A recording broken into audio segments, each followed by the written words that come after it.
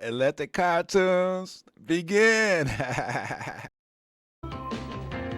Trouble again. Trouble. Local broadcast of Reading Rainbow is made possible in part by a grant from the Homer and Martha Gudelsky Foundation. Reading Rainbow is made possible by grants from the Corporation for Public Broadcasting. This station and other public television stations, and B. Dalton, bookseller, who urges children and parents everywhere to follow the Reading Rainbow. B. Dalton is committed to literacy and hopes that in your house, reading is a family affair.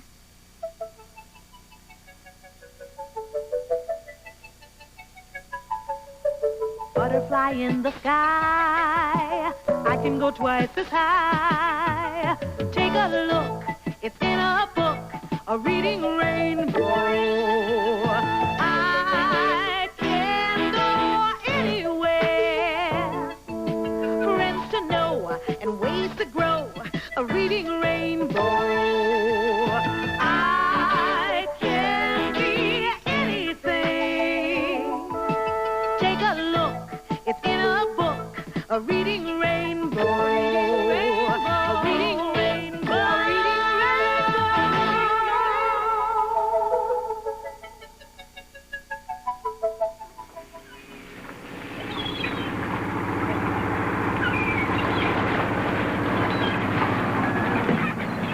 Hi there, and welcome to New York Harbor, the port of entry into America for millions of aliens. No, I don't mean creatures from outer space, but foreigners.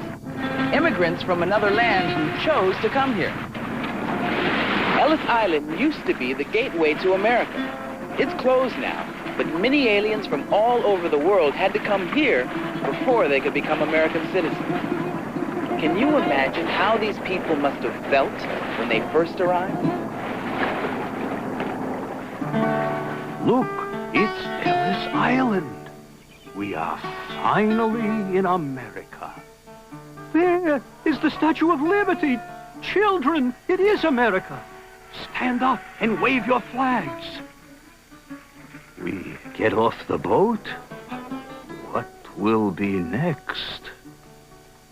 Dear Mama and Papa, we just landed. I'm crying. I miss you so much. The Great Hall is so big, our whole village would fit inside. I'm lonely, but there are many other children, and already I have made new friends.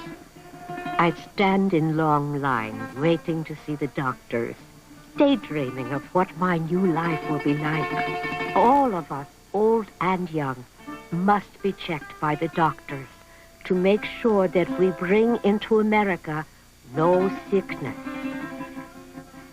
It is hard for the children to be here without their mothers and their fathers. My first meal in America, fresh fruit, warm bread, and sweet butter, the first since home.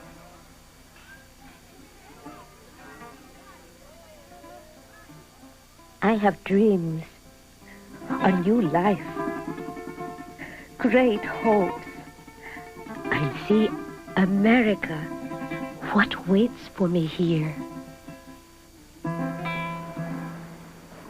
For those immigrants, coming to America must have been like landing on a new planet. And many of them were children who came without their parents. Well, this book, Watch the Stars Come Out, is the true story of a brother and sister who came here all alone in the black belly of a big ship.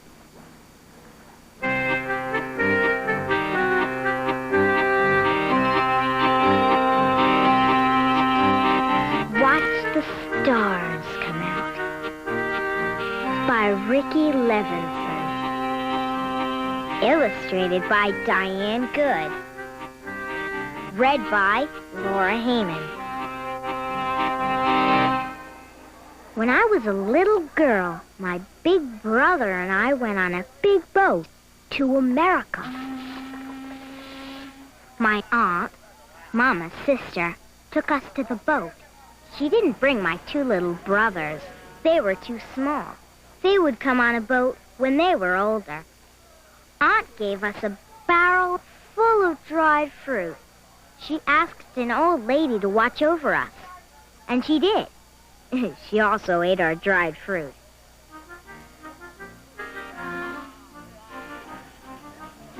The old lady and brother and I went down the steps to our room. I counted the steps as we carried our bundles down, but there were so many, I forgot to count after a while. Sometimes the boat rocked back and forth. It was fun. Some people didn't like it. They got sick. The old lady got very, very sick. She died. Brother told me not to worry. He would take care of me. He was 10.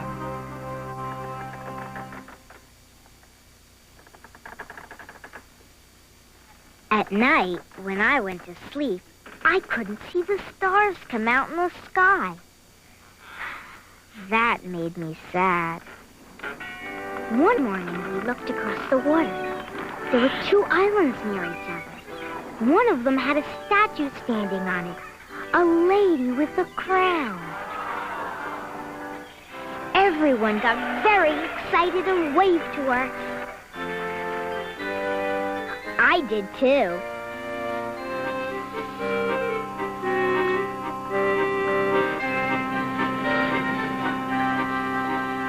When the boat stopped, we carried our bundles down the plank.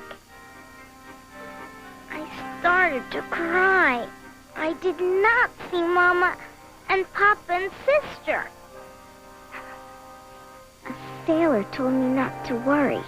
We would see them soon. We went on another boat to a place on an island. Brother and I went into a small room with all the other children without mamas and papas. A lady looked at me all over. I wondered why. I waited for Brother. The lady looked at him, too. The next day, we went on a ferry. The land came closer and closer as we watched. Everyone waved. We did, too.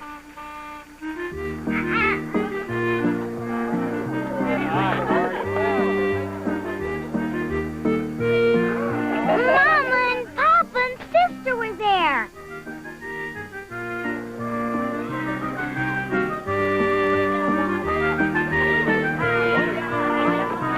We went on a trolley to our home.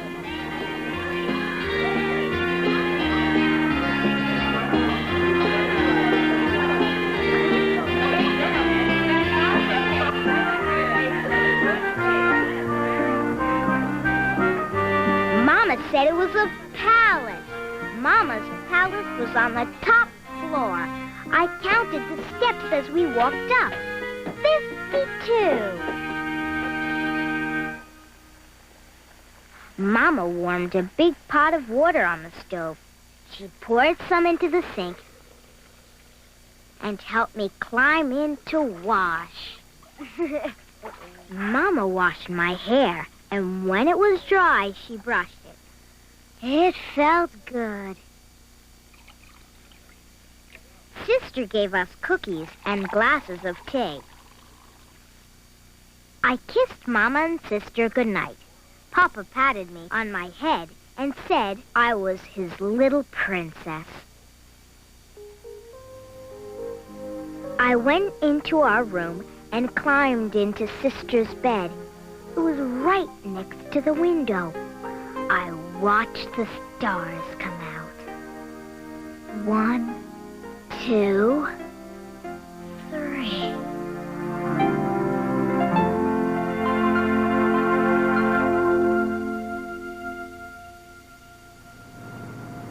When it comes to welcoming immigrants to America, there's only one star.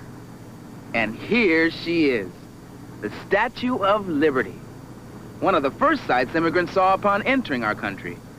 To them, She represented all of their hopes for a better life. Right now, she's being overhauled to prepare for her 100th birthday, and it's taking hundreds of people to get her into shape. One of those lucky people is my good friend, A.J. Anello. Let's go meet him on the job.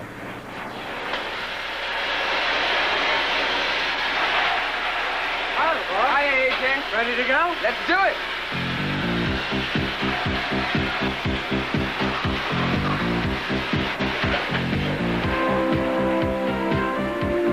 As we rode up the elevator to the statue's base, I could see that the repair work was well underway. I was truly amazed at the complicated web of pipes called scaffolding that surrounded Liberty.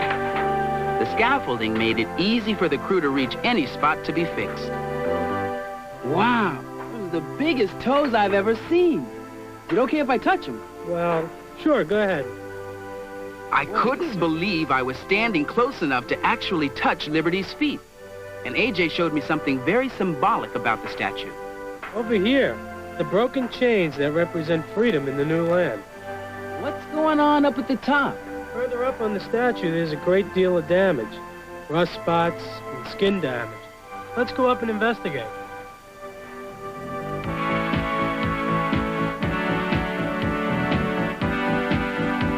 This scaffolding is so huge. But is it safe? Yeah, it sways a little, but it's safe.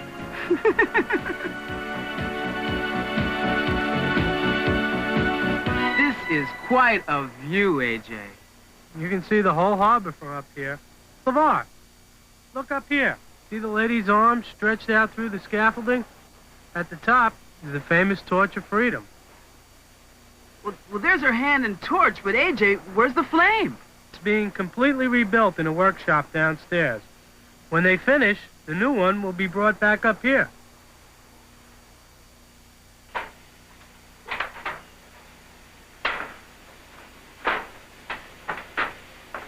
AJ, I gotta tell you, this is unbelievable to be standing this close to the Statue of Liberty's face.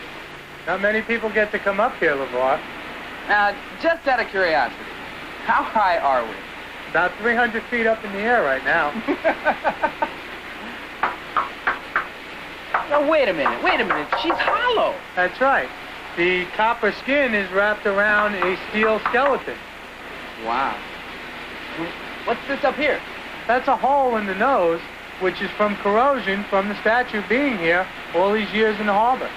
The wind and the rain and stuff, huh? That's right. Kind of like rust on a piece of metal. Exactly. So when you replace when you replace a piece like that, what do? You just take out the section or what? Well, for spots like we have in the nose, we'll have to replace little pieces of the copper skin. Like a patch. Right. Yeah. And what are these, rivets that Those are the rivets. skin goes together with? Those are rivets that hold the skin together, and they'll be taken out one by one, and they'll be replaced one by one. Unbelievable.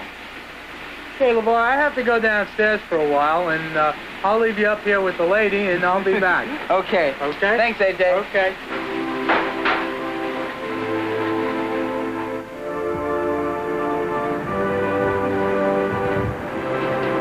I think I know what immigrants must have felt seeing this statue for the first time. Her torch of freedom, welcoming them to a new world, promising new hopes, new dreams, new lives. Most immigrants nowadays come to the United States by plane, so the statue isn't the first thing they see. I wonder, what are their first impressions of America?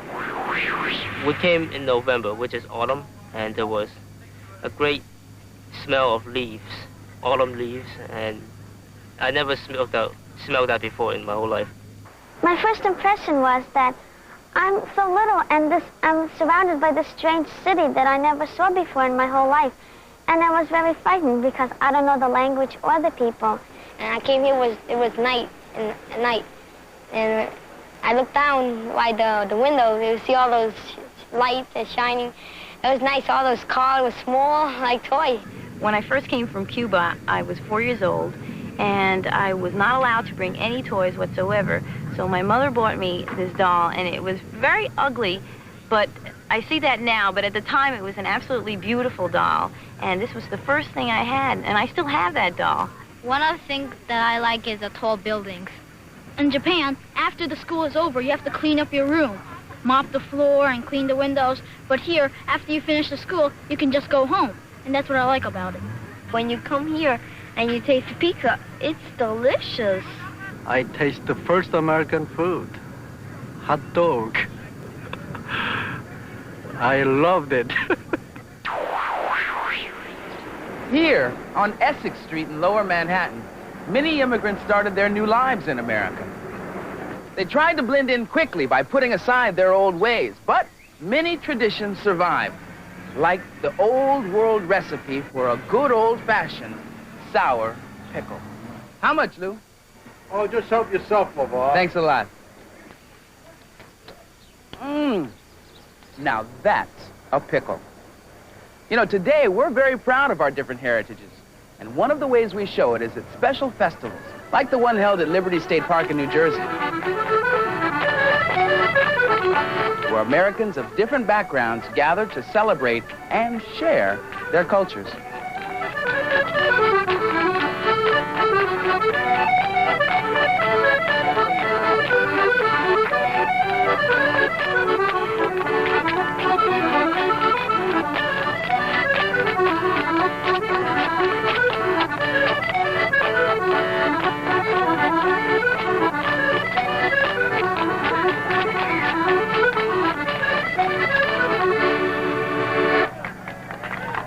We come to these ethnic festivals because it's a way of entertaining people and showing them, what we do. Because we're proud of it. And, we get to show other people what Irish dancing's all about. Grixoblaki here! Grixoblaki! Very nice, Grixoblaki! How many? It's not a sausage, but it's a Lithuanian kielbasa. It's not smoked, it's made fresh. Made from scratch. Everything is homemade. Boy! It's wonderful!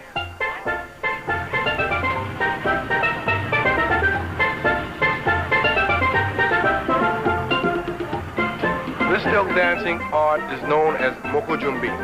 Mokojumbi came from West Africa.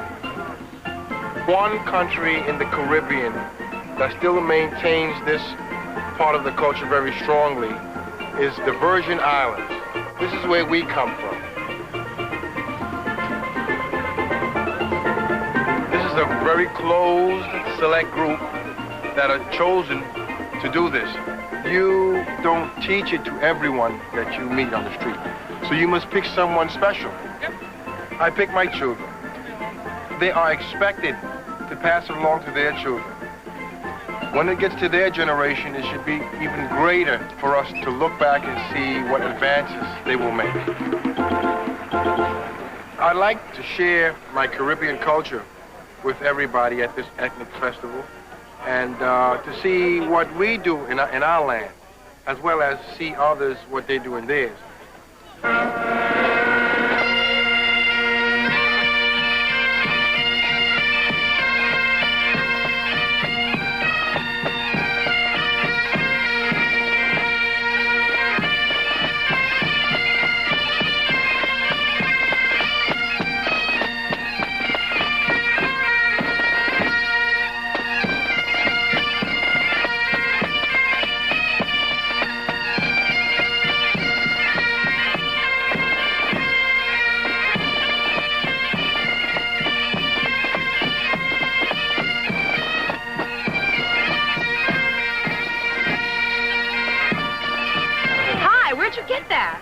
I believe it was next row over, just down here. It's a Puerto Rican meat patty. Has it got peppers and things in it? It's stuffed with meat and peppers and tomatoes. This is a bean sprout pancake. It's made with a special dough, with bean sprout, scallion, carrots, and onion. And then she will put it in the wok.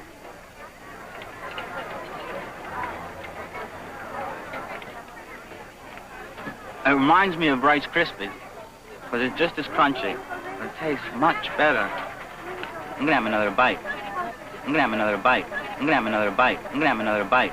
It's delicious. It is. My children grew up on this and this, and they make it. And they don't live here. They're out in Wisconsin. We're going to spread it out all over the country.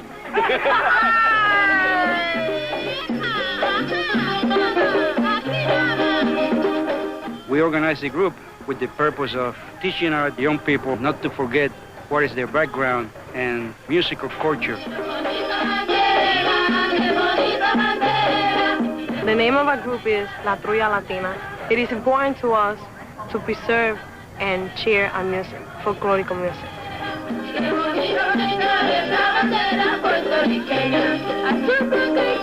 I learned music because my mother used to go to presentations like this when I was smaller, so I learned it just by listening. I listen to other people play their instrument, and I just get the beat, and I play mine.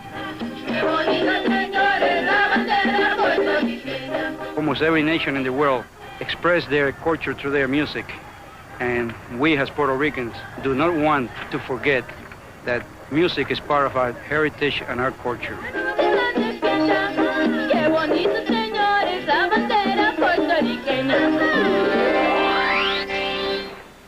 We Americans sure have a lot of different looks, tastes, and traditions that come from all over the world. Many of those traditions came with travelers who sailed by ship, facing all kinds of adventures in their new home. Well, here are a few books about some brave adventurers. But you don't have to take my word for it. Hi, I'm Chantal.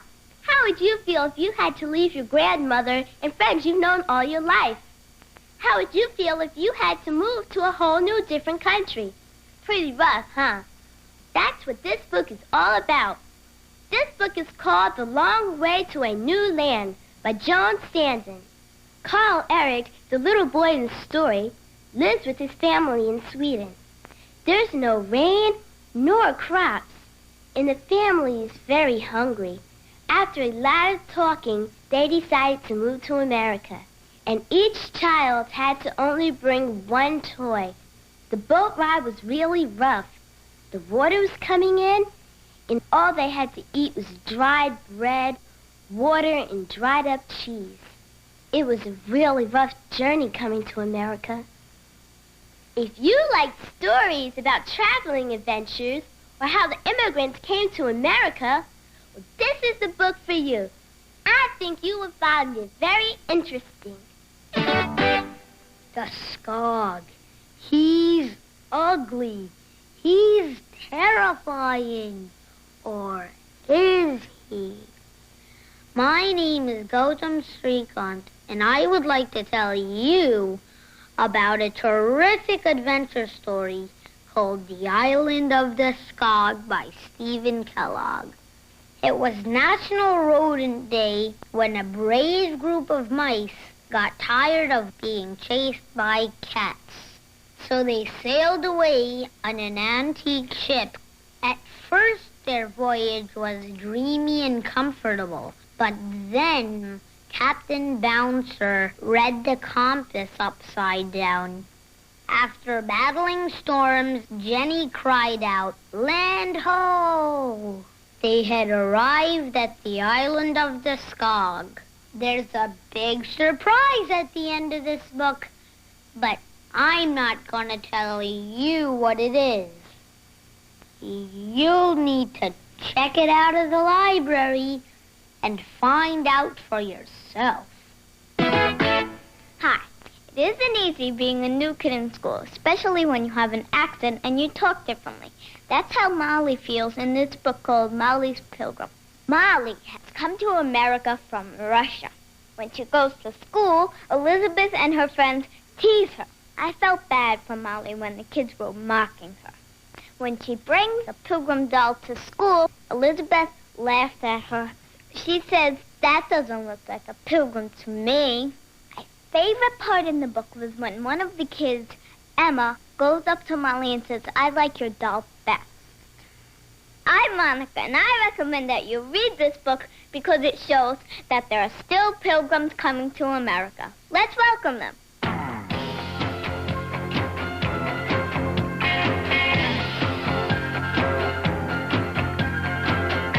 Everywhere around the world, they come into America. Every time that flag's unfurled, they come into America. Got a dream to take them there. They come into America. kind of dream they come to share. They come into America. They come into America. They come into America. They come into America. They come into America today.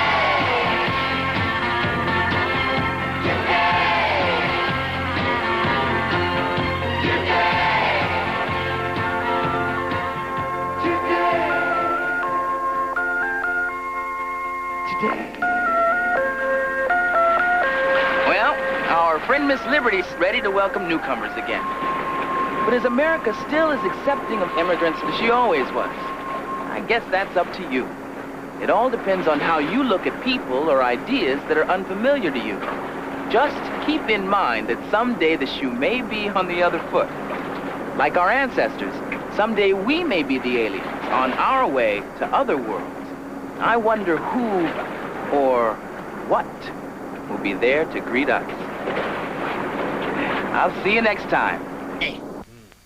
Oh, you mean you're practicing for my birthday? Yeah, practice. Okay, well, like I said, it's not my birthday yet, but it will be real soon.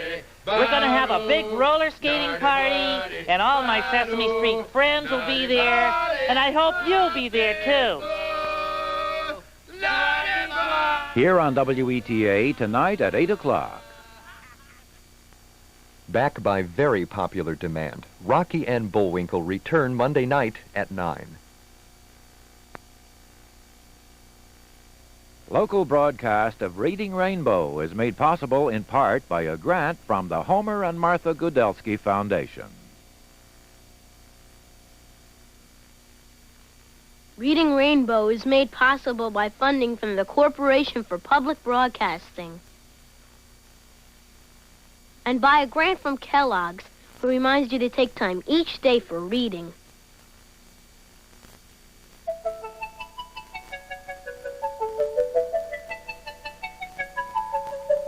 Butterfly in the sky, I can go twice as high.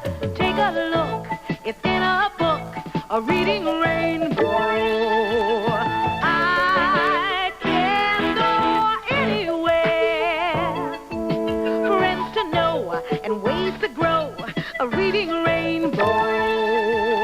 I can be anything.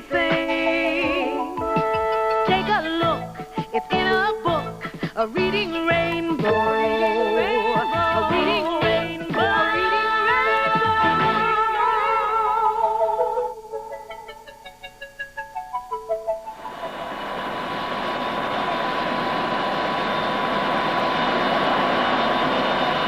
Hi! I've always dreamed of spreading my wings and soaring up into the wild blue yonder with the whole world spread at my feet. Well, today is my chance. And yours. Come on, let's go.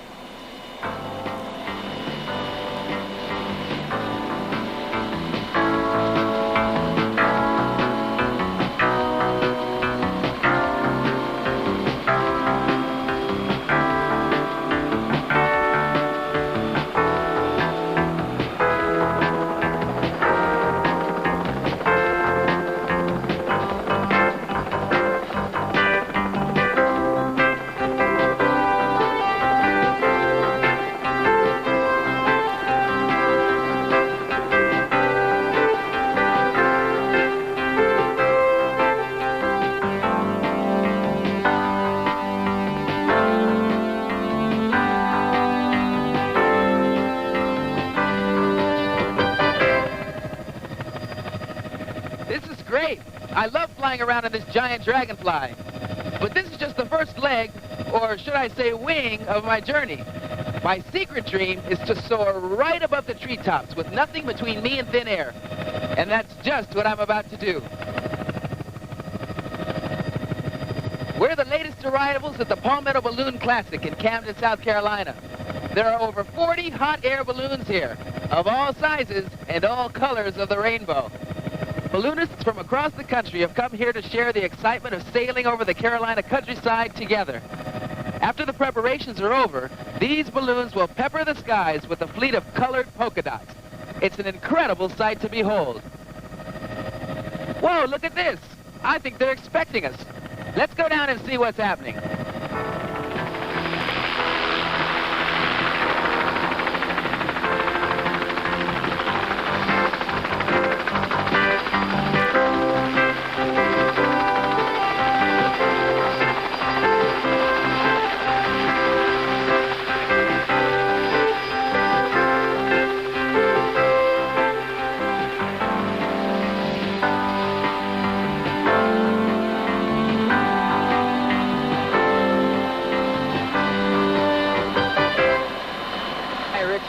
Hi, Jerry. Hello. This is Jerry Rainwater and his assistant, Richard. Jerry is one of the most experienced hot air balloonists in the United States, and he's about to make my dream come true. Jerry, where's the Reading Rainbow balloon? It's right over here, and you're just in time to help us launch it. All right, I'll be there in a second, all right? Fine. Pretty magical, isn't it? But can you imagine taking off when you don't even expect it? Well, this book, Hot Air Henry, is the story of a high-flying cat who has a fur-raising adventure when he stows away aboard a hot air balloon and sails into the wild blue yonder.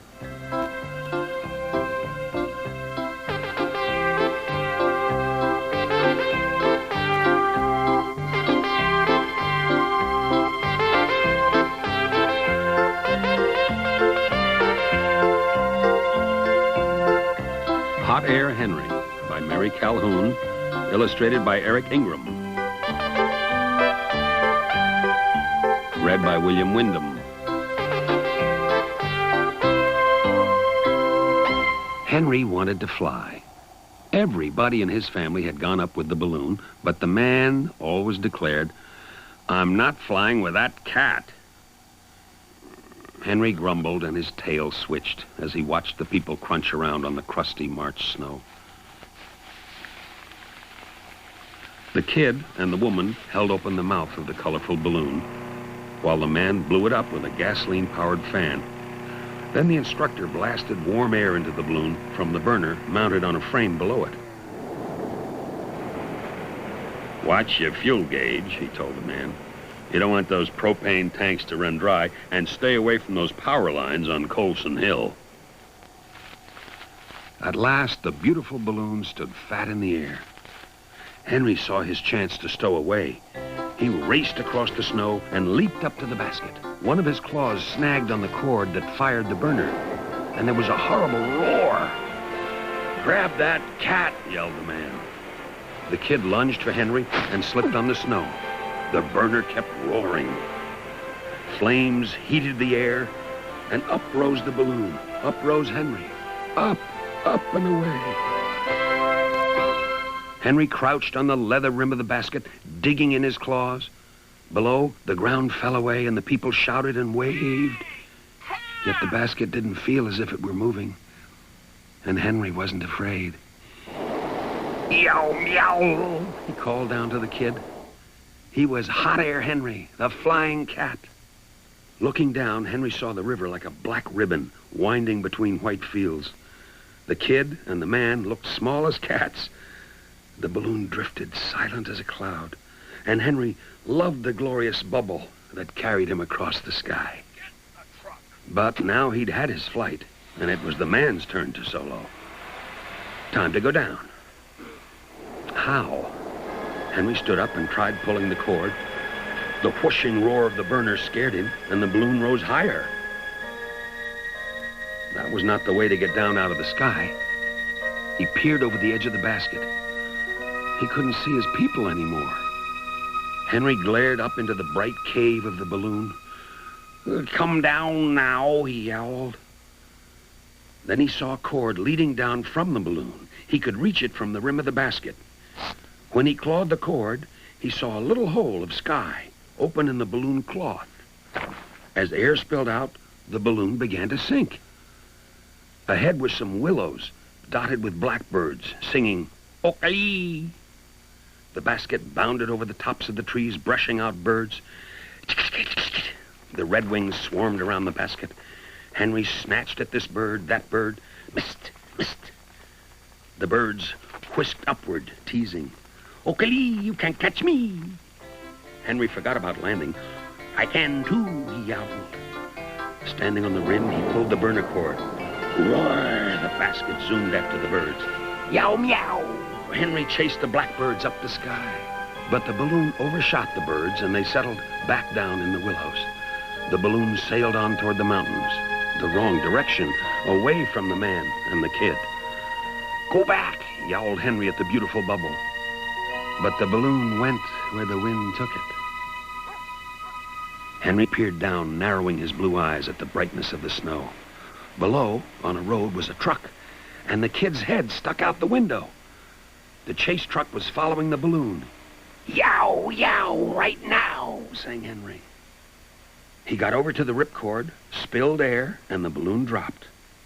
Just then, onk, onk, onk, came a squadron of geese flying straight at him. Onk, called the geese. Onk, onk, onk. The V of geese broke up around the balloon, and they rushed up and down, squawking, but the head goose sat down on the edge of the basket by the burner cord. Hissed Henry. Get out of my basket. You can't perch there. Oh, I can too, said the head goose, perching there. The balloon kept sinking. The basket was headed for some high-strung power lines. At last, he'd found Colson Hill.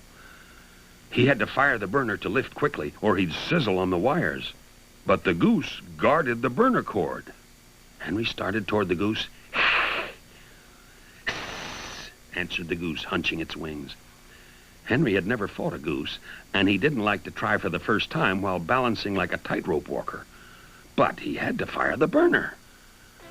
Henry sprang. Over the goose's head he leaped, onto the goose's back, and clawed at the cord. As Henry flew over, a sharp nip of a beak on his tail made him yowl. But when the burner boomed, the goose jumped into the air, and Henry fell off its back into the basket, which soared up over the power lines. Henry licked his throbbing tail while the geese regrouped and flew on. Honk, honk, honk, honk, honk, honk, honk. Then Henry pulled the ripcord to bring the basket down. The kid and the man jumped out of the truck. The basket bounced once over the snow toward them as Henry hung on to the air-spilling cord. The man grabbed the drag line, then the basket. Meow. Henry drooped against a post. The man might be mad at him for going off with the balloon. Henry leaned his head on the man's chest. Purr, meow. He begged pardon for soloing sooner than the man. Wow, some high-flying cat, said the kid, punching down the balloon cloth. Said Henry, smoothing the man's chest. Wise old flying cat.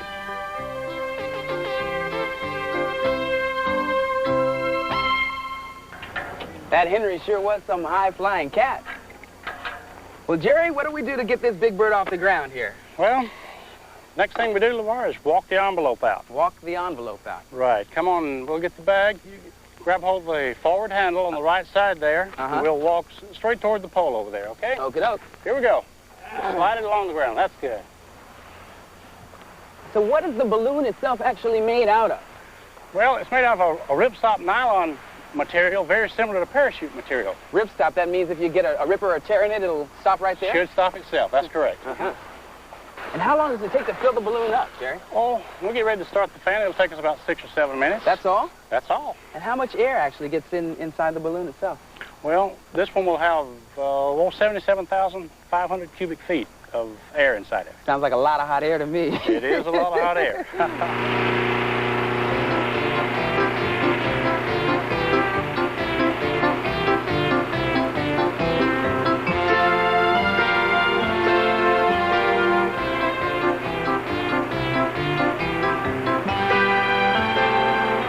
Inflating a hot air balloon takes lots of muscle and concentration.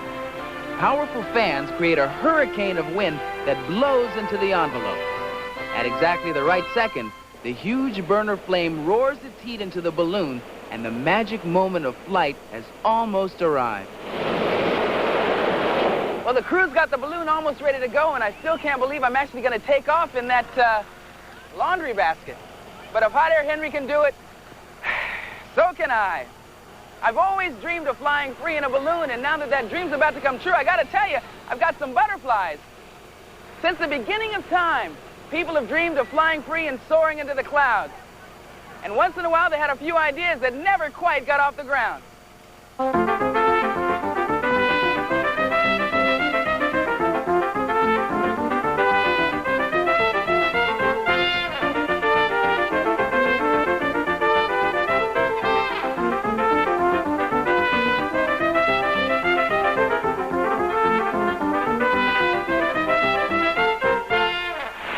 Folks, here I am with a new device called the ornithopter. You can look this device over. It appears heavy. It is light. Well, that sounds okay if it works. But if Bertie doesn't fly, when he makes that jump, he's going to get a real cold bath. Here he goes. Splash-o. Well, he got the bath all right. But is little Willard discouraged? Not a bit. Just wait a moment and you'll see. Now his feathers are all dry again. He's had a good dinner of canary seed, so maybe this time he'll really do it. He's going to soar gracefully off the rock, so he says. Keep your eye on the birdie. Cuckoo, cuckoo.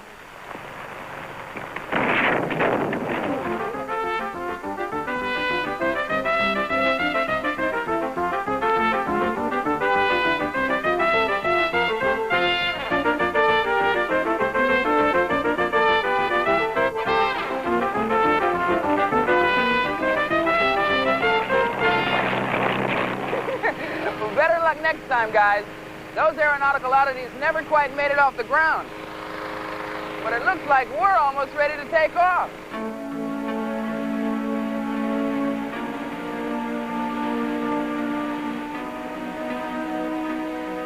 The launch field is blooming with color as the burners and fans breathe life into the billowing silk.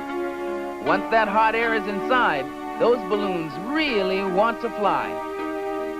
And now hands and faces strain with effort to keep the baskets on the ground. Last-minute passengers scramble aboard, and up and aloft they fly, moving at the will of the wind.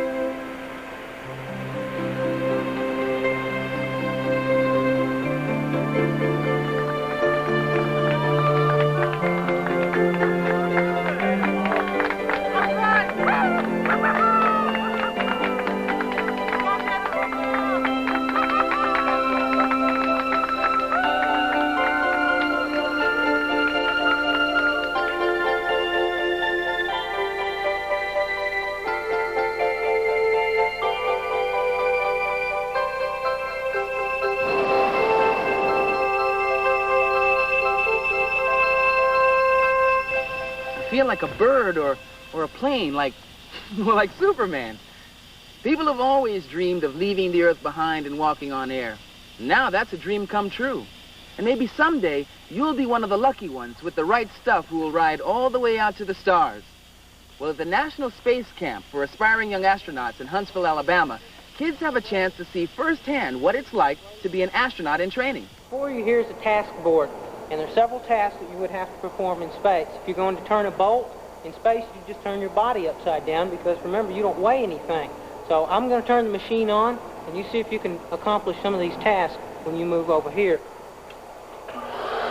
Estee is sitting inside of this machine, which would be just like she was floating around in space outside of her spaceship. This way she would be trained on how to move in space, how to move to different parts of the spaceship, to fix different compartments, and then to learn how to strap her feet down so that she would be able to turn a machine or turn even a screw, which otherwise would be impossible in space because you are weightless. How long do you think you'll have to work in there before you get it down? A year, 3 years. 3 years? Well, it takes a few years of training to learn how to work in space. How would you like to feel what it's like to walk on the moon? Okay.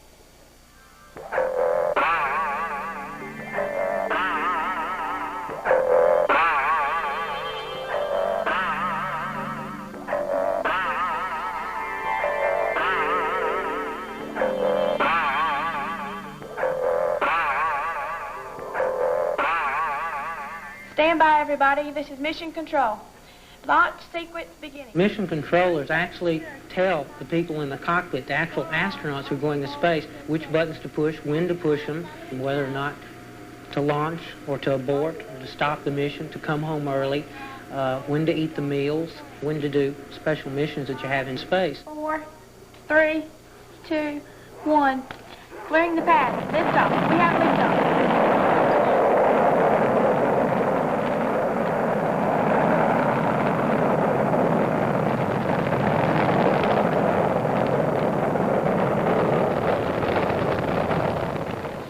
Everybody ready for lunch? Yeah. Yes. How about a ham sandwich?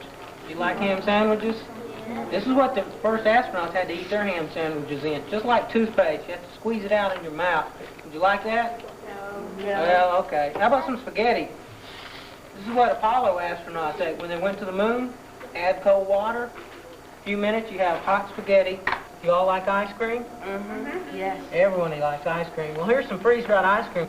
Jackie, why don't you try some ice cream? See what you think of it.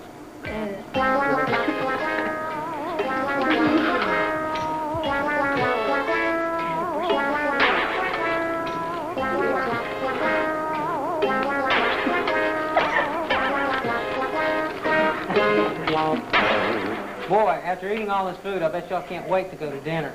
No, No? Well, how about a ride on the moon buggy? Like that? Yeah.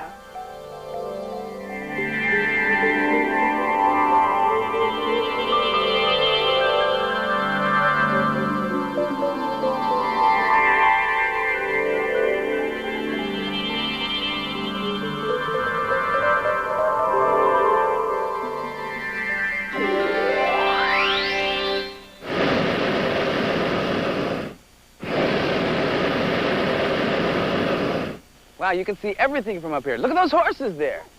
Must be a pretty funny sight to them. So I really feel like I'm up here with the eagles, you know? This is exactly the way they see it, just above the treetops.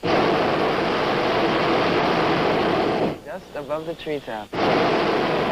Or if we get a little braver, we might just dip down into the treetops a little bit. You can really do that? Yeah, let's see what we can do right up here.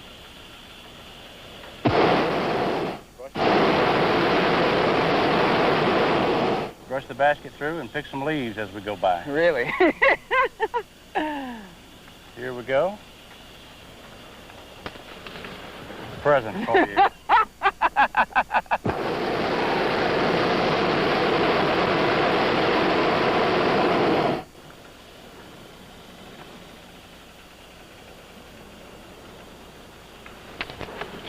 Another small pine Christmas tree for you. This is great.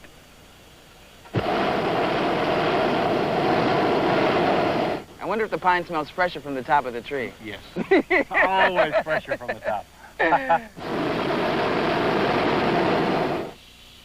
Well, balloons, helicopters, and rocket ships aren't the only way to fly. A good book can send your imagination soaring. So if you liked Hot Air Henry, then here are some other books that you might enjoy. But you don't have to take my word for it. Hi, my name is Adam Troidel, and my favorite subject is science.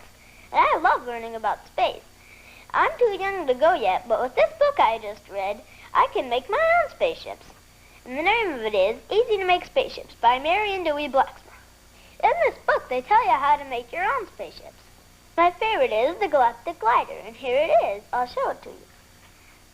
What I made it out of was 3 styrofoam cups and 2 plastic straws, and I used colored tape to decorate it. This is a great book, especially if you like to make things with stuff you find around the house, and they really fly. Watch Galactic Glider take off. Hello, my name is Yolanda, and I love to spend time with my mother because that's when we have our woman-to-woman talk, and that's what this book is all about. And the title is Just Us Women. This is a story about a little girl who goes on the trip with her aunt, and they go from Virginia to North Carolina. They really have a nice time because they ride around the car with the top down. One of the best parts was when they went shopping and they got all the junk they liked. Finally, they got where they were going, and everybody was waiting on the front porch. And they said, "What took you so long?" And they said, "We had to have a woman-to-woman talk." No boys, no men, just us women. Hi, everybody. Do you like high adventure? Well, if you do, you'll like this book. It's called The Big Balloon Race, and it's about a girl named Ariel who gets caught in a balloon with her mother. The great thing about this book is that it's a true story. It really made me wish that I was in a hot air balloon, too. One of the best parts is when they went into a rain cloud and then they fell into a lake. And Ariel pulled the balloon out of the water and saved the day. It was really neat how they blew up a hot air balloon. And I never knew how they did that before. I'm Vincent Alejandro. I'm not going to tell you who wins the great balloon race. You'll have to find that out yourself. But I can tell you one thing. It's a great story.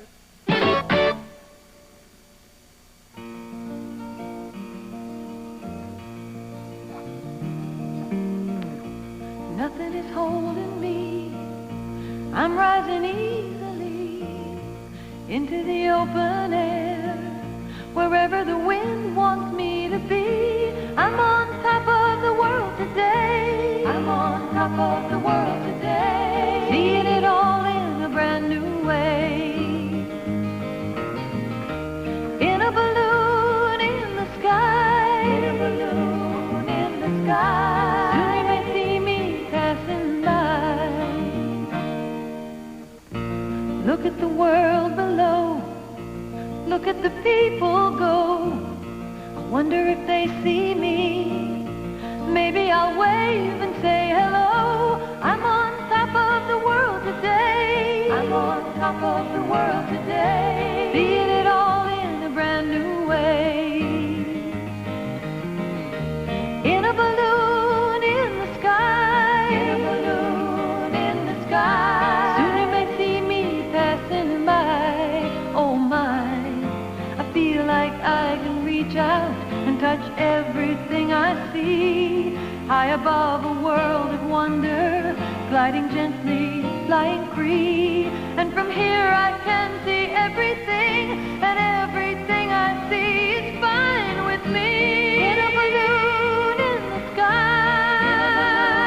In the sky. Soon you may see me passing by.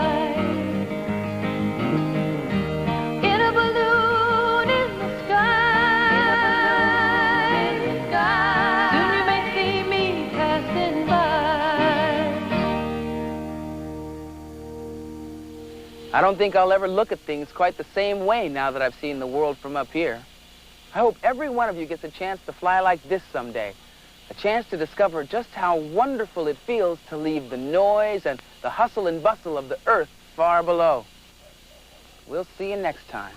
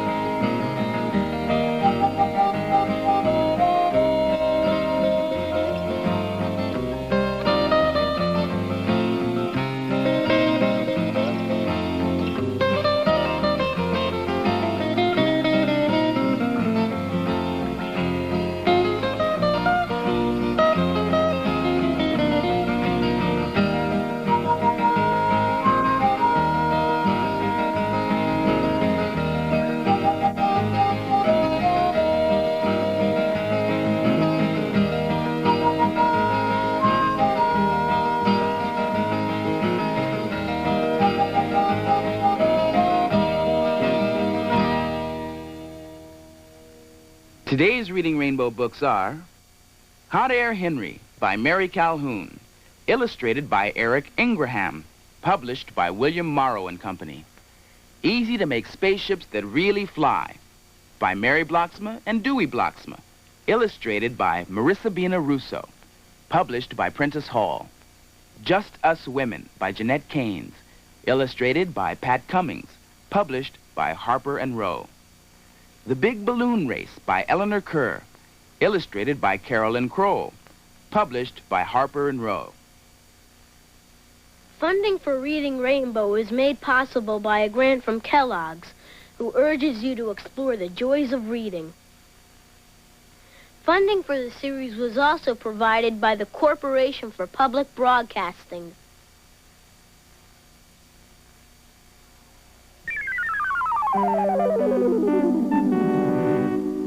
Local broadcast of Reading Rainbow is made possible in part by a grant from the Homer and Martha Gudelski Foundation. Hello, I'm Rick Fauché. I'm here to talk to the adults watching Channel 26. So kids, if your mom or dad aren't in the room, please go and get them. I'm standing in Explorers Hall at the National Geographic Society. If you haven't visited with your family, it's a trip you won't want to miss. This museum is really a wonderful example of what people who care about children can accomplish. Here on 17th Street, children can explore their world and delight in new and exciting ideas. There's another street that has been praised for taking children on voyages of discovery, and that, of course, is Sesame Street. As a father of 2 daughters who love Sesame Street, it makes me feel good that Channel 26 has made a commitment to bring wonderful children's programming to Virginia, Maryland, and the district. I also know that it wouldn't be possible without pledges from people like you and me. If your child watches Sesame Street, won't you join me in helping WETA pay for broadcasting this incredible series? In my own home, I see what Sesame Street teaches my kids. Now look to your own family and see if you don't think programs like Sesame Street, Mr. Rogers, Captain Kangaroo, and 321 Contact are worth your $30 membership pledge. $30 is a small investment in quality television for our children. Big Bird, Bert and Ernie, Mr. Rogers, and the Captain are the kinds of friends I want for my family. Caring friends who teach our children to love learning. You can ensure that this special friendship will continue. All it takes is your membership pledge. Call 379-1300 right now. When you pledge $60 to WETA, we'll send you the Thomas the Tank toy, just like the one seen on Shining Time Station. And we'll also include Thomas Gets Tricked with 4 entertaining stories, so call now and pledge. Your kids can enjoy an afternoon with Big Bird. Follow Big Bird's adventures with Early Bird on Sesame Street. Or your children can bounce along with Big Bird with this sing-along book and cassette. Call now and pledge $40 for these 2 read-along books on tape. Now Big Bird, Bert, and Ernie can go wherever your child goes with the Sesame Street Take-Along Library. Inside this sturdy carrying case are 5 fun-filled stories your preschooler will enjoy again and again. Call now with your pledge of $35 for this fine set of quality paperbacks. Pledge $30 or more now and receive this Sesame Street decal. Big Bird is welcoming you to the WETA family of supporters with a big hello. When you pledge, tell us the names of your children. Later in the week, we'll announce those names on the air. We would like to thank the parents of the following children for their contribution to WETA.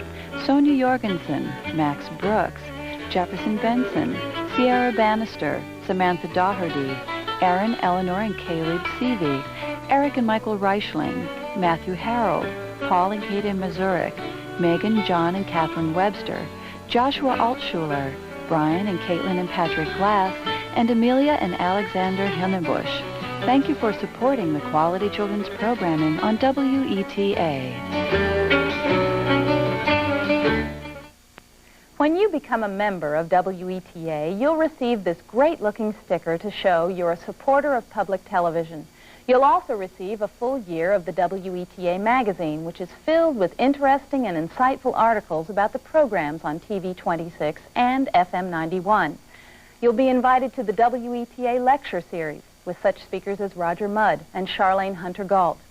As a member, you'll be eligible to vote for the WETA Board of Trustees and enter the WETA sweepstakes.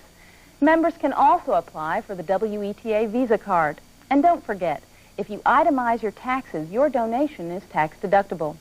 But the number one benefit of becoming a member is all the great programs you watch on Channel 26. If the line is busy when you call, please write down the number and try again later on. Your telephone is the lifeline for programs like Sesame Street. Very simply, your pledge keeps these programs on the air. The children's program lineup on Channel 26 is very expensive. WETA thinks your family is worth it. I hope you agree. Do your part to pay for these programs that are so rewarding, so enriching, and so entertaining for your kids. Call 379-1300 now with your pledge. You can charge your pledge on Visa or MasterCard, or you can pay your pledge by check. It's easy to become a member of Channel 26. Make your phone call now and join a station that really cares about children. Bath time is fun with the Sesame Street Bath Set. This set includes a plush 100% cotton towel and washcloth with the Big Bird floatable tub stir. Call now and pledge $60 for the Sesame Street Bath Time Fun Set. Kids will have hours of fun playing inside their Sesame Street tent. At nap time, your child can sleep in the company of their Sesame Street friends. So call now with your $100 pledge for the Sesame Street tent. I teach first grade here at White Oaks, and I have taught for 13 years between kindergarten and first grade. And I think the first contact with any type of schoolwork, when I talk about schoolwork, even numbers or alphabet, should begin at home, because parents can start with a very basic application of this. I know myself, when I was at home with my son until he was about 4 years old, we used to watch Sesame Street in the afternoon, and we could discuss what was happening. I think the children's attention spans are short, and they need a change. But if you look at the program, it really isn't a change all the time in subject, but a different way of presenting the same subject. And so even though they were going through short segments, that was repetition, and children learn through repetition. The more they have, the more they will pick it up. So there are quite a few children in my classroom, I would say over 3/4 of them, that do watch these programs. If I can take a look at my own personal life, and I take a look at the children who talk to me about it, I would say that if they want something as fine as that is on television, they should contribute to it. There are a lot of things they contribute to that aren't as worthwhile as that program or the programs they watch. And the children do learn. I'd like to say thank you to all of you who are already members of Channel 26, and I encourage the rest of you to make your pledge today. You'll feel good knowing that you play an active part in bringing Sesame Street to your family. We ask that you pledge the most you can afford to give. You know what these programs mean to you and your family, and if you can only pledge $10 or $20, that's important too, because every pledge, no matter the dollar amount, says that you care about quality television for your child. Please don't wait any longer. Call today. Thank you. If you prefer to pledge by mail, send your check today to WETA, P.O. Box 2600, Washington, D.C. 20013. Thank you. Of all the great TV programs, who can ever forget the one show that poked and prodded at your youthful sensibilities and challenged your still developing mind? Indeed, a show that gave us two characters who will live forever in the annals of television history: Rocket J. Squirrel and Bullwinkle J. Moose. Here on WETA tonight at 9 o'clock.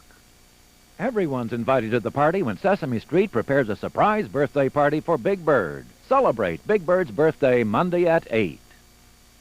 WETA's local broadcast of Sesame Street is made possible by a grant from Seventh Heaven, the kids' fashion discounter.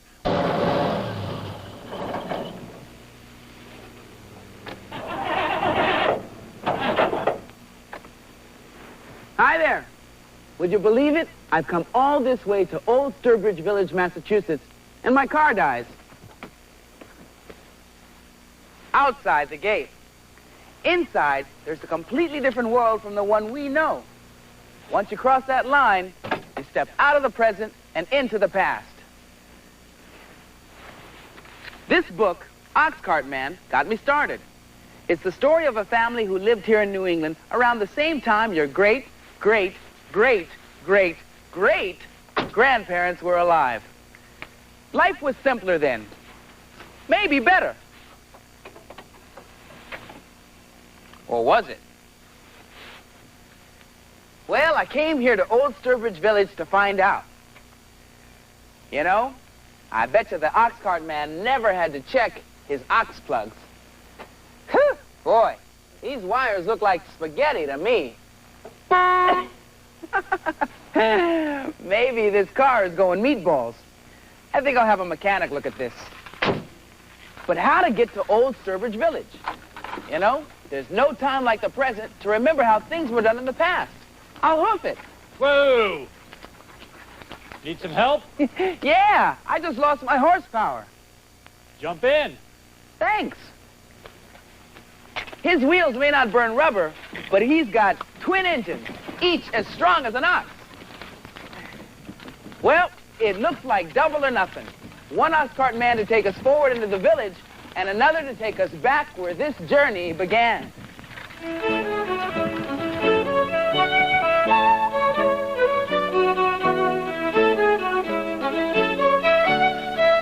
Ox Cart Man by Donald Hall. Pictures by Barbara Cooney. Read by Lorne Green. In October, he backed his ox into his cart, and he and his family filled it up with everything they made or grew all year long that was left over. He packed a bag of wool he sheared from the sheep in April. He packed a shawl his wife wove on a loom from yarn spun at the spinning wheel from sheep sheared in April. He packed 5 pairs of mittens his daughter knit from yarn spun at the spinning wheel from sheep sheared in April. He packed candles the family made. He packed linen made from flax they grew. He packed shingles he split himself. He packed birch brooms his son carved with a borrowed kitchen knife. He packed potatoes they dug from their garden. But first, he counted out potatoes enough to eat all winter and potatoes for seed next spring. He packed a barrel of apples, honey and honeycombs, turnips and cabbages, a wooden box of maple sugar from the maples they tapped in March when they boiled and boiled and boiled the sap away. He packed a bag of goose feathers that his children collected from the barnyard geese.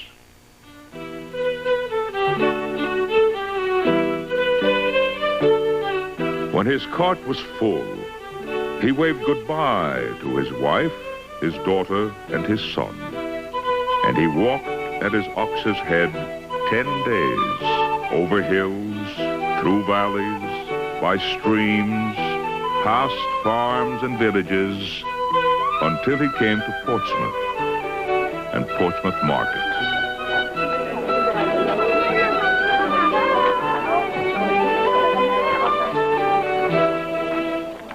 He sold the shawl his wife made. He sold the bag of wool. He sold 5 pairs of mittens. He sold candles and shingles. He sold maple sugar. He sold a bag of goose feathers. He sold birch brooms. He sold potatoes. He sold apples. He sold honey and honeycombs, turnips and cabbages. Then he sold the barrel he carried the apples in. Then he sold the wooden box he carried the maple sugar in. Then he sold the bag he carried the potatoes in. Then he sold his ox cart. Then he sold his ox and kissed him goodbye on his nose. Then he sold his ox's yoke and harness. With his pockets full of coins, he walked through Portsmouth Market. He bought an iron kettle to hang over the fire at home. And for his daughter, he bought an embroidery needle that came from a boat in the harbor that had sailed all the way from England. And for his son, he bought a Barlow knife for carving birch brooms with. And for the whole family, he bought 2 pounds of wintergreen peppermint candies. Then he walked home with a needle and the knife and the wintergreen peppermint candies tucked into the kettle and a stick over his shoulder stuck through the kettle's handle and coins still in his pockets. Past farms and villages, over hills, through valleys, by streams, until he came to his farm. And his son, his daughter, and his wife were waiting for him. And his daughter took her needle and began stitching. And his son took his Barlow knife and started whittling. And they cooked dinner in their new kettle. And afterward, everyone ate a wintergreen peppermint candy. And that night, the ox cart man sat in front of his fire, stitching a new harness for the young ox in the barn. And he carved a new yoke and sawed planks for a new cart and split shingles all winter, while his wife made flax into linen all winter, and his daughter embroidered linen all winter, and his son carved Indian brooms from birch all winter, and everybody made candles.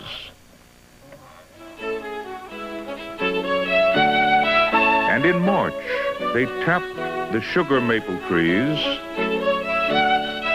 and boiled the sap down.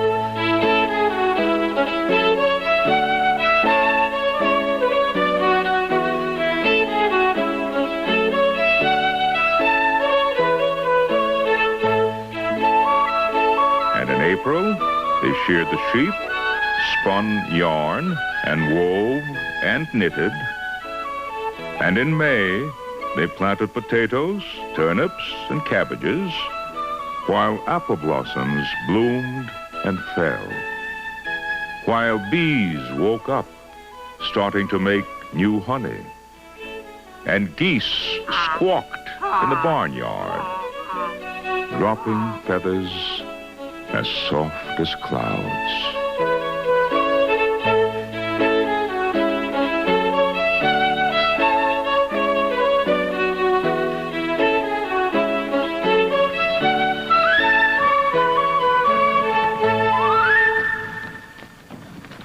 I feel as if I've stepped right into the pages of Oxcart Man. Old Sturbridge Village is a living museum where everything looks, sounds, smells, and tastes just as it did 160 years ago. The people in costume aren't actors. They work here to learn about history by living it. Keep your eyes open and you'll find out what life was like in early America.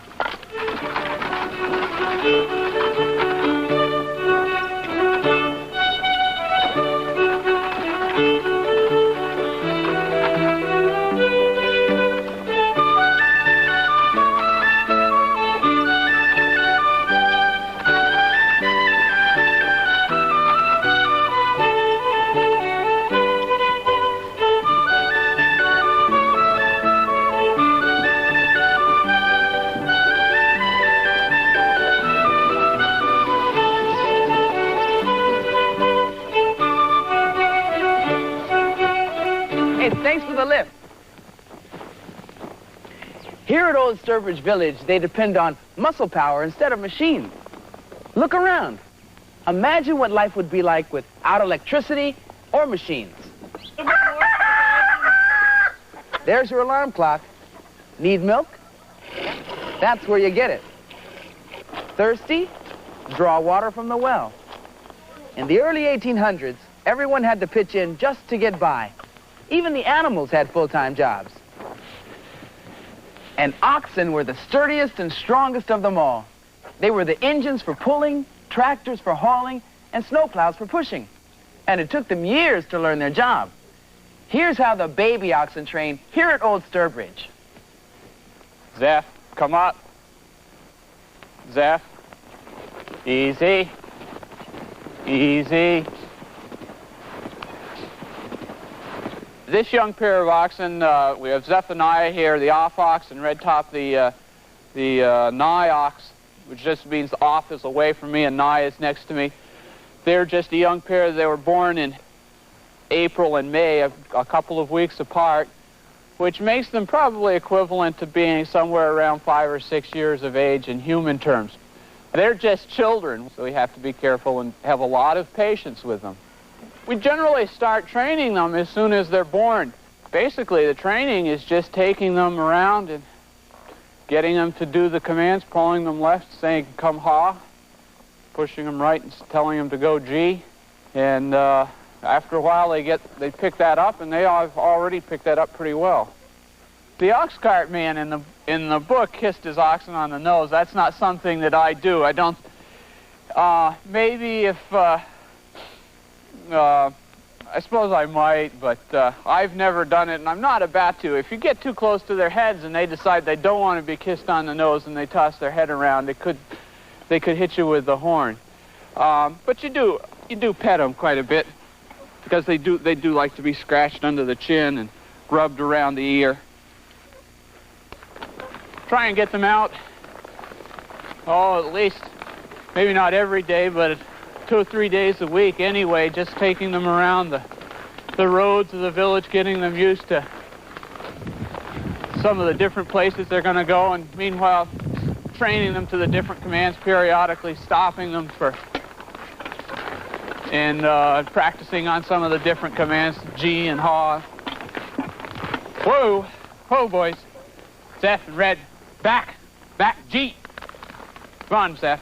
Come on, Red. Get up. Whoa, whoa. Zeph and Red, back up. Back, Zeph. Red, Zeph and Red, come ha. Come on. Zeph, come up. Okay, come up. Whoa. Zeph and Red, come ha. Come up. That's the boys. That's it. When I unhitch them, I just do the reverse of hooking them up. So Red was the last one in. He'll be the first one out. Just pull the pin, drop the bow down. Red, come up. Gonna feed them because they're hungry. I'll be giving them some hay right over here in the little hay rack. And this is for their noontime meal. They'll eat all of their hay up pretty quickly, and then as they have time later on, they'll just keep working at it, chewing their cud later in the afternoon.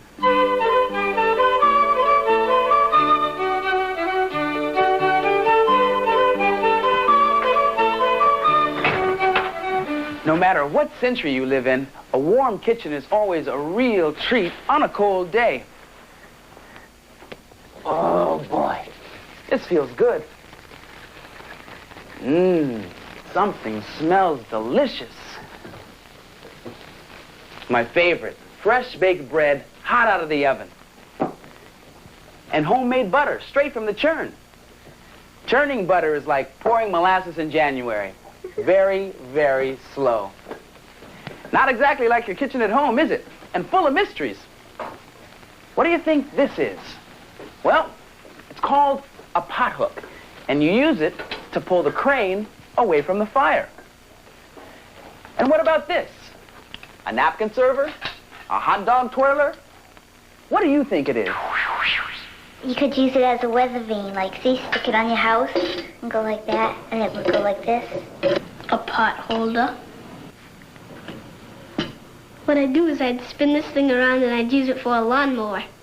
This is a cheese grinder, and it could be used by putting cheese in there and turning it. I would use it for... feel to put bacon in and just put it straight in. The bacon is straight. You just fry it.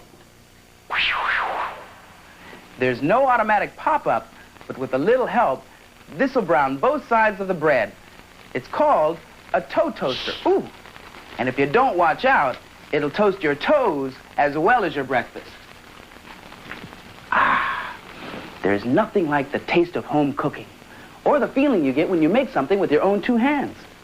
Even that toe toaster was made by hand, by a blacksmith, who forged it out of fire and iron. Let's watch him work.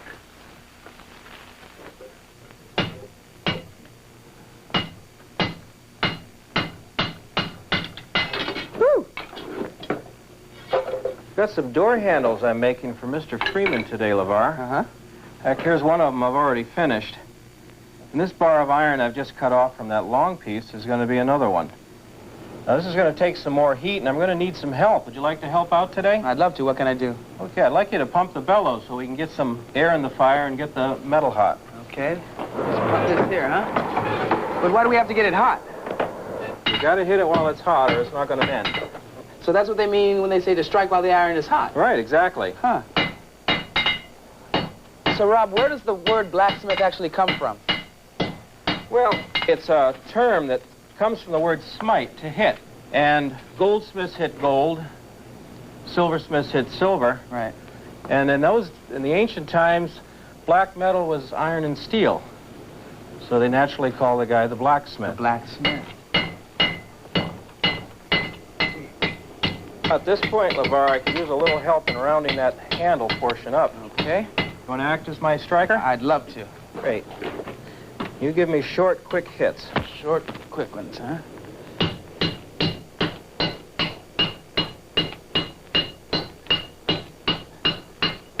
What are you doing now?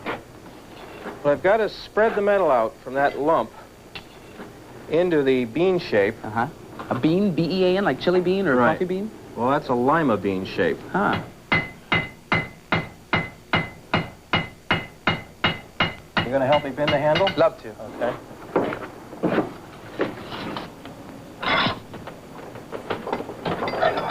Okay. Pull back now. Come back up. Good.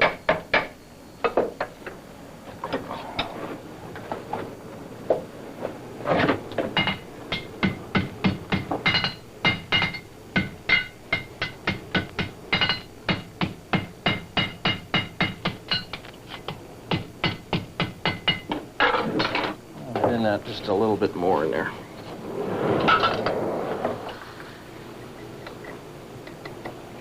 There's the finished door latch, LeVar. Absolutely beautiful. Oh, thanks. I'd like to thank you for helping me out this afternoon. I'd like to pay you something, too. Thanks, Rob. Well, here at Sturbridge, we have a system called bartering, where we trade for items. I have this cheese from Mrs. Richardson, and I'd like to give that to you. A piece of cheese, huh? What a delicious way to pay your bills. Thanks very, very much. Well, thank you. Come again. I sure will.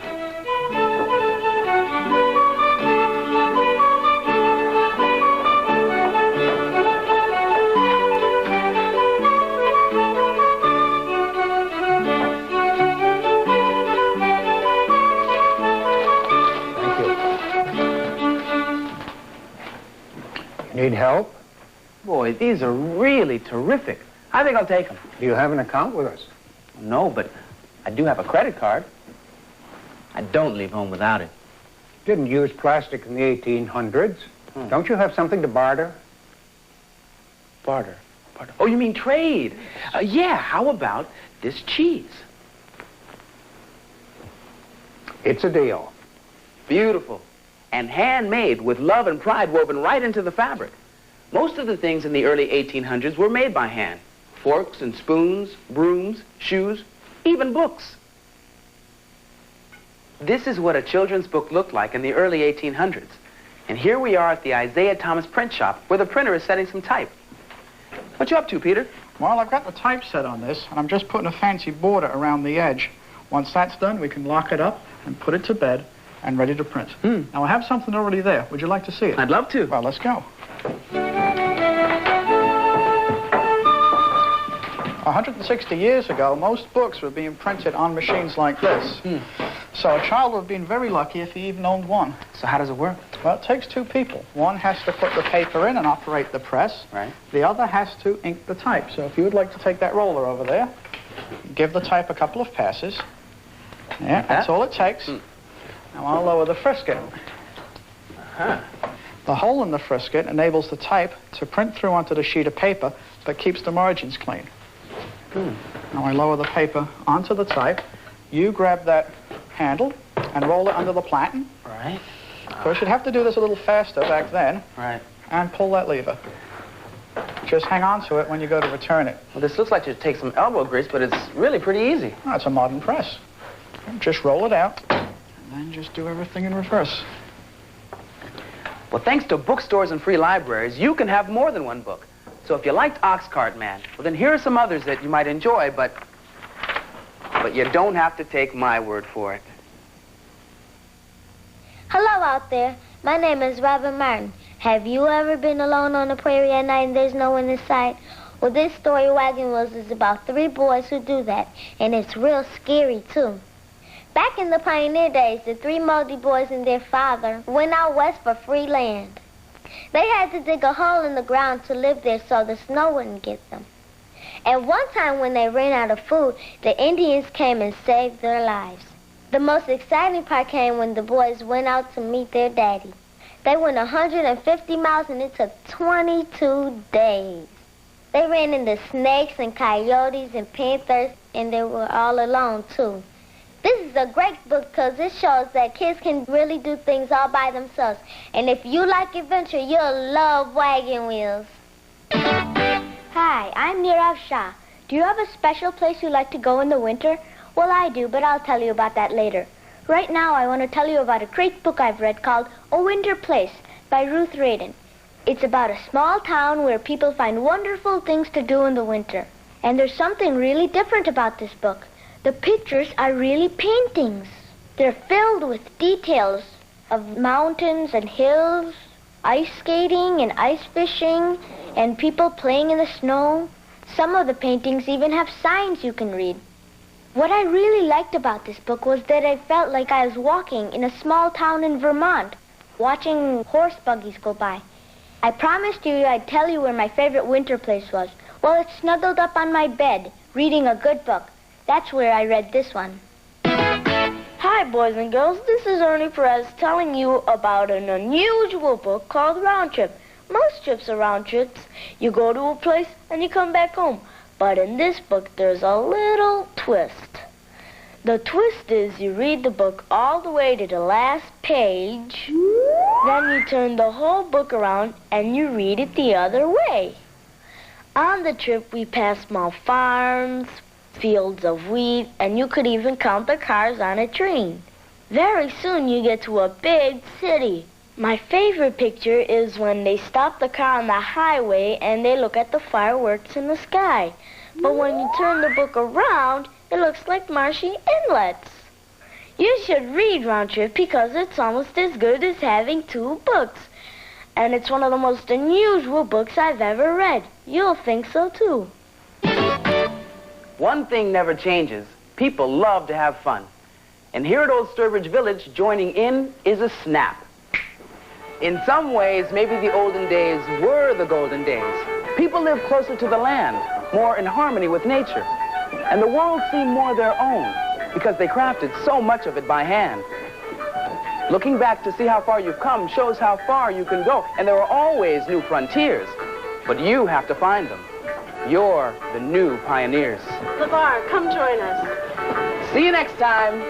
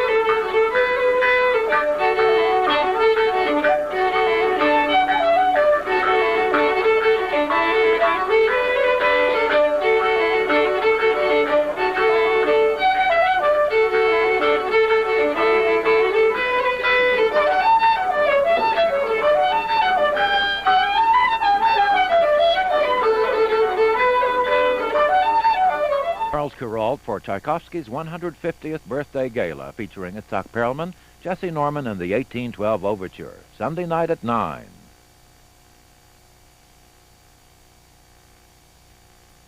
Local broadcast of Reading Rainbow is made possible in part by a grant from the Homer and Martha Gudelsky Foundation.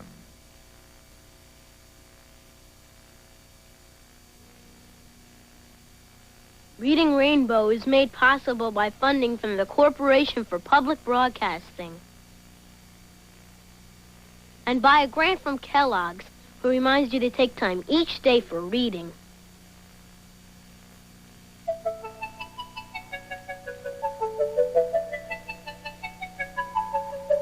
Butterfly in the sky, I can go twice as high. Take a look, it's in a book, a reading rainbow. I can go anywhere, friends to know and ways to grow, a reading rainbow. I can be anything. Take a look, it's in a book, a reading rainbow. A reading rainbow. A reading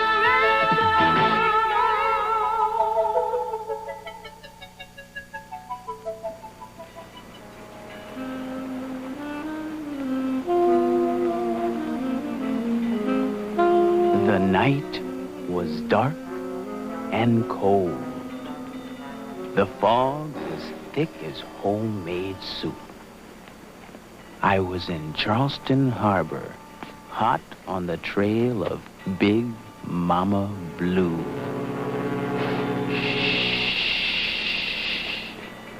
I couldn't hear a sound.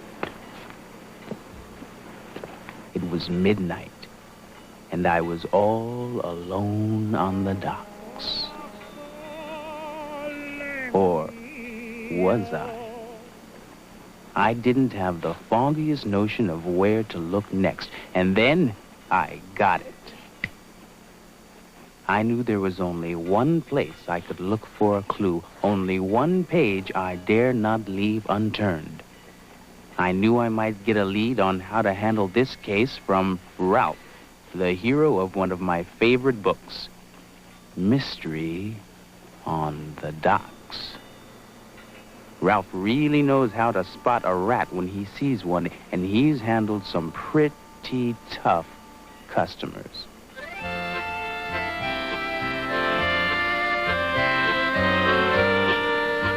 Mystery on the Docks by Thatcher Hurd.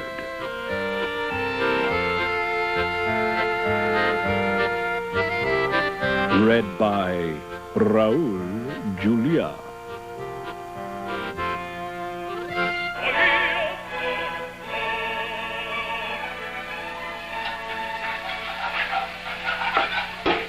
Ralph, the short order cook at the diner on Pier 46, was washing up for the night. He sang as he washed. O sole mio. Ralph loved to sing.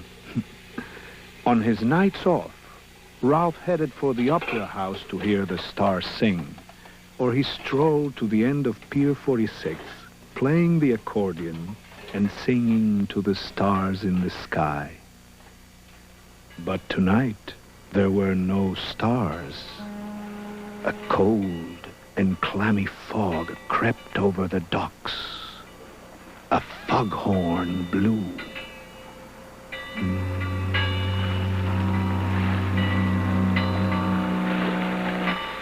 The pier creaked.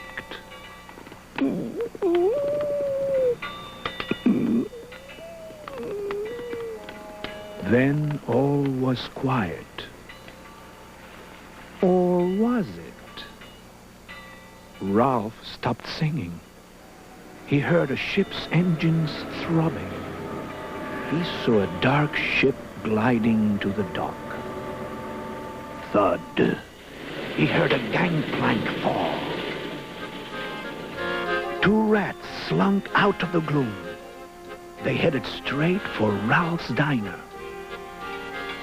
Fish and fries, snapped the shorter rat. Righto, said Ralph. You work on the dark ship? None of your business, snarled the taller rat. Thought Ralph. Tough customers. While the rats gobbled their food, Ralph read the newspaper. Suddenly, a headline caught his eye. Singer mysteriously vanishes. Ratville, May 16. The day before his gala concert at the Opera House, Eduardo Bombasto, whose thundering voice is known to concert-goers throughout the world, disappeared under mysterious circumstances. The police have no clues. Oh, no, cried Ralph. My favorite singer is missing. Bam! The diner door slammed. Ralph whirled around. The two rats were gone. Hey, come back here, Ralph yelled.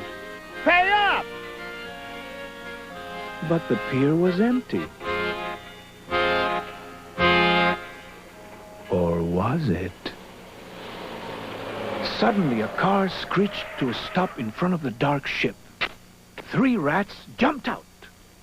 Ralph hid behind a crate. Okay, boys, get the sack out of the trunk, shouted a huge rat chomping a cigar. Right, Big Al. Ralph tiptoed closer. Crack! He tripped on a rope. Catch him! Snatch him! Yelled Big Al.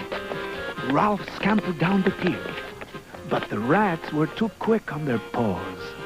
Throw him in the hole, snapped Big Al. Welcome aboard! Laughed the same 2 rats who hadn't paid for the fish and fries. The dark ship pulled away from the dock. Ralph was alone in the hold. Or was he? The sack behind Ralph began to wiggle. Who's there? Ralph cried out. Help! Help!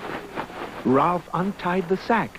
Out popped Eduardo! Who are you? Eduardo asked suspiciously. I'm your biggest fan, replied Ralph. What are you doing here? Big Al kidnapped me, said Eduardo. I'll walk the plank if he doesn't get his ransom. We've got to get off this ship, fast, cried Ralph. Ralph and Eduardo sneaked on deck. Big Al was on guard. The night was black as coal. The ship was far out in the harbor. Aha! Yelled Big Al. Trying to escape, huh? We'll fix you. Ralph and Eduardo ran for it, straight up the mast and into the crow's nest. Look! Flares! Shouted Ralph. We can signal for help. The fog is too thick, said Eduardo. The police will never see the flares. What else can we do? Said Ralph. I can sing! Exclaimed Eduardo. Help! Help! Help! Help! Help! Help! Help! Help! Help! Help! Help! Help! Help! Help! Help! Help!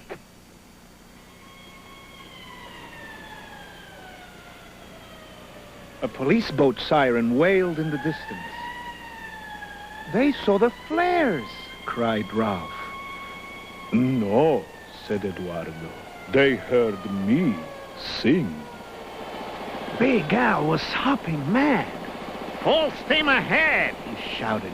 But the dark ship was slow and the police boat was fast. Come out with your hands up, yelled the police chief. But Big Al was not about to give up. He was too tough. And besides, he was winning.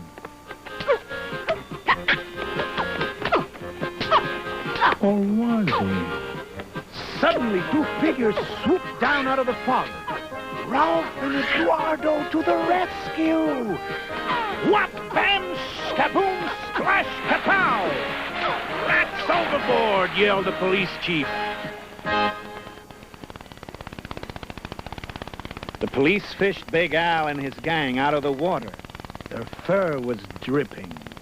Their teeth were chattering. Their dark ship was towed back to the pier. They were towed to jail. The next day, Ralph's picture was on the front page of the newspaper. He was a hero. Eduardo gave him a front row seat for his concert at the Opera House. After the concert, Ralph invited Eduardo and all his friends to a party on Pier 46. The stars were shining brightly. Ralph played the accordion and sang for his favorite opera star. Everyone danced and munched fish and fries and toasted Ralph, who had saved Eduardo from Big Al and his gang of nasty rats.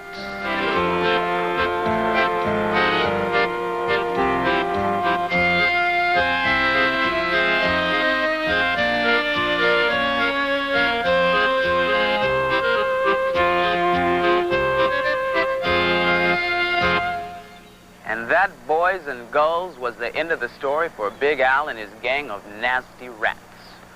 Or was it? Oh! Oh!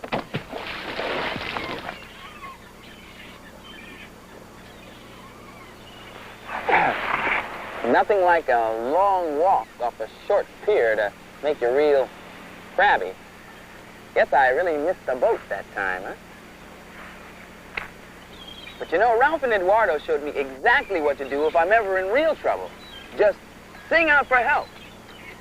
Help! Thank you. Thank you. You know, sometimes it's a lot more fun to sing it than to say it. That's what's so great about opera.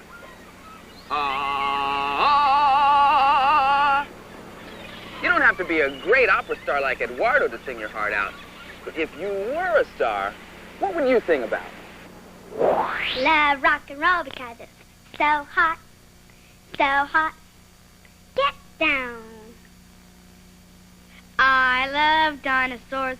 Get another shovel and dig up some bones. I love dinosaurs. Tyrannosaurus. We like to jump rope together, especially double dutch. When me and my brother play baseball, when he gets me out, I get so mad and I go like this. I like baseball, I like baseball, I get to whap across the fence. I like baseball, I get to whop, whop, whop. We like to roller skate, roller skate, roller skate. We like to roller skate in the park. Oh, I like to boogie, I like to jam, I like to show myself around. Oh, yeah. There are still a lot of mysteries here on the docks, even when the fog rolls away and the morning sun glitters on the water. I'm just in time for my rendezvous with Big Mama Blue. You know, the port of Charleston would be sunk without her.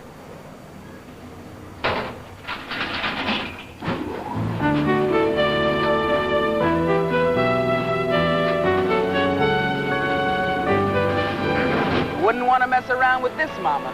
She's 222 feet tall, works 24 hours a day, and never sleeps. She can lift 80,000 pounds in a single handful.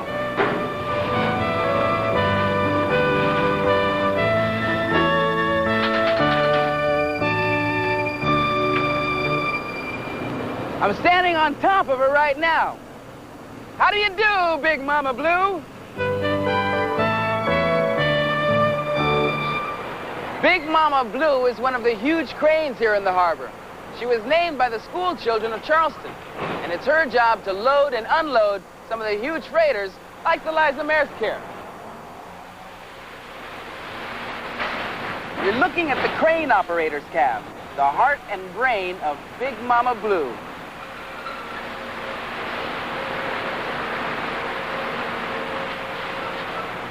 Her huge steel muscles can pluck a tractor-trailer out of the hold of a freighter almost as easily as you can pick a petal off a daisy.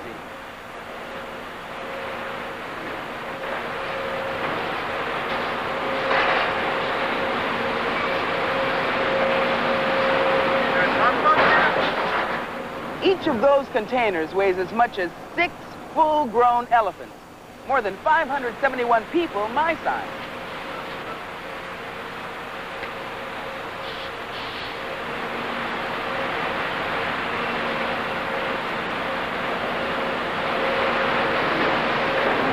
It costs $50,000 a day to run a ship, so getting all that cargo from ship to shore fast is really important. It goes from Big Mama Blue to trucks and trains, and then to you.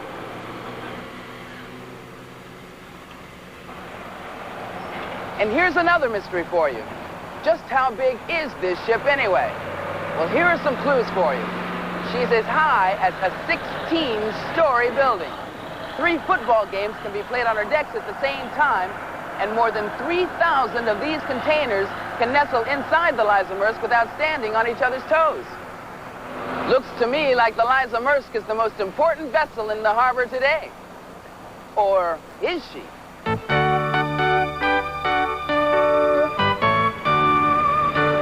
From what I'm learning about big city ports, huge freighters like the Liza Maersk would be in hot water without the spunky scarlet tugboats that guide them in and out of the harbor and help them to dock. In fact, a lot of these ships would be up the creek without a paddle if they couldn't get a tug or a push from one of these workhorses of the harbor. And here's another mystery for you. How does a little tug like this push around a huge freighter 9 times its size? Well, let's go aboard and see.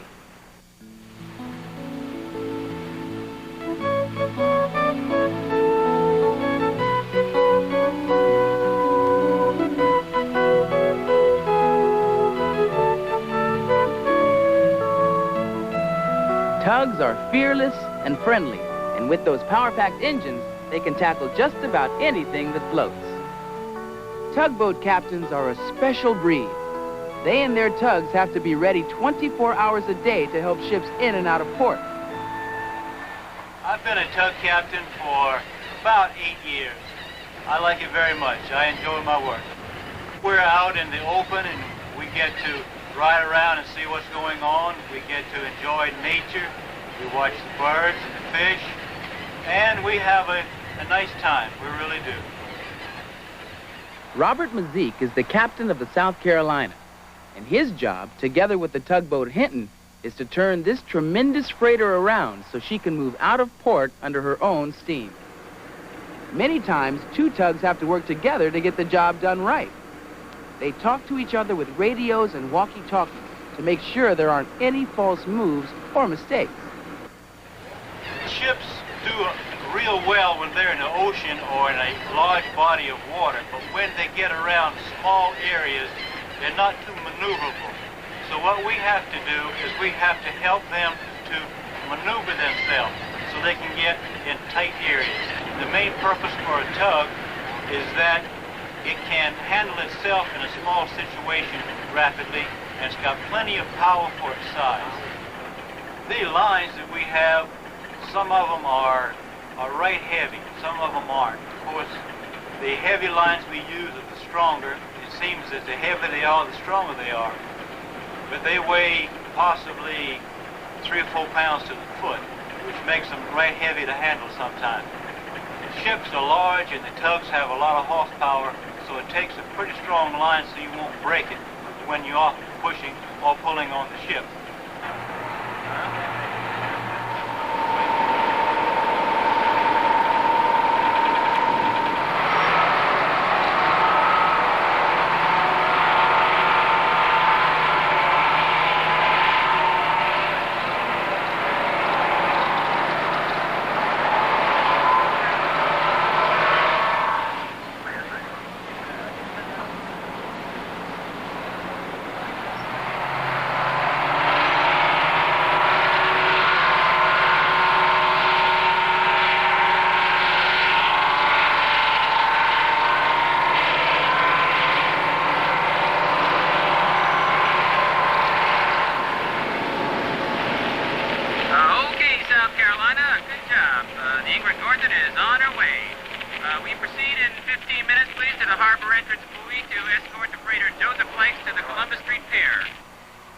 Our tugs are red because they seem to show up better. They look good. They're pretty.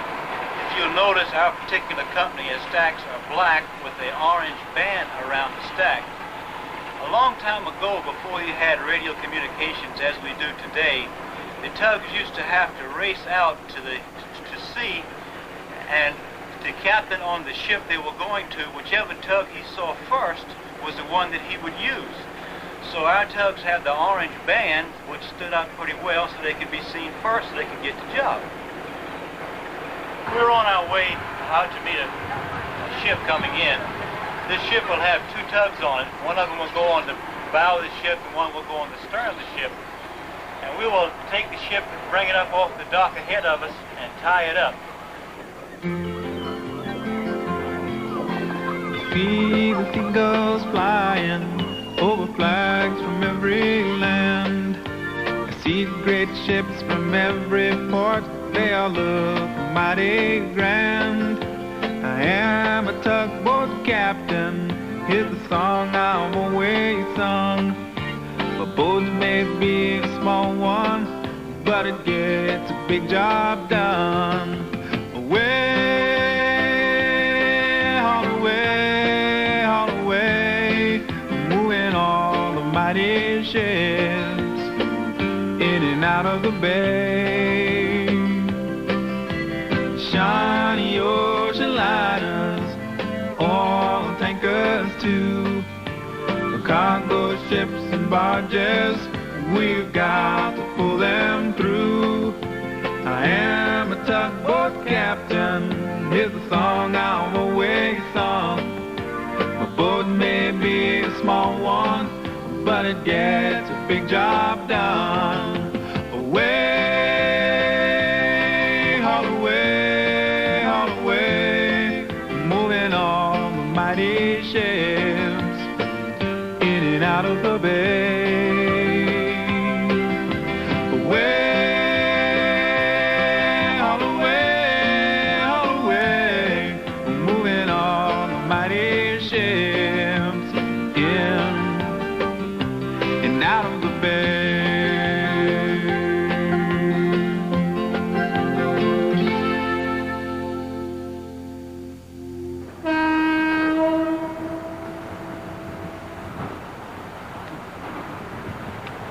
Guess that goes to show you, you don't have to be big to be important. Well, if you like mystery on the docks, then here are some other books about boats and mysteries that you might enjoy. But you don't have to take my word for it. Hello, my name is Jason Ketcher, and I'm interested in all kinds of books. Mysteries, space books, but this book is all about boats. It is called Big City Port. The boat I really liked was the fire engine boat. Do you know they have guns and hoses on that boat that squirt water onto fires on ships or on sheds? The people that wrote the book and illustrated did a really good job on squeezing those little cranes and boats into those places where it could be impossible. They did a fine job on the book. I like the watercolors. This book is really fantastic, kids. I would go out and get this book right now at your nearest library. It'll really knock your wits out about boats. Hello, I'm Nelson, and I'm here to tell you about a real fascinating book I've just finished reading. It's called The Wreck of the Zephyr, and it's the kind of book that you'll want to read over and over again and never get tired of. It's about a boy who dreams of being the greatest sailor of all. He goes out on a stormy day and he gets shipwrecked on an island. The island has flying boats, and he pleaded with the sailor to teach him how to fly his own boat, the Zephyr. All of the townspeople felt that the boy was crazy, and he finally wrecks the Zephyr. The pictures in this book are real special because they look like pastel paintings. At the end of this story, there's a kind of mystery, and you should read this book. It can teach you about trying to stretch your dreams too far. Hi, everybody. My name is Ramona. Do you like detective stories? Have you ever been sprayed by a skunk? Well, I think you'll like the book Nate the Great Goes Undercover. It's about a boy detective named Nate. Nate's trying to solve the case of the tipped-over garbage can. He gets sprayed by a skunk and he has to take a bath all night. Then he hides in a garbage can twice. One thing about Nate, he sure doesn't mind getting dirty. Some people will do anything to solve a case. In the end, Nate finds out who's tipping over the garbage can. But if you want to find out, you have to read the book yourself. There are a lot more Nate the Great books. But if you read one, you want to read them all.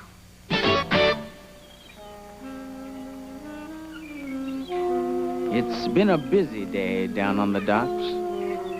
I didn't feel quite as ship-shape as usual, but that's all in a day's work. With the help of Big Mama Blue, I'd untangled more than my share of mysteries on the dock. And it was clearer now than ever that time and tide wait for no man, and for no mouse, as Ralph would be the first to tell you. Adieu, Big Mama Blue. We've really covered the waterfront, and this case is all wrapped up.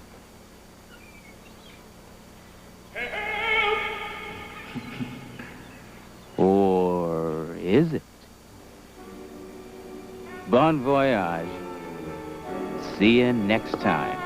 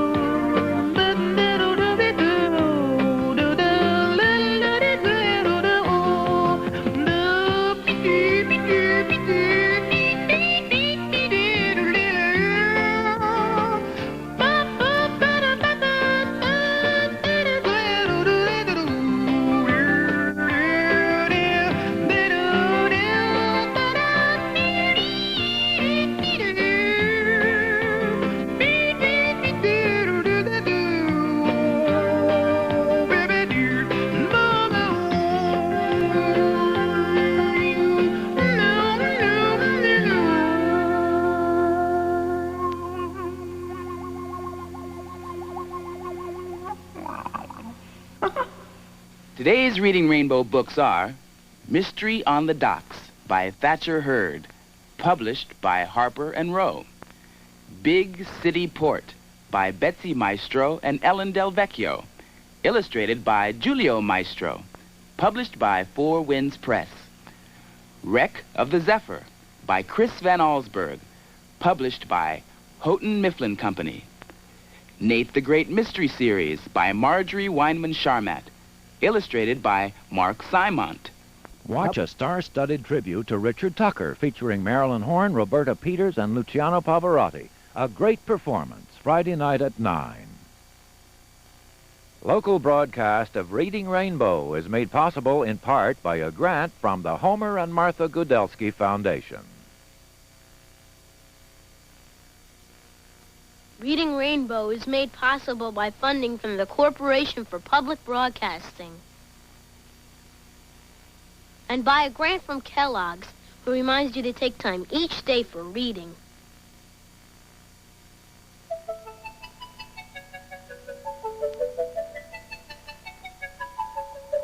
Butterfly in the sky, I can go twice as high. Take a look, it's in a book, a reading rainbow. I can go anywhere. Friends to know and ways to grow, a reading rainbow. I can be anything. Take a look, it's in a book, a reading rainbow. A reading rainbow.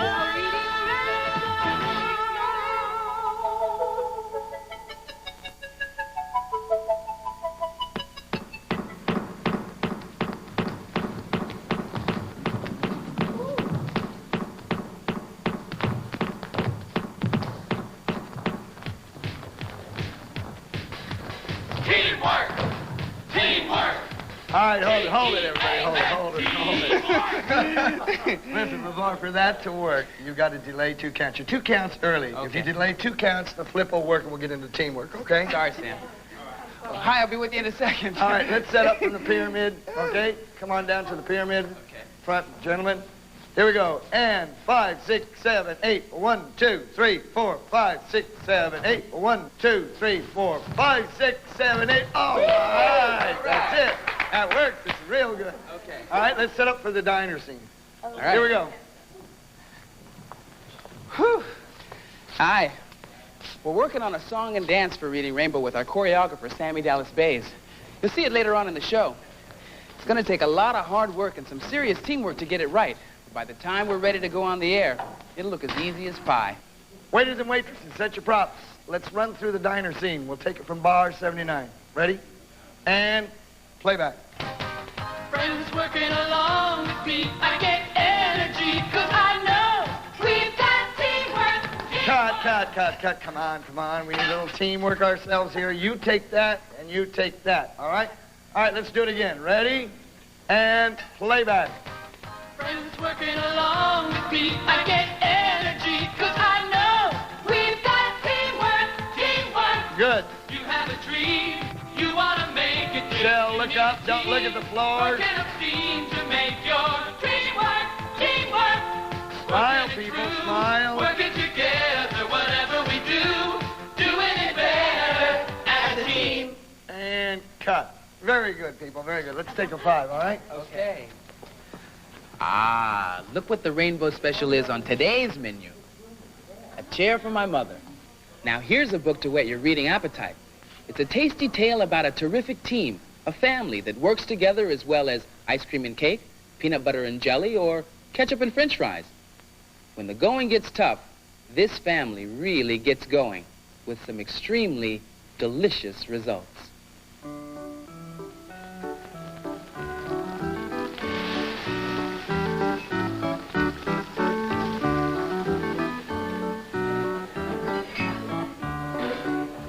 A Chair for My Mother by Vera B. Williams.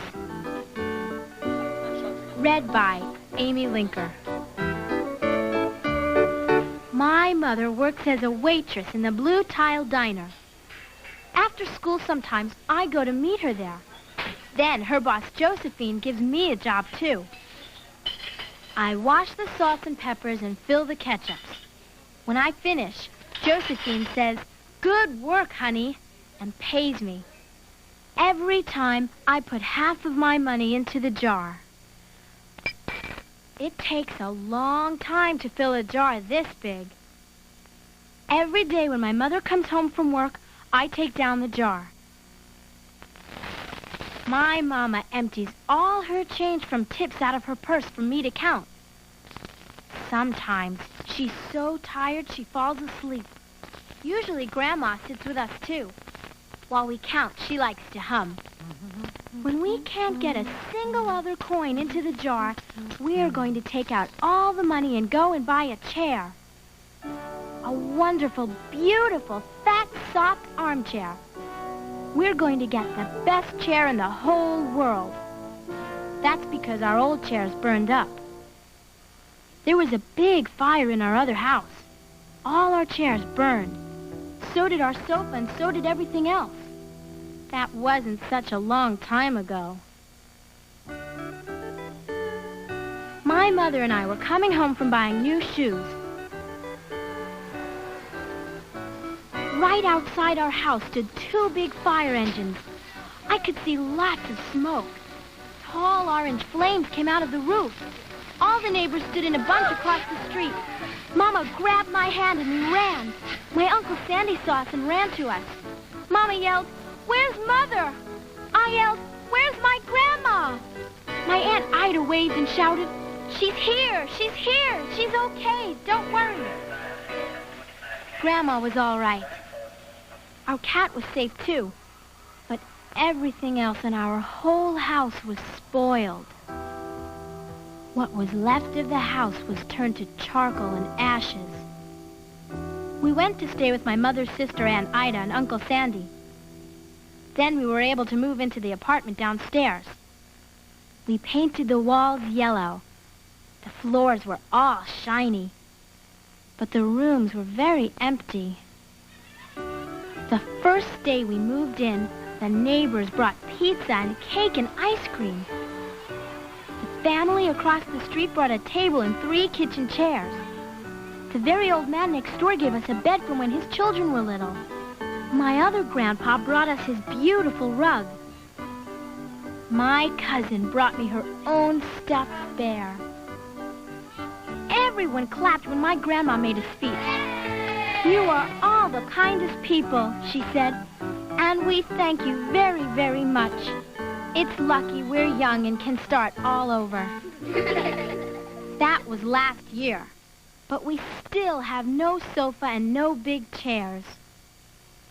So that's how come Mama brought home the biggest jar she could find at the diner, and all the coins started to go into the jar.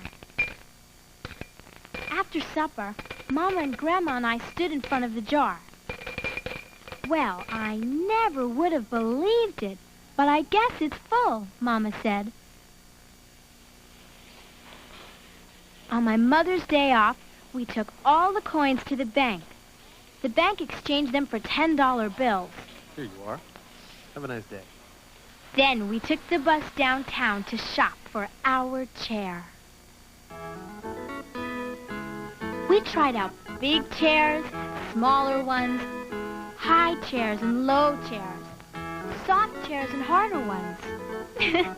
Grandma said she felt like Goldilocks and the 3 bears trying out all the chairs.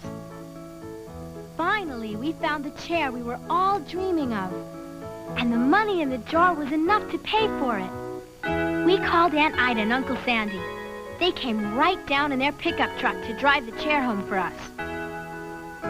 I tried out our chair in the back of the truck. Mama wouldn't let me sit there while we drove, but they let me sit in it while they carried it up to the door. We set the chair right beside the window with the red and white curtains. Grandma and Mama and I all sat in it while Aunt Ida took our picture. Now, Mama sits down and watches the news on TV when she comes home from her job. After supper, I sit with her. And she can reach right up and turn out the light if I fall asleep in her lap.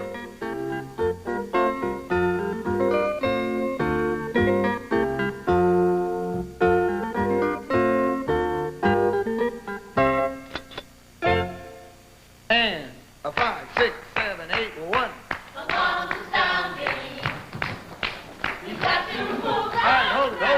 Hold it. Somebody's in the wrong place at the wrong time. The family and a chair from my mother saved up little by little, penny by penny, to buy a new chair to replace the one that they lost in the fire. And they couldn't have done it without friends and neighbors to help. All right, do you think you have that? Let's go on to something else. When people work together, they can do things that nobody can pull off alone. Take firefighters. They even go to fire school to learn how to work as a team. Classes are a lot like rehearsals. First they learn what to do, then they practice it over and over until they can do it with their eyes closed when the heat is really on.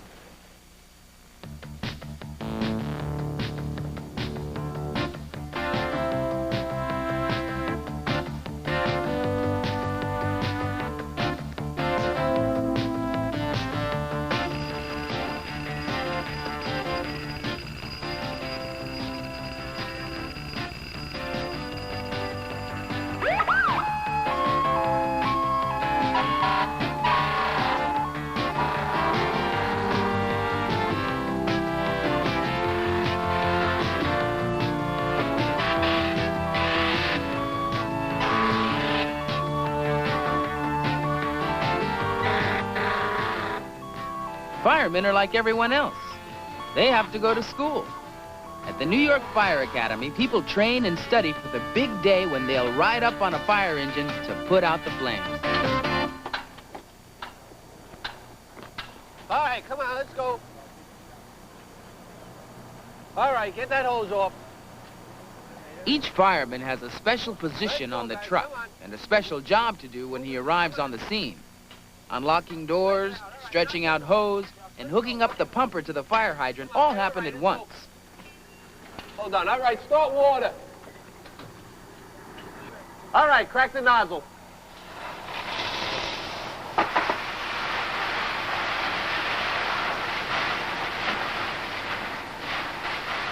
All right, let's move in. People who are training to be firemen are called probies. That stands for probationary firefighters.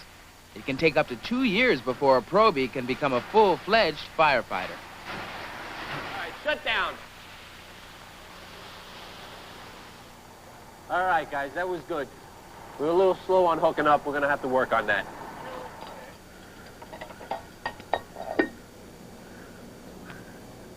All right, guys, Keith is going to review with us on how to hook up the hydrant to the pumper. The first thing we have to do is check the hydrant to make sure that it works. We turn it on until we get some water, and then we turn it off. We know that the hydrant works. We have to take the soft suction off the rig and hook it up to the hydrant. One of the most important parts of fireman training is learning to work together. Everyone has a specific job to do, and they do it quickly and efficiently. When human lives are at stake, you can't make mistakes. And then we take the other end and hook it up to the fire truck.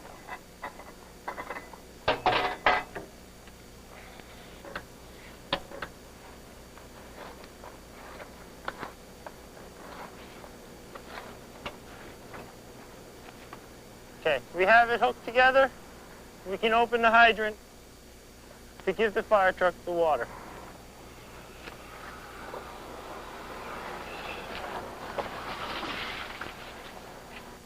We come back over to here.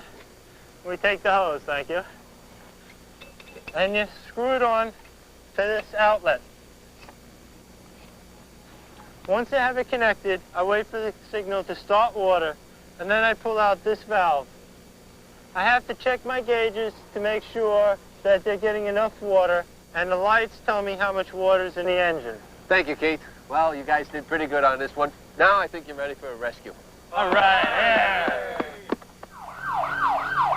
Fire engines are the flashiest and loudest pieces of firefighting equipment.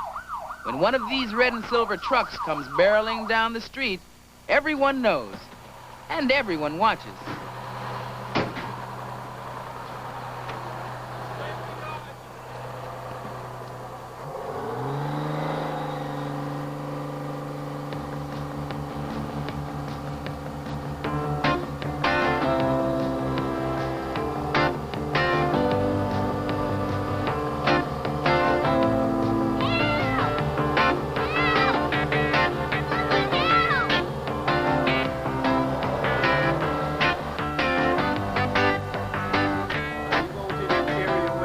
Training for a ladder rescue is especially scary.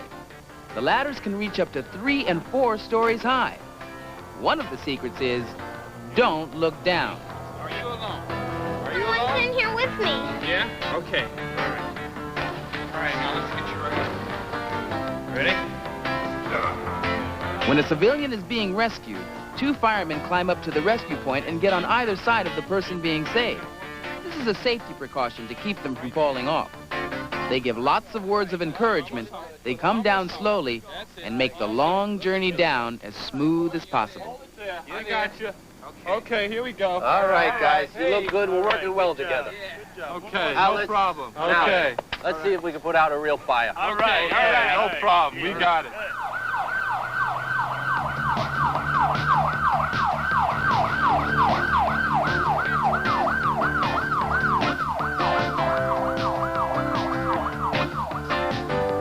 Burning cars are extremely dangerous. Tires, glass, and engine parts can explode with the heat and cause serious injury. Never get near one. That's a fireman's job.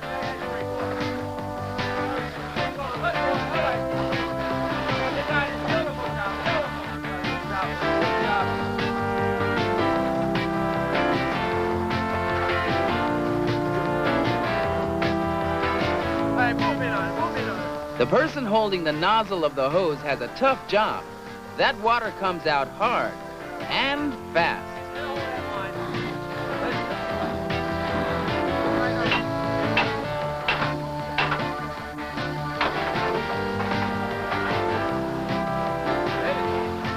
Firefighters call each other brothers. Their lives are in each other's hands, and that makes them pretty close friends with one another. It's more than a sense of being on a team. It's like being in a family. 5, 6, 7, 8, 1. It's not too big for one, but we'll get it done. 'Cause I know we've got teamwork. Whoa, wait a minute. Sam, Yeah. it feels real awkward for me to bend down for the ladder like this. I don't know. Well, wait a minute, I got an idea. What if we flip it around and come at you with the other end? What do you mean? Well, like this way. This way? Right, see, and then that way I can walk the ladder up with my hand like this. Not a bad idea. Let's go back to the top and try it again with music, okay? Re-rack. Ready?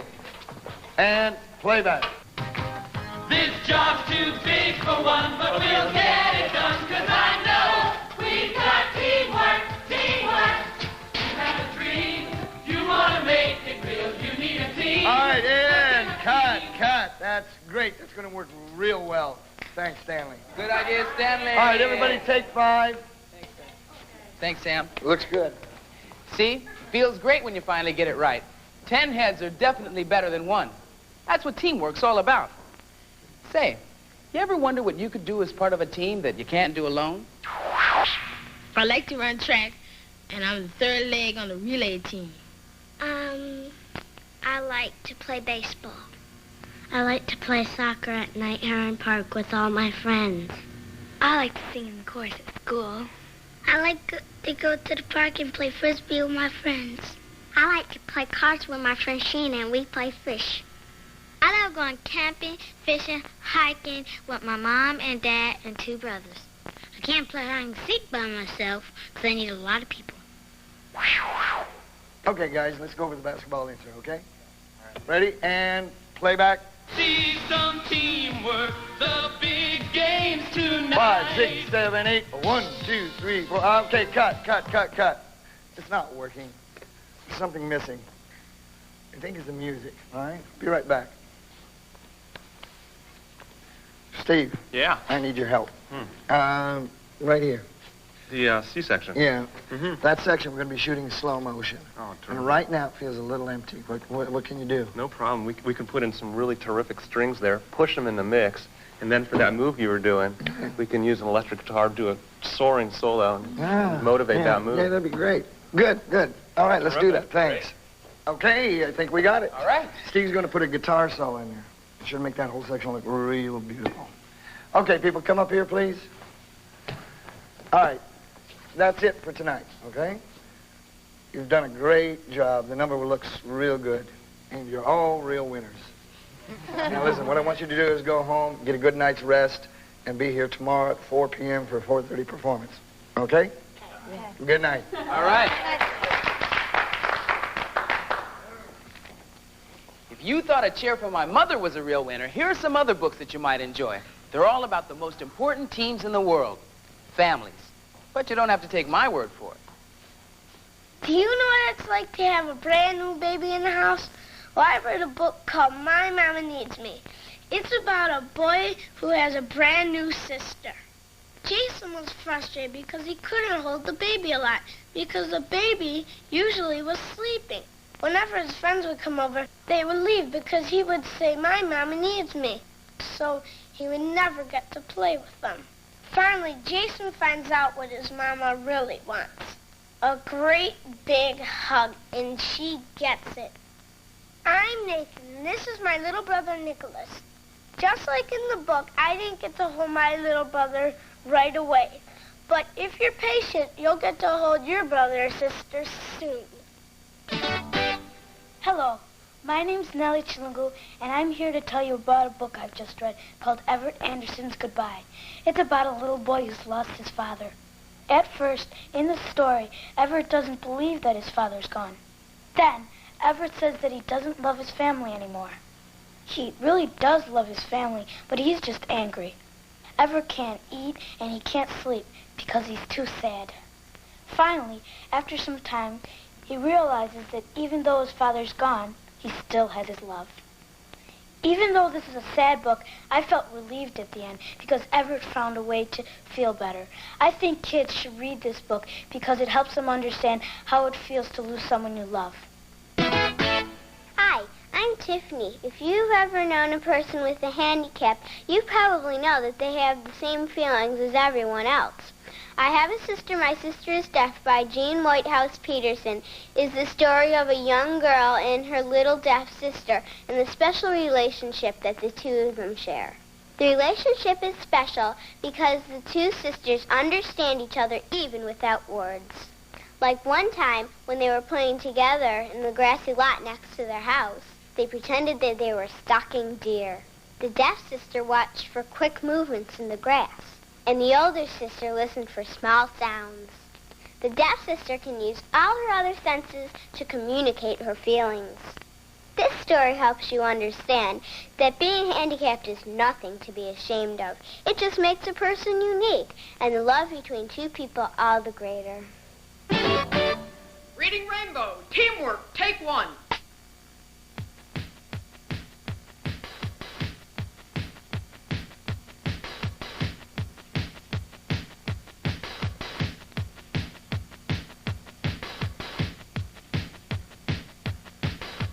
Teamwork! Teamwork!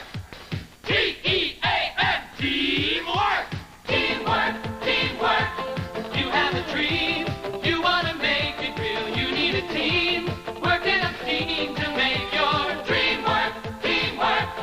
Working it through, working together, whatever we do, doing it better as a team.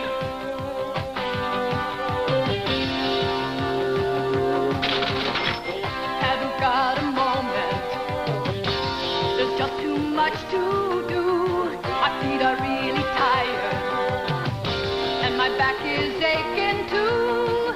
But when I look around me, I see Friends working along with me, I get energy, 'cause I know we've got teamwork, teamwork. You have a dream, you want to make it real, you need a team, working up steam to make your dream work. Teamwork, working it through, working together, whatever we do, doing it better as a team.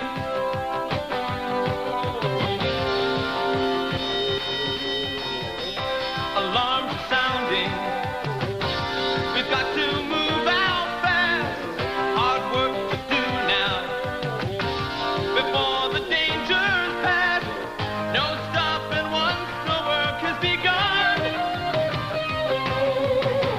This job's too big for one, but we'll get it done, 'cause I know we've got teamwork, teamwork. You have a dream, you want to make it real, you need a team, working up steam to make your dream work. Teamwork, working it through, working together, whatever we do, doing it better as a team. Practicing patterns till each move is right. Let's see some teamwork, the big games tonight.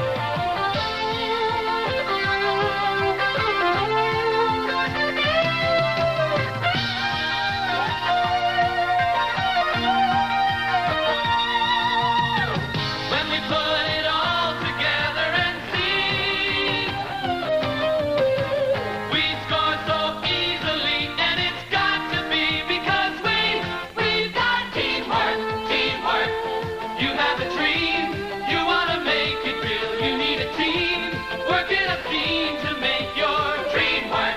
Teamwork, working it through, working together, whatever we do, doing it better with teamwork, teamwork, working it through, working together, whatever we do, doing it better as a team.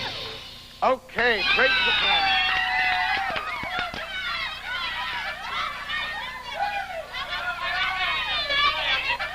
Want to make your dream work? Try teamwork. See you next time.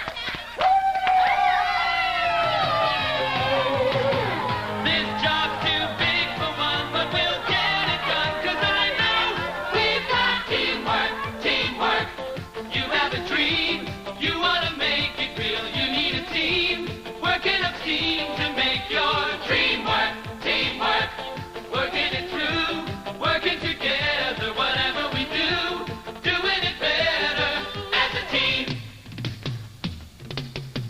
Practicing patterns till each move is right. Let's see some teamwork, the big games tonight.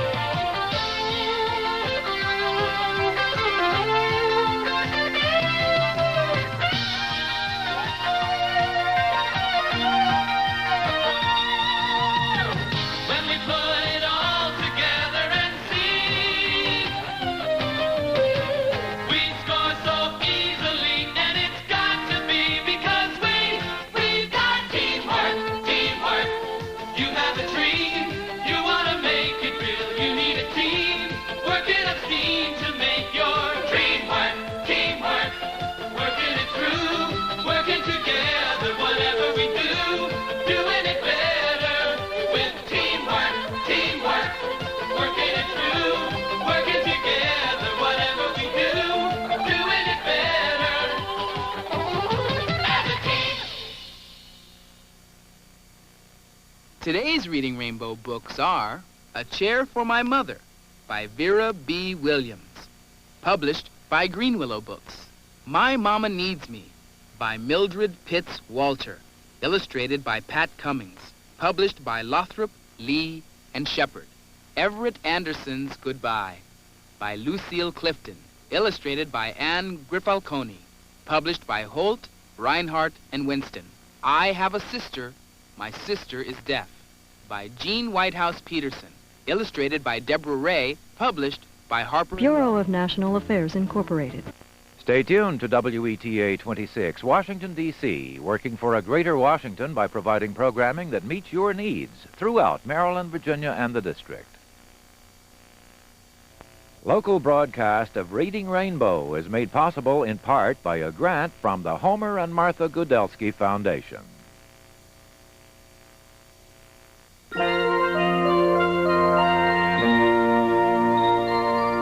Reading Rainbow is made possible by a grant from the Carnegie Corporation of New York, the National Science Foundation, the Corporation for Public Broadcasting, the financial support of viewers like you, and by a grant from Kellogg's, who reminds you to take time each day for reading.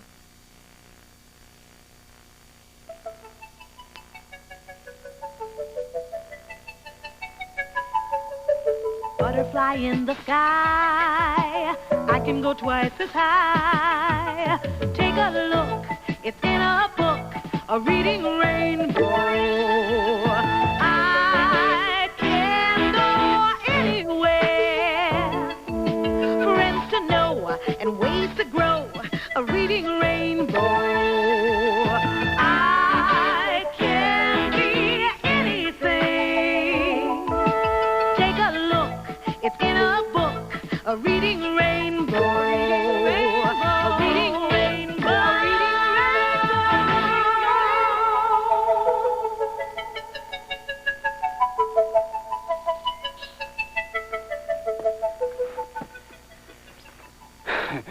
Hi there. I hope you're ready for an unusual adventure.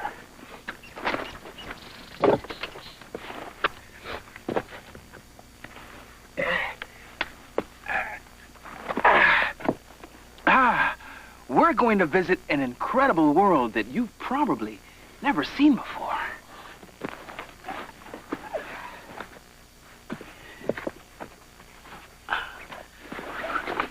We're here in Calaveras County, California, where hidden deep inside the earth are a series of fascinating caverns that have been carved out of limestone.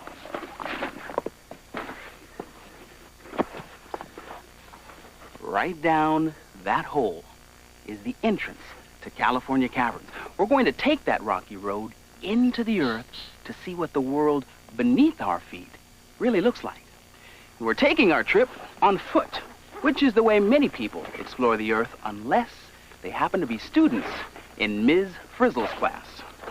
The story of their class trip is in this book, The magic school bus inside the Earth.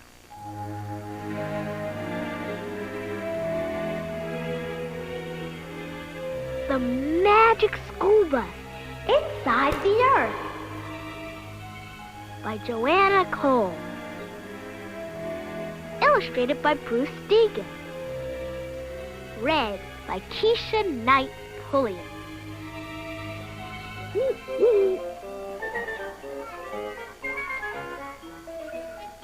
In Ms. Bristle's class, we had been learning about animals' homes for almost a month.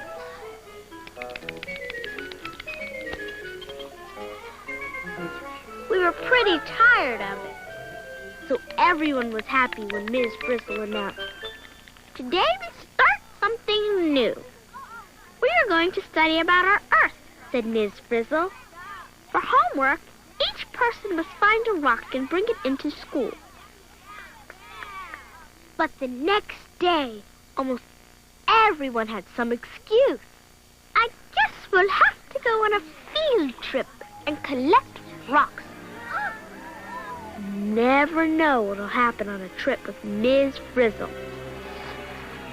Her new dress was a trip in itself. We drove to a field, and suddenly, the bus began to spin like a top. Whoa, I'm getting dizzy. When it stopped, we were all wearing new clothes, and the bus had turned into a steam shovel. There were shovels and picks for every kid in the class. "Start digging!" yelled Ms. Frizzle, and we began making a huge hole. "We'll dig all the way through the earth, crust," said Ms. Frizzle. Before long, we hit rock. The friends handed out jackhammers. We began to break through the hard rock. Ms. Frizzle explained that each stripe we saw was a different kind of rock. The tan rock was called sandstone, the gray stripe was shale, and the white rock was limestone. We chipped off pieces for our class rock collection. "These are sedimentary rocks," said Ms. Frizzle. "Millions of years ago, they were formed as sand, clay, mud, and shells got crushed down into the sediment or bottom of the sea. There are often fossils in sedimentary rocks." Fossils! You know what? Just when we were finding lots of fossils, Ms. Frizzle said, "Back into the bus, kids, so we're going deeper into the earth." We heard rock crumbling underneath us. Then we were falling, and falling.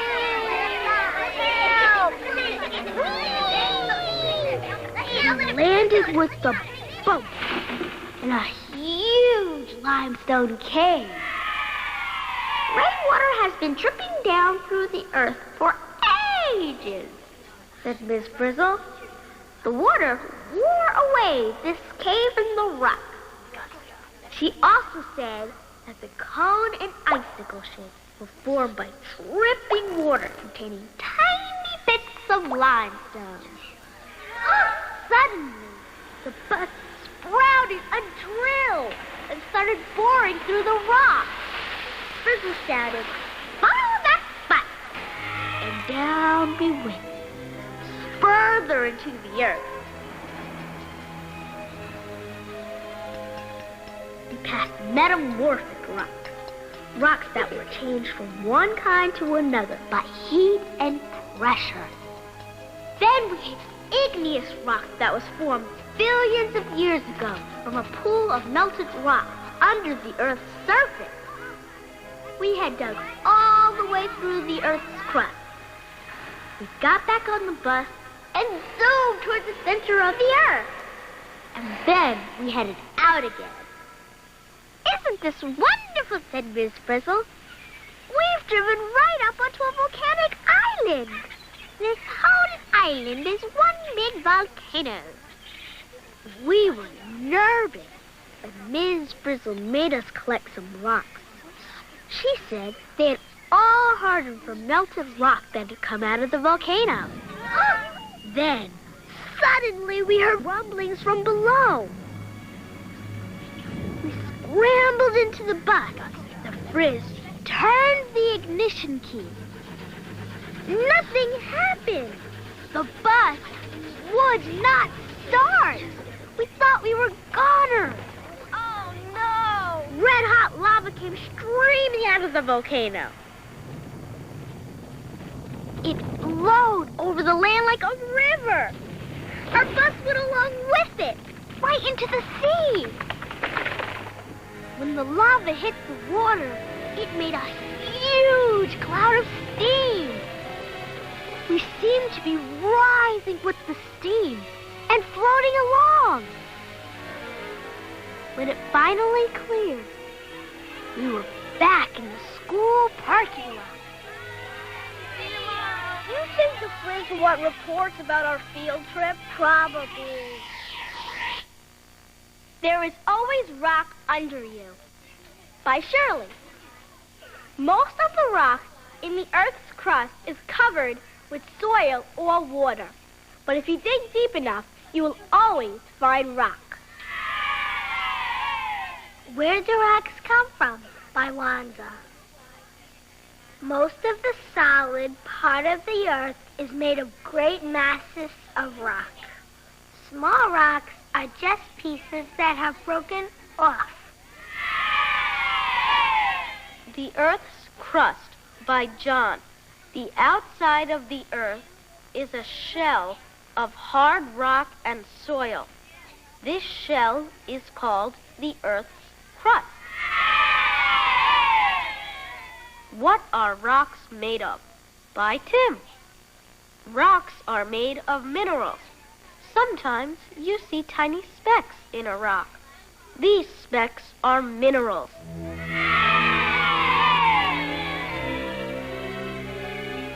It had been a weird trip.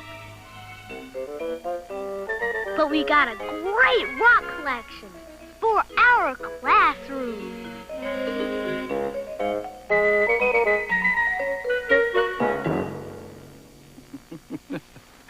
Well, after that great story, I'm ready to go.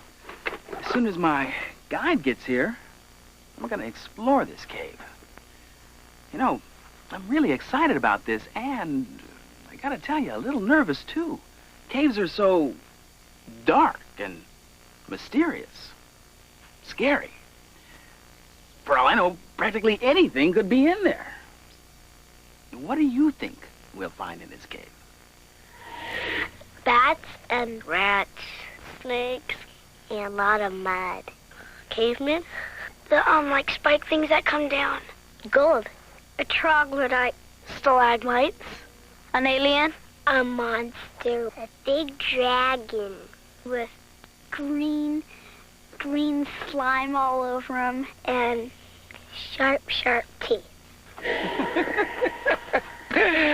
I don't think I'd want to be caught in the dark with some of those things. Maybe this is not such a good idea after all. Did you hear that? Suzanne! Hi, LeVar. This is my friend Suzanne Dennis, and she's going to be my cave guide today. So, Suzanne, I'm ready. Here we go.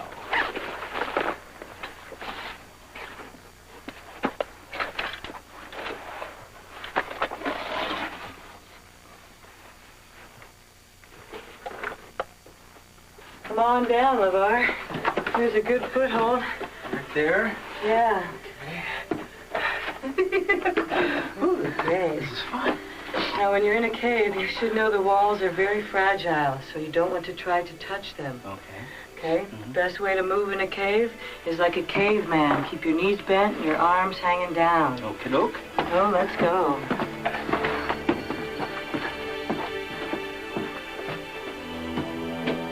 These walls are all marble, LeVar. Really? Marble is metamorphosed to limestone. Wow. It's like a waterfall, isn't it? Wow, look at that.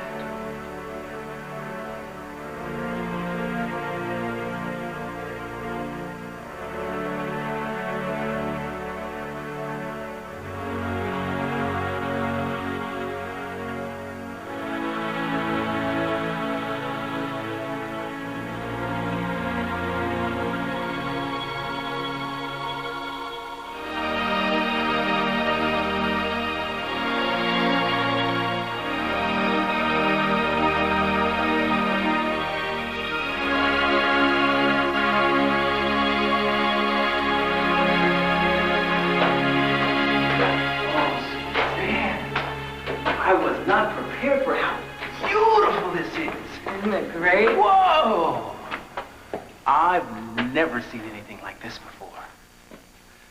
Suzanne, how did this all get here? Well, LeVar, you'd be surprised what a little water can do given a long period of time. What do you mean? Well, water percolating down through the soil, picking up acids, flowed into this cave and dripped down through the rock, eating out these cavities. You mean this whole huge space was created by water? That's right, LeVar. Over millions of years. Wow. Come on, let's go check out my favorite room. All right. Now I understand why you never go caving alone. I'd really get lost in these huge caverns by myself. Look this way.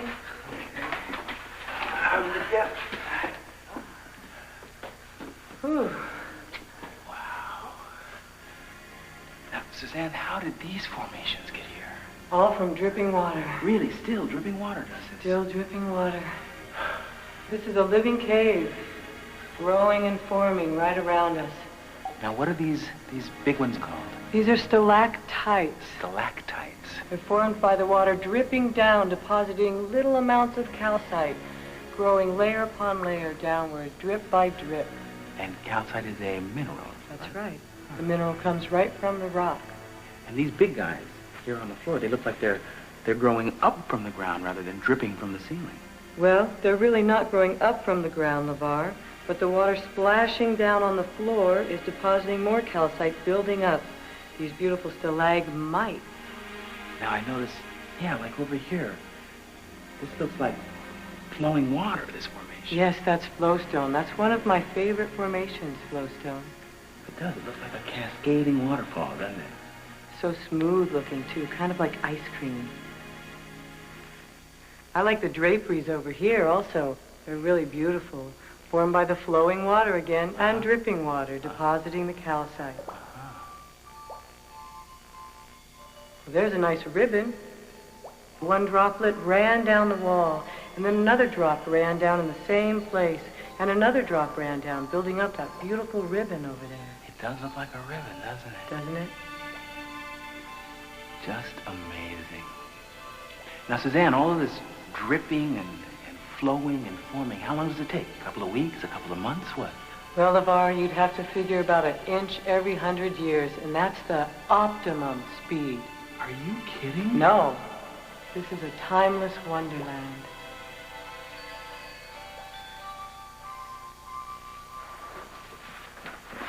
It's a good foothold right down here.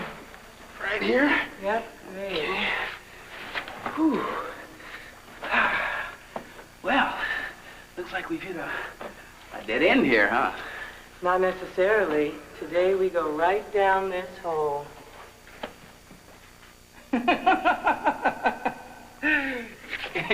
Now, you've got to be kidding.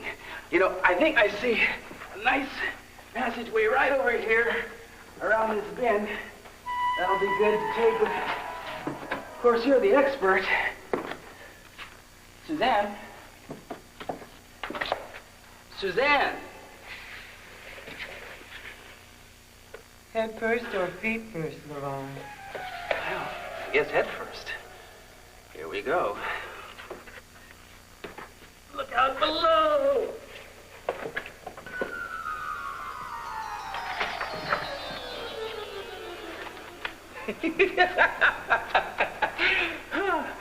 Boy, this is fun. You know, I think I'm beginning to get the hang of this, Suzanne. Suzanne? Just follow the music, LeVar.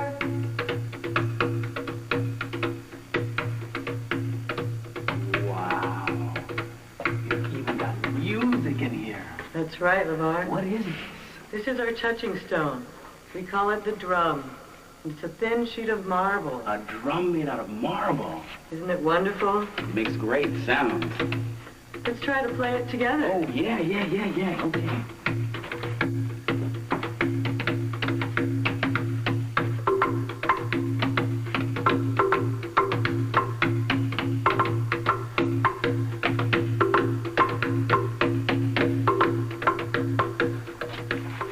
On up here.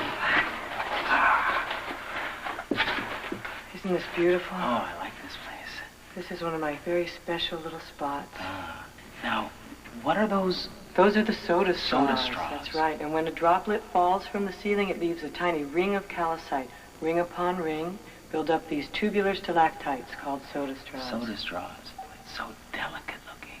It is very delicate. All these formations are very, very delicate. The slightest bump would shatter them. I found some broken ones in here, and I kept them in a nice spot. Yes, you should take your glove off to look at these. I can hold this? You can. I leave it in the cave. That way it will recycle itself back into the cave. Ah, there's the hole. Now I see why they call them soda straws.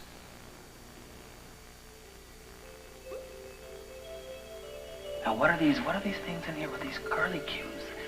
Those are called halectites. They're really unique formations because they grow any way they want to. It's great. No two of them look alike. They're all different. That's right.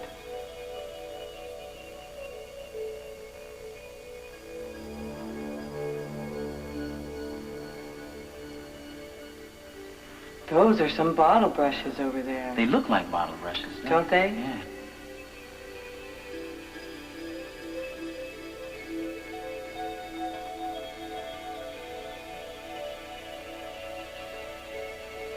My favorite, here's the flower. Look at the aragonite flower. Aragonite. Wow. Isn't that beautiful? Cave coral. It's really crystalline-like, isn't it? Yes, it is.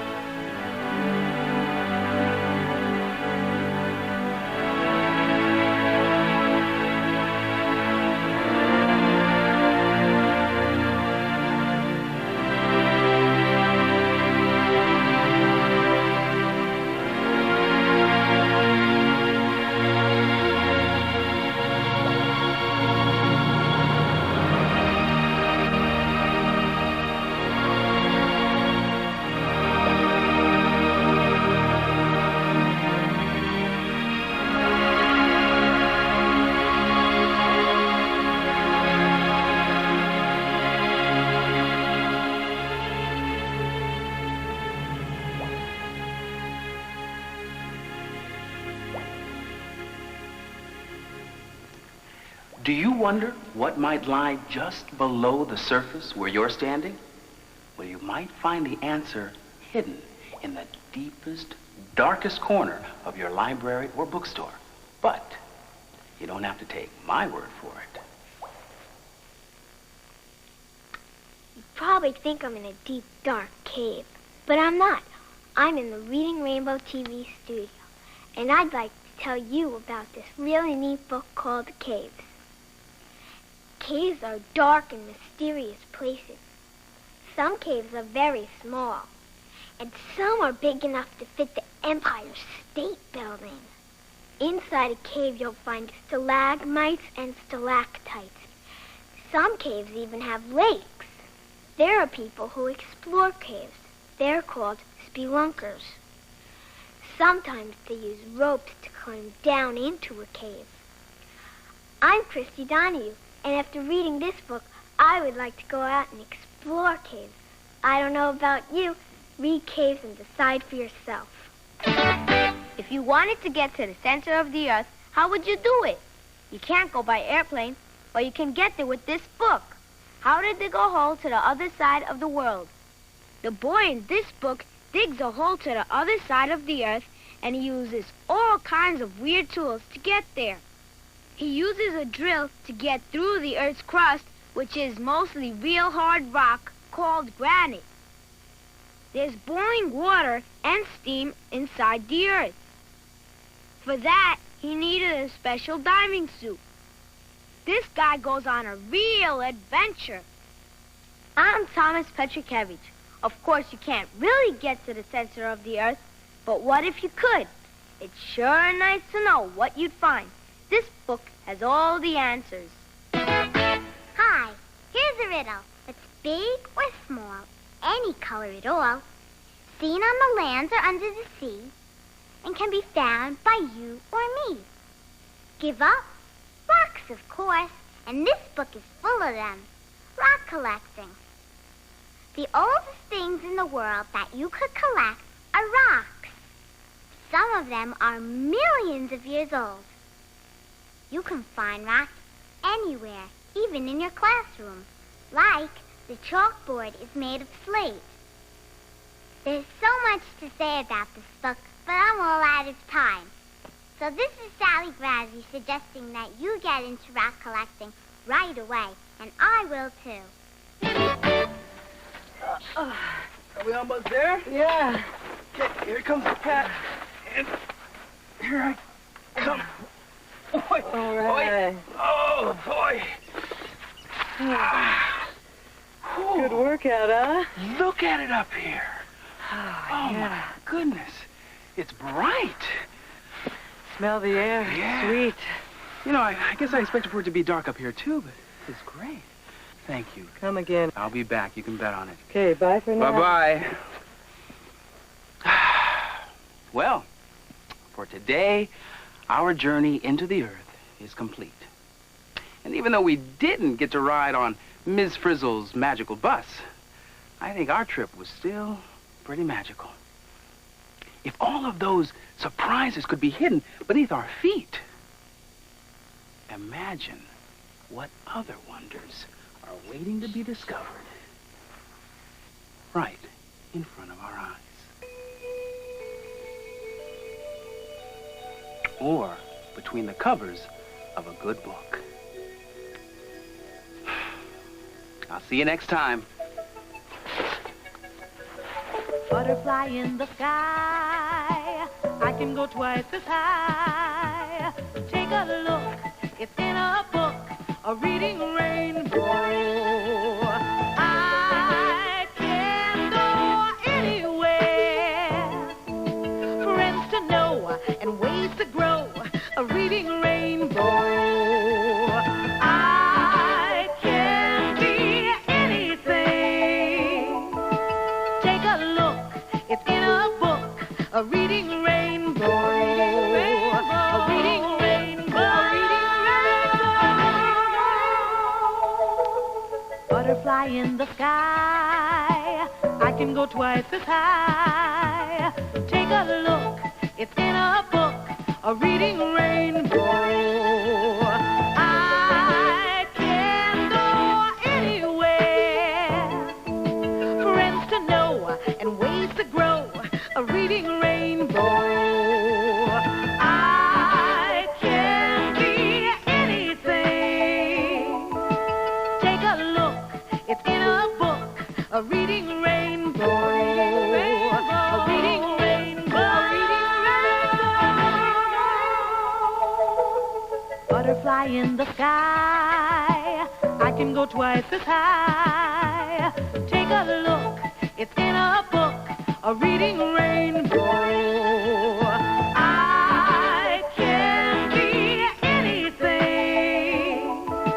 Take a look, it's in a book, a reading rainbow. A reading rainbow. Today's Reading Rainbow books are The Magic School Bus Inside the Earth by Joanna Cole, illustrated by Bruce Deegan, published by Scholastic Hardcover. Caves by Roma Gans, illustrated by Giulio Maestro, published by Thomas Y. Kroll. How to Dig a Hole to the Other Side of the World by Faith McNulty, pictures by Mark Simont, published by Harper & Row. Rock Collecting by Roma Gans, illustrated by Holly Keller, published by Thomas Y. In part by a grant from the Homer and Martha Gudelsky Foundation.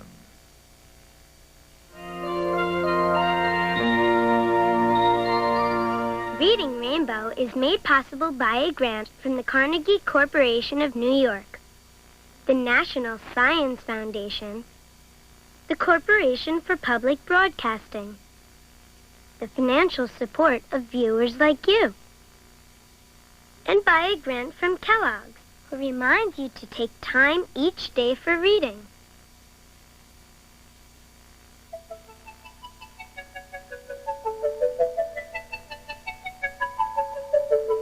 butterfly in the sky. I can go twice as high.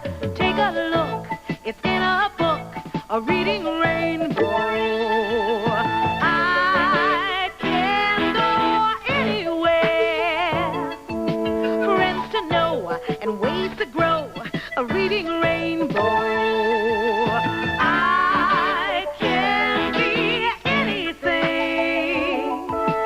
Take a look, it's in a book, a reading rainbow. A reading rainbow. A reading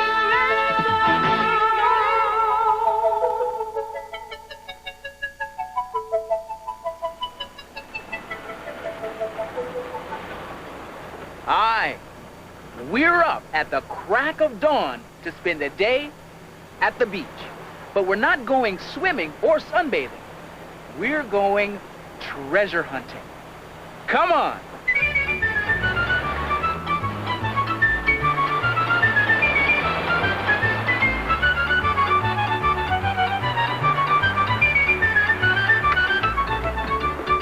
Welcome to Pirates Cove. You know, whoever named this place knew exactly what he was doing. Look at this. I found it in my attic, behind some loose bricks in the chimney. It's a treasure map, and it's signed by Dogtooth Louie. He was a famous pirate who looted ships off the coast here, and he left behind a treasure that's never been found. Ooh, and look at this. This must be the chest that contains Dogtooth Louie's treasure, and it's buried somewhere out here in the sand, just waiting for us to find it. One treasure hunter spent 20 years searching the ocean floor looking for a ship filled with gold. And the story of that incredible search is told in this book, Sunken Treasure.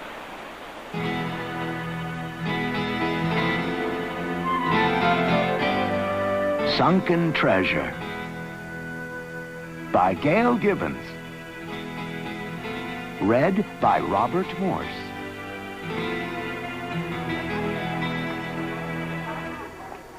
It is 1622. The Atocha is a Spanish treasure ship, laden with gold, jewels, silver bars, and thousands of coins. As the ship nears Florida, a hurricane gathers strength. Wind rips at the Atocha's sails. Suddenly, a huge wave lifts the ship and throws it against a reef. The hull breaks open, and the Atocha sinks beneath the waves. All but 5 aboard drown. Spain wants its treasure back. Search ships are sent out, but the Atocha cannot be found. Hundreds of years go by. The Atocha is almost forgotten. In the early 1960s, a man named Mel Fisher reads about the Atocha. He decides to find the lost treasure ship. He takes search boats to where it is believed the Atocha went down. The boats are fitted with modern equipment for exploring the ocean bottom. When the instruments register a hit, divers go down to investigate.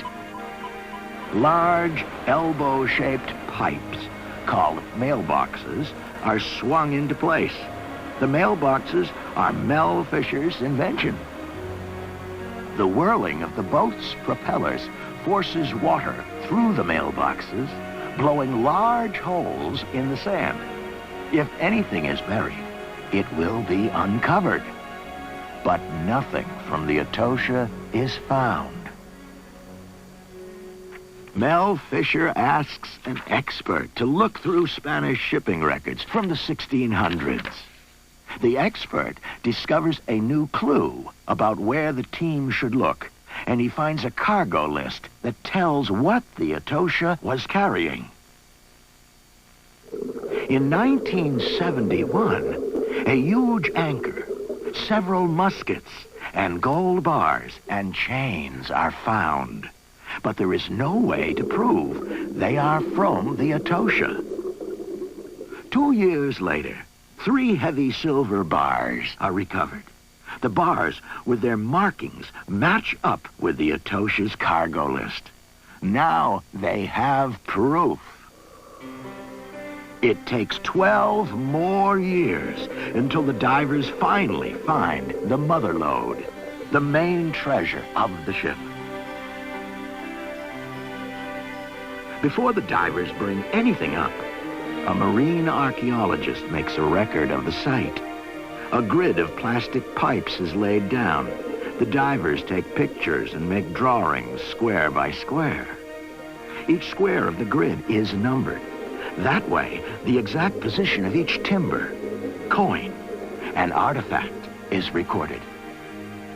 Later, archaeologists and historians will use this information to learn about times past. Now the treasure can be brought up. Crew members lower baskets over the side to divers. The divers gently fan the sand with their hands and use an airlift to carefully suck the sand away. Each piece of treasure must be accounted for. One after another, baskets full of treasure are raised to the surface. In a building back on the mainland, workers determine the right way to preserve each artifact permanently. Some of the treasure will crumble if it is exposed to air. Soaking it in water preserves it temporarily. Silver coins are put into chemical baths to clean and restore them. In 1 or 2 days, they will look like new. The gold from the Etosha is already shiny. Gold never loses its luster. There were many pottery storage jars on board the Etosha. Amazingly, some are recovered whole. Others must be pieced together again. The treasure of the Nuestra Senora de Etosha is valued at hundreds of millions of dollars. A very wealthy treasure ship indeed. The wreck and its artifacts will be studied by historians and archaeologists for years to come. Their discoveries will enrich our knowledge of the past. And this will be the second treasure of the Etosha.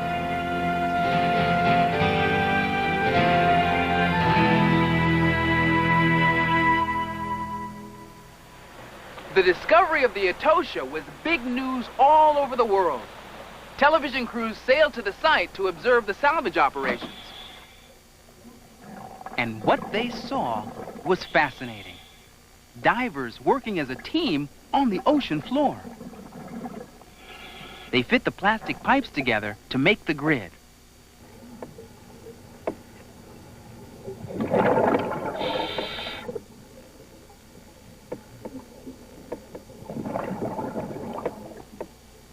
And everything is photographed so accurate records are kept.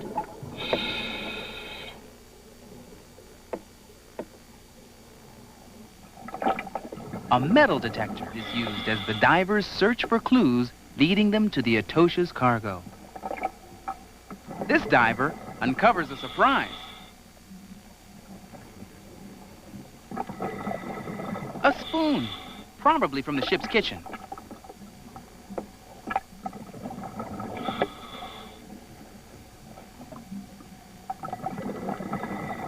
And here's the other half.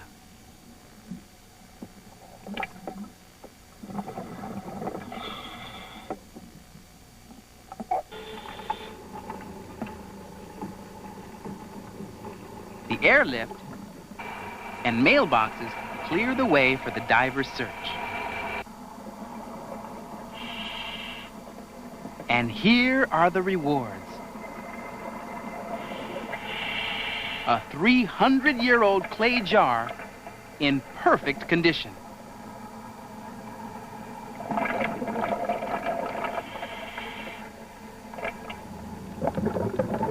Thousands of silver coins buried in the wreckage.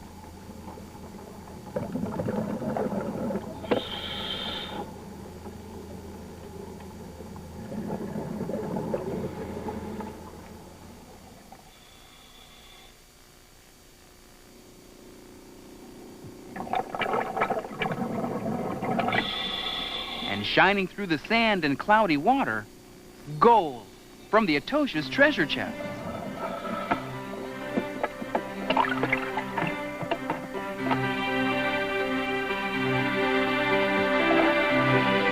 It's been 15 years of hard work, but the Atosha's treasure has finally come to the surface.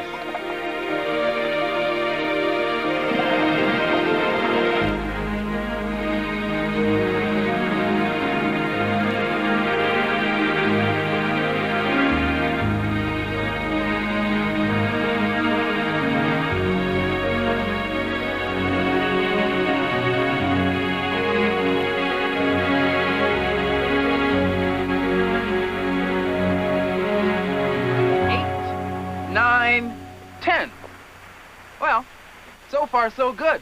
I think this rock here is the same as this one on this map, and all these funny dotted lines must be footsteps. So, as long as I keep walking in the right direction, I can't go wrong. 11, 12...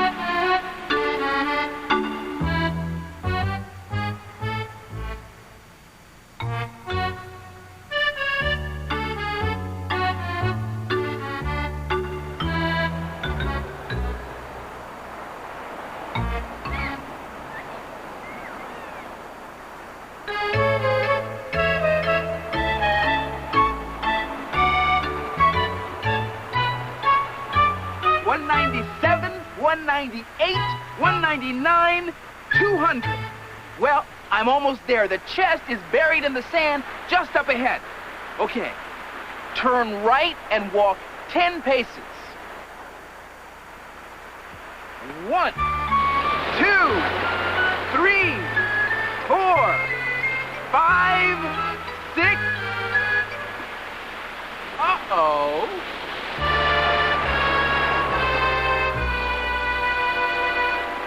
The beach must have changed a lot since Louis was here. I'm gonna need more than a map to find this treasure. Here's just what I need. My compass. A compass needle always points north, and that can help me find the right direction on my map. Compasses have helped people find their way for hundreds of years. And today, scientists use extraordinary new tools to help them find much more than a compass ever could. Like the most famous shipwreck in history, the Titanic. It is April 1912, and the biggest ship ever built, the Titanic, set sail from England across the Atlantic, packed with excited passengers. It's 2 nights later, and suddenly out of the gloom, the lookout spots a huge dark shape, an iceberg. The crew tries desperately to turn the ship, but it's too late. The iceberg grinds along the ship's side. Water pours into the lower decks. The impossible has happened. The Titanic is sinking. Passengers fill the lifeboats, but there aren't enough. The Titanic disappears into the icy deep with over 1,000 people still on board. 73 years later, Dr. Robert Ballard, an underwater scientist and explorer at Woods Hole Oceanographic Institution, sets out to follow his lifelong dream, to find the Titanic. To mount an expedition, it takes all kinds of people with all sorts of skills. Men and women who can operate computers, who can run the ship, who can do a variety of different things. We went out first, and we searched, and we didn't find anything. We covered most of the area, and we didn't find a single object that suggested that we were even close to the Titanic. And then we went out a few weeks later with my robot, Argo. And Argo has a series of cameras on it and sonars on it, and you put it down deep in the ocean on a cable, and you tow it behind the ship sort of like a kite, but upside down. And the images that the cameras see are transmitted up the cable and displayed in our control room. We've been searching for 60 days, and we were down to our last 4 days, so I was starting to panic.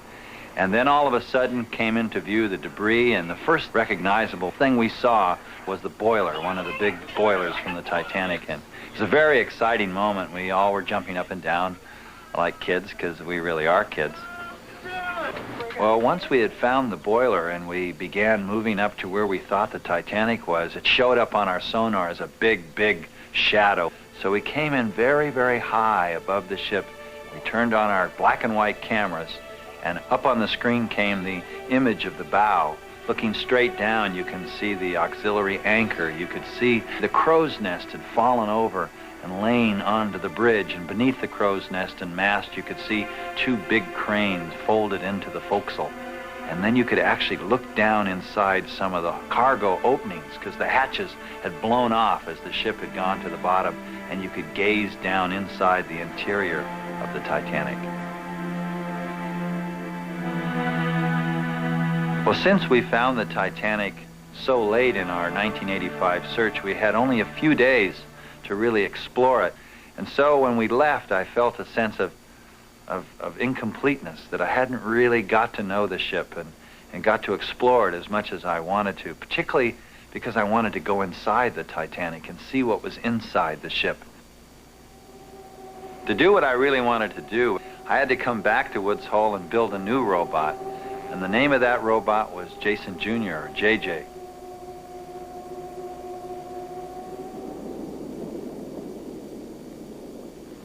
We have a little submarine here at Woods Hole called Alvin that can carry 3 people deep within the sea. And we put JJ on the front of Alvin in a little garage. And then I was able to land the submarine on the deck of the Titanic, which was really an amazing thing. And then once the submarine was sitting quietly on the ship's surface, I could then send JJ deep inside the ship. And I went through a variety of different places. I went to the bridge, and I looked around the bridge. I went into the promenade and peeked into some of the windows with JJ. But then there was this one room we went into, and it was very dark, and hanging from the ceiling were like icicles, but they were made of rust, and we called them rusticles. They're very fragile, and they're hanging from the roof. Suddenly, Jason bumped into one of the big rusticles, and when you do that, the rusticles are made up of very fragile material, and so it turns instantly into a cloud, a rusty cloud, and we couldn't see. We could bump into things, so we had to pull Jason back out until that rusticle cloud went away. And then all of a sudden, we saw off to our left, in the middle of the room, hanging from the ceiling, was one of Titanic's light fixtures, an incredible a glass chandelier light fixture hanging there, and then it was ornamented by a sea fan, like a feather in a hat, and it was really quite an amazing thing to see.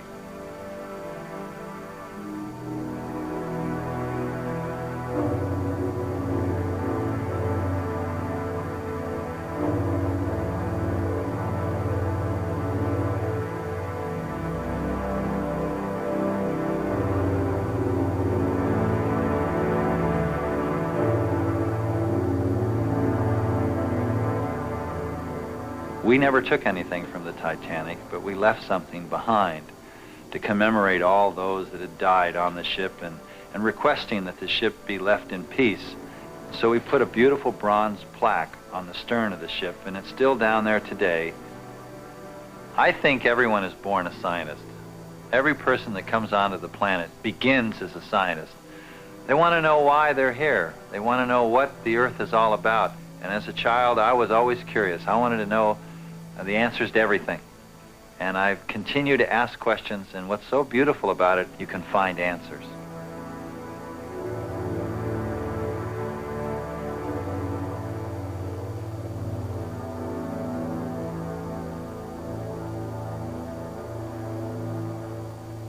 Now here's a gadget that's sure to find treasure. It's a metal detector. This machine works a bit like a magnet. When it passes near any object that's made of metal, even if it's buried in the sand, it beeps. Watch this. Quarter.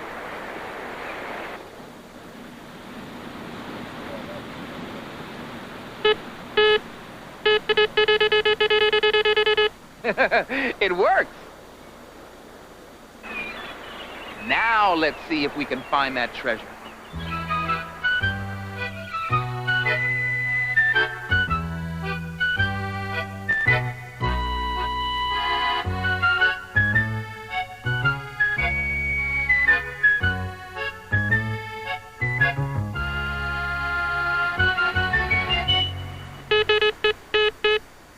There's something down here. Oh, I feel it. And it's heavy. It's a bucket. Not exactly a treasure, is it? You know, I think this could take some time. So while I keep looking, you can go on your own treasure hunt. I know a place where everywhere you look, you're bound to strike gold. And here are 3 gems that are just waiting to be dug out of your local library or bookstore. But you don't have to take my word for it.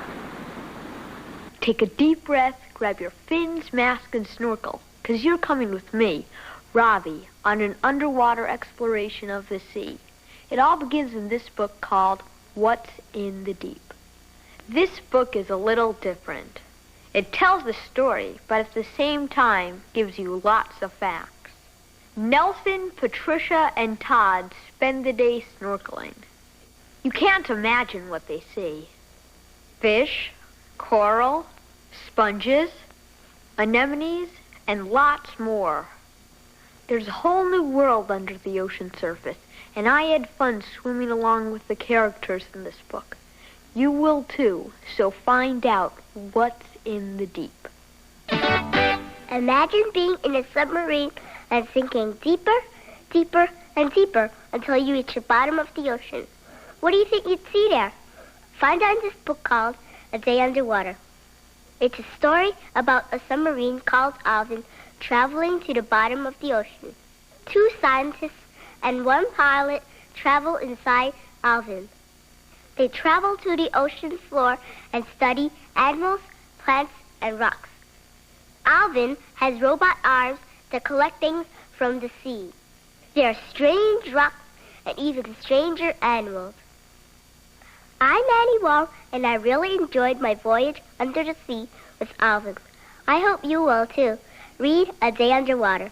Hi, I'm Jimmy Lucas, and I'm here to tell you about one of the greatest tragedies of all time.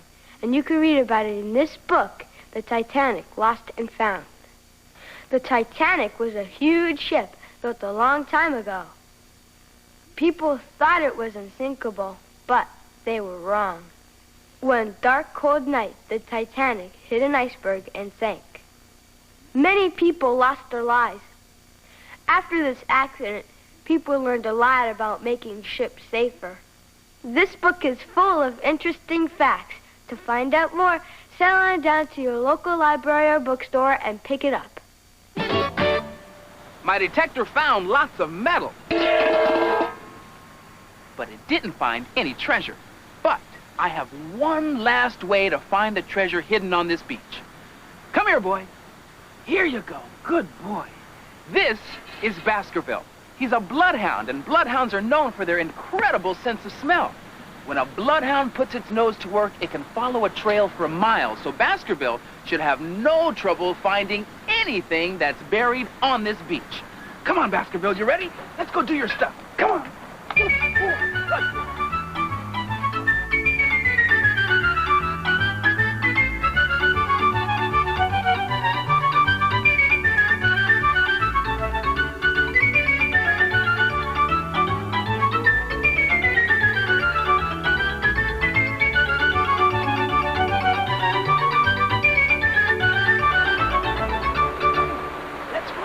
Where is it?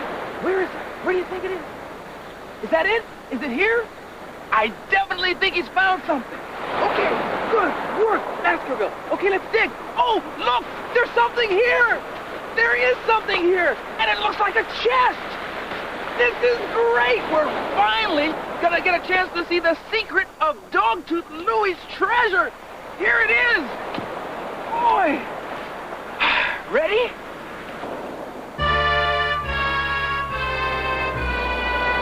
Bone? It's a bone! Yeah, Baskerville, I guess that's for you. I don't get it. Why would Dogtooth Louie bury a bone?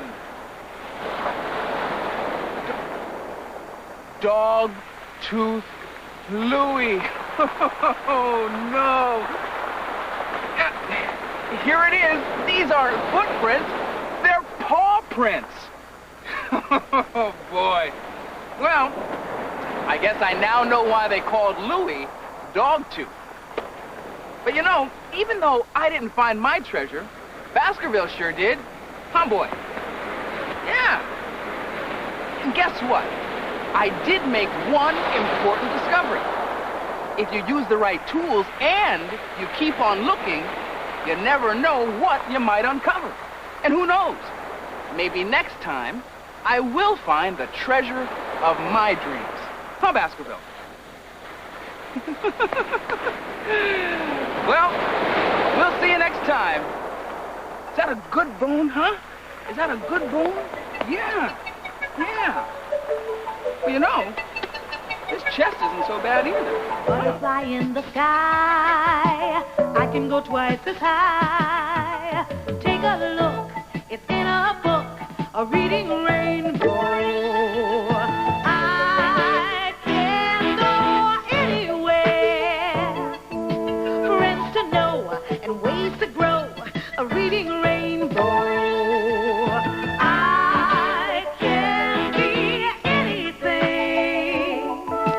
Take a look, it's in a book, a reading rainbow. A reading rainbow. Butterfly in the sky, I can go twice as high. Take a look, it's in a book, a reading rainbow.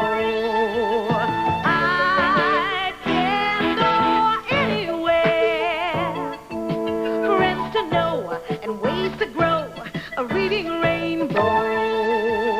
I can be anything. Take a look, it's in a book, a reading rainbow. A reading rainbow. A reading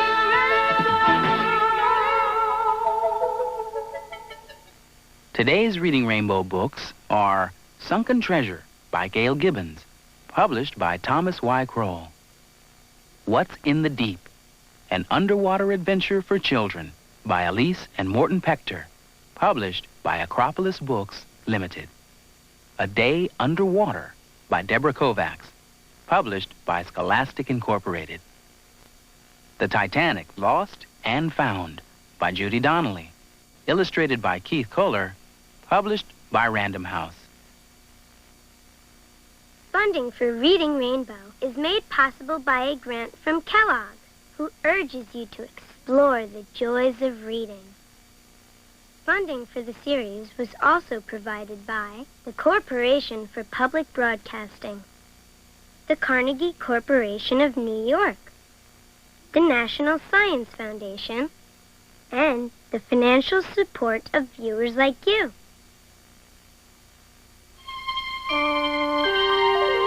This is PBS.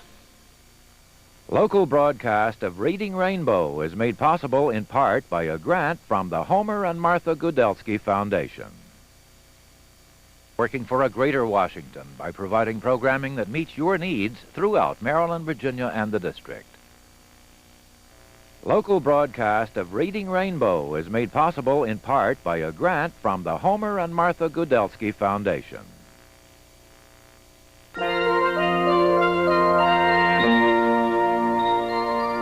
Reading Rainbow is made possible by grants from the Carnegie Corporation of New York, the National Science Foundation, the Corporation for Public Broadcasting, this station, and other public television stations. And by a grant from Kellogg, who reminds you to take time each day for reading.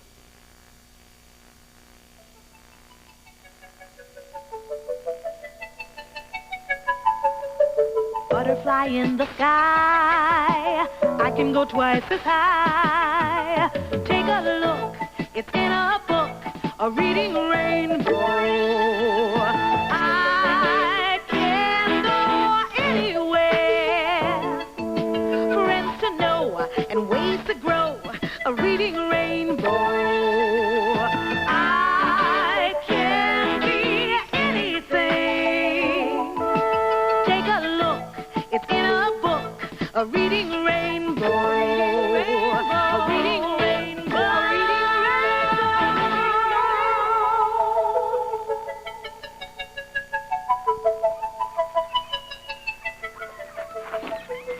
Camera and film. Film, where's the film? Yes, film. Hi, Good morning. We are up early to join the Cape Ann Whale Watch here in Gloucester, Massachusetts.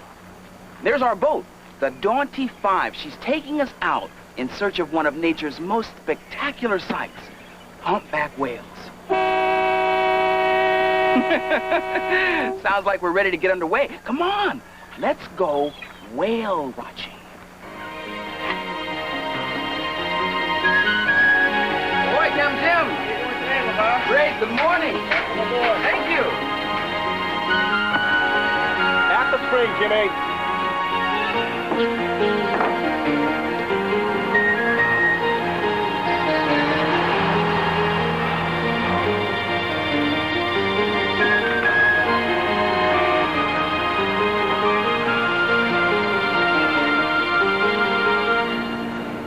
Woo! This is great. Well, here we go. I'm hoping we'll be lucky and see some whales today. Humpback whales have been sighted not far from here along the North Atlantic coast. They migrate here to spend the summers feeding. You know, whales have an amazing sense of direction. They seem to know just how to get where they're going. But sometimes they can make a mistake and take a wrong turn. Well, that's what happens to Humphrey in this true story. It's called Humphrey, the Lost Whale.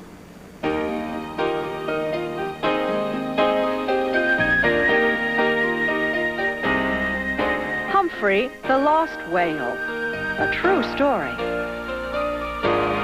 By Wendy Tokuda and Richard Hall. Illustrations by Hanako Wakayama. Read by Jane Pauley.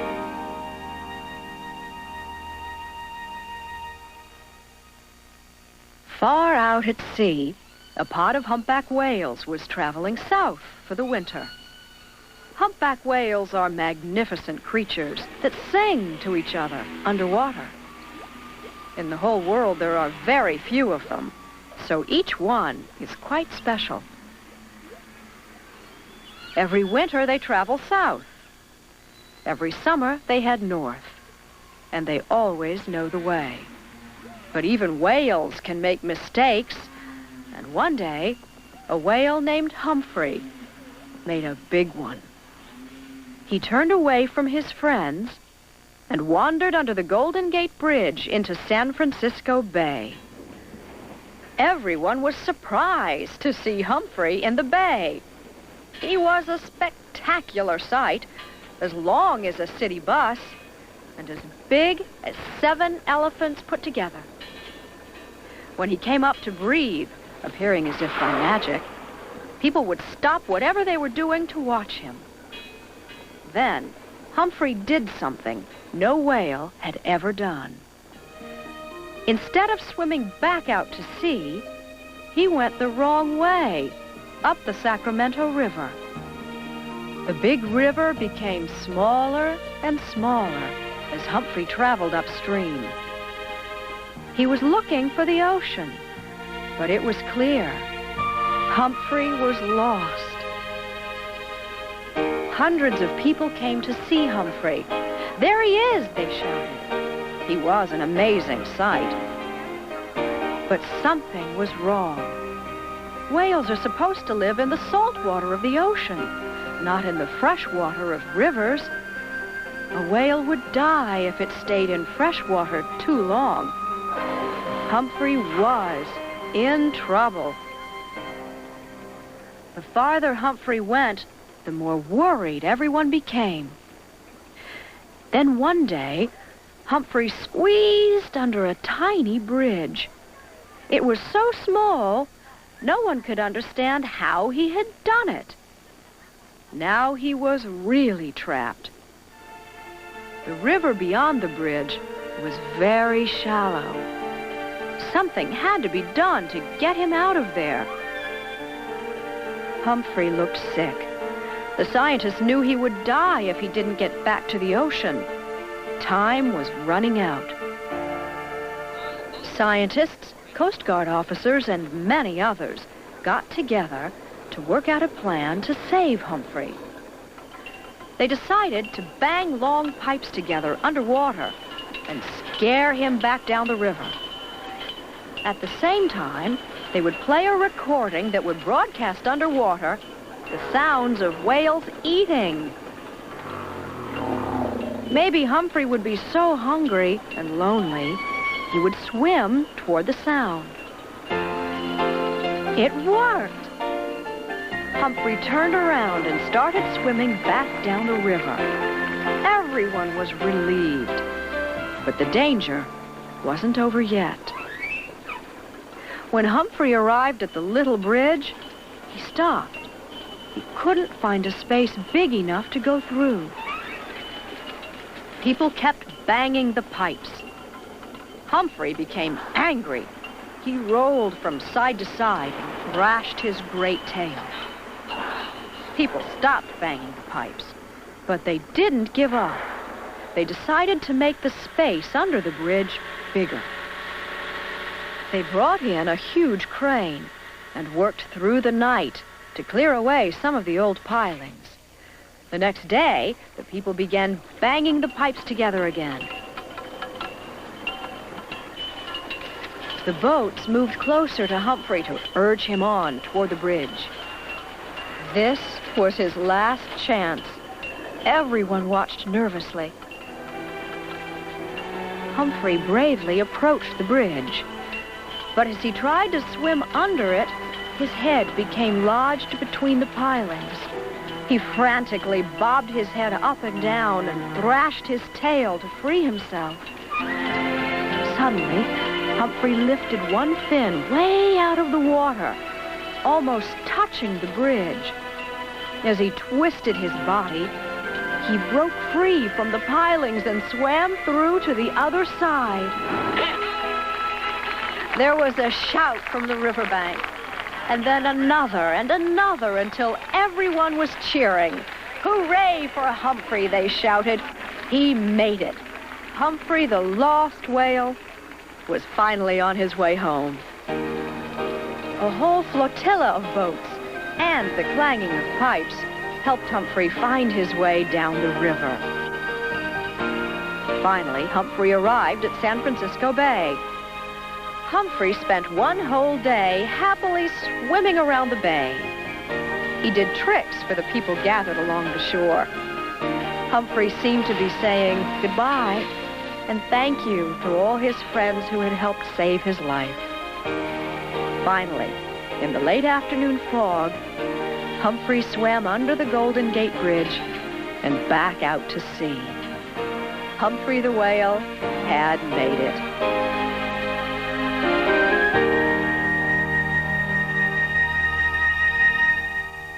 Of course, Humphrey's story is about a whale, but it's also about all of the people who cared enough to help him find his way home. The most amazing thing about Humphrey's story is that it really happened. As Humphrey swam up the Sacramento River, crowds of people came from everywhere to help the experts turn him around. They urged him on as he struggled to swim between the pilings under the bridge. There were some tense moments for everyone when it seemed that Humphrey might not make it. And when he finally succeeded, everyone cheered. All the people in the crowd felt they had a small part in Humphrey's success as they watched him swim to freedom. And Humphrey seemed to agree. You and I might whale watch for fun and adventure, but scientists have different reasons. For naturalists like Cindy Belt, it's a great opportunity to study whales in their own environment. Hi, Cindy. Hi, LeVar. This is so beautiful out here. Now, what do we expect to see out there today? Hopefully some humpback whales. Hopefully. Yeah. Cindy, we got some whales off the starboard bow. Whoa! Look at that! That's a humpback whale. That's a pretty big one. It's probably 45 foot long.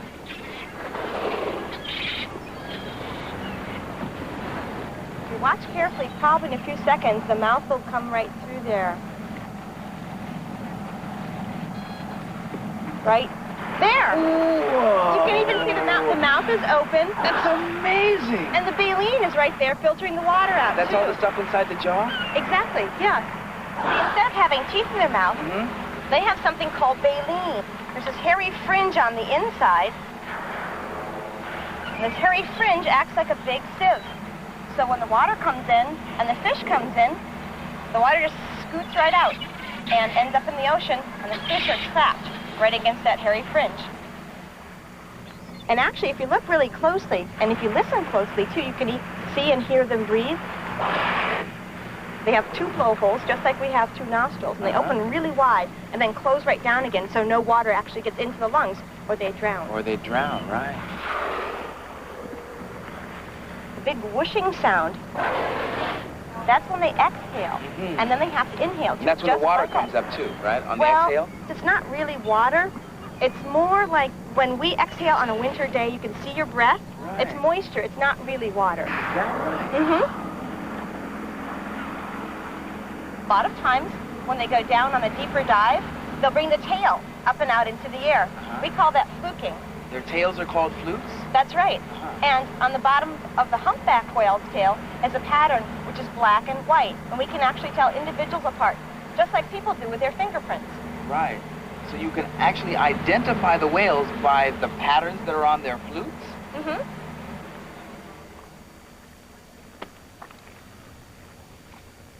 Look at that! The animal's laying on its side, taking the flipper and slamming it on the water. Well, now, why does it do that? It's usually a social signal. So he could be signaling to other whales? Yeah, exactly. Wow. Whales are sort of laying on their belly. When we see them, we only see their back. Right. So if you rolled over, your hand came up and out into the air, you slammed it down. That's like the arm of the whale, almost, except we call it a flipper. Look! The whale just leaps completely out into the air. That's amazing! We call that breaching. Usually it's for communication, but even calves will do it. Sort of like playing. Really? Yeah. So they're just fooling around and having a good time out there. Jumping for joy, almost. Yeah.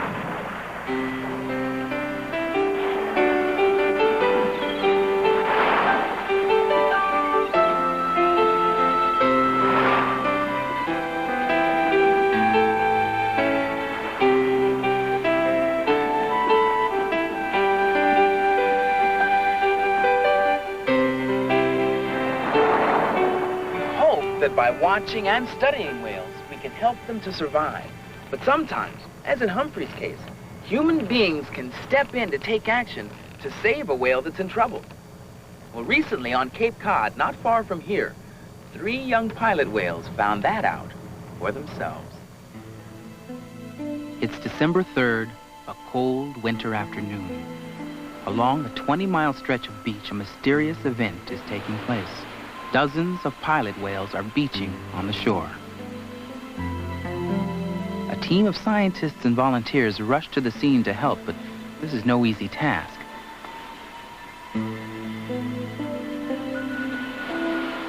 They struggle desperate to push the 4- and 5-ton animals back into the sea. If they can get the whales past the shallows, they have a chance. If not, they will die. Greg Early from the New England Aquarium leads the rescue team. Beaching is dangerous to whales. It's very injurious to them and fatal if they're out of the water long enough. They're animals that are meant to spend their entire life with their body weight supported by water. In water, they don't weigh a thing. When they're out of the water, they weigh a ton and a half.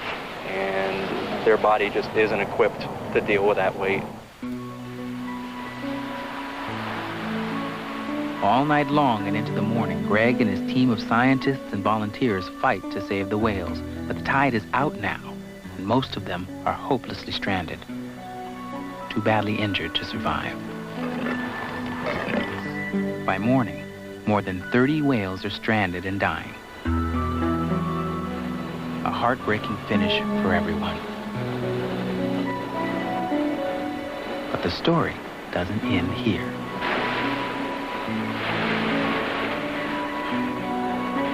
Three young calves who've lost their mothers are badly injured but have survived because they're young and small. For the first time ever, baby whales are carefully transported back to the New England Aquarium.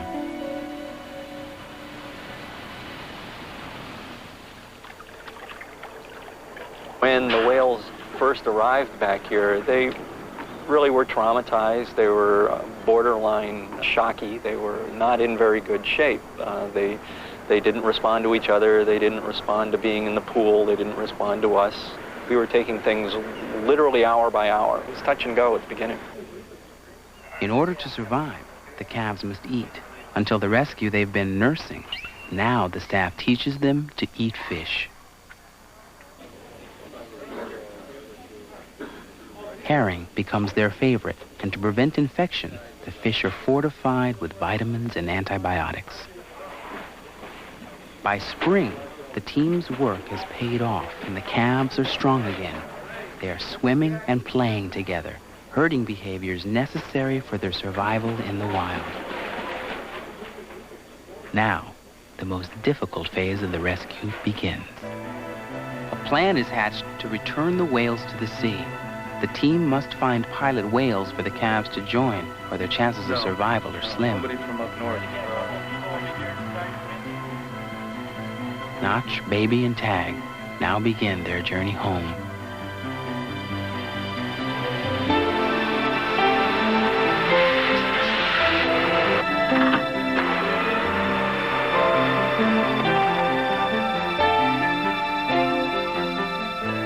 The crew concentrates on keeping the whales healthy on the trip.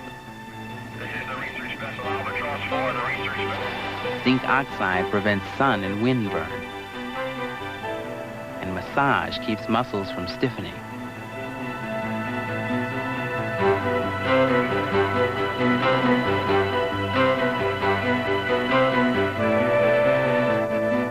After 12 hours at sea, a herd of pilot whales is spotted. The plan is to lower all three and release them together into a pin attached to the side of the ship. Notch is first, and immediately he's in trouble. The pitch and roll of the ship causes the harness to swing out of control. He almost slams into the side of the ship.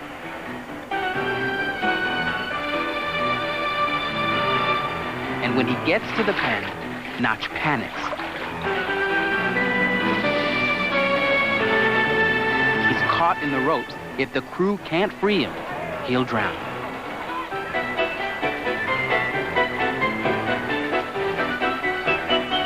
Finally, the ropes are cut, and Notch swims off, alone. A bitter disappointment. Notch has little chance to survive on his own. Now the crew works quickly to release Baby and Tag together. Suddenly, Notch returns, and Baby and Tag swim to join him. What a feeling! Notch, Baby, and Tag are home.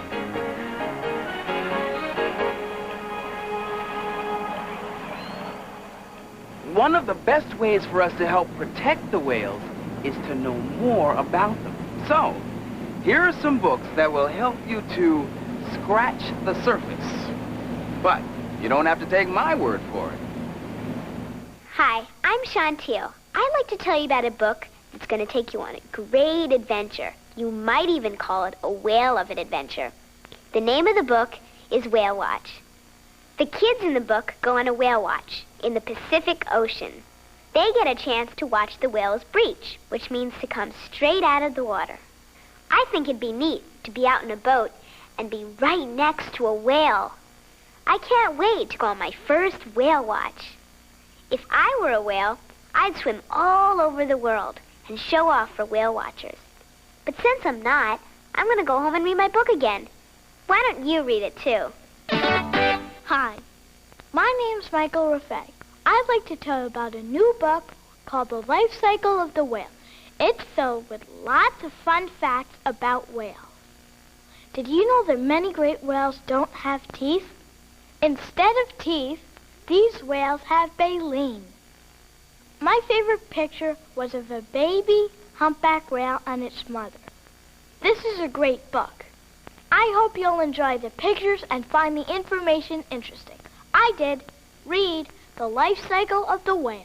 Hi, I'm Nicholas Saunders. Did you know that humpback whales can actually sing songs? Well, neither did I until I read this book called All About Whales. The book describes how a whale lives and eats.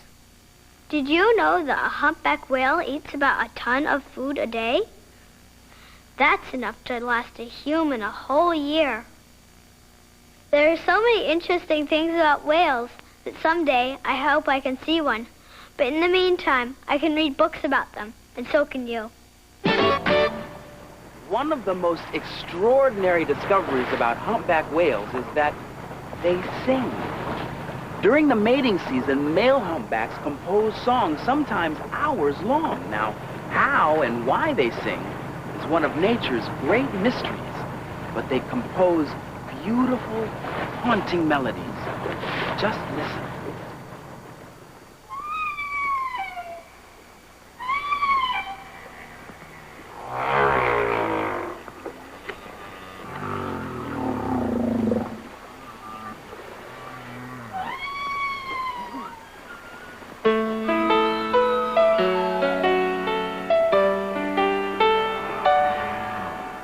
Underwater melodies, drifting on currents, rising up towards the sky.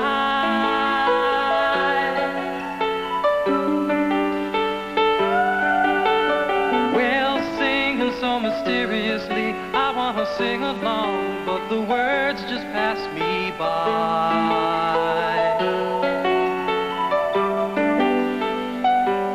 Sail away, sail the sea, with the whales is where I wanna be.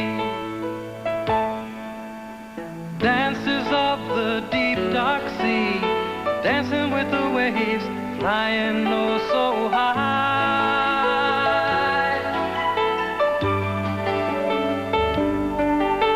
In ocean choreography, I wanna dance with you, but I feel a little shy.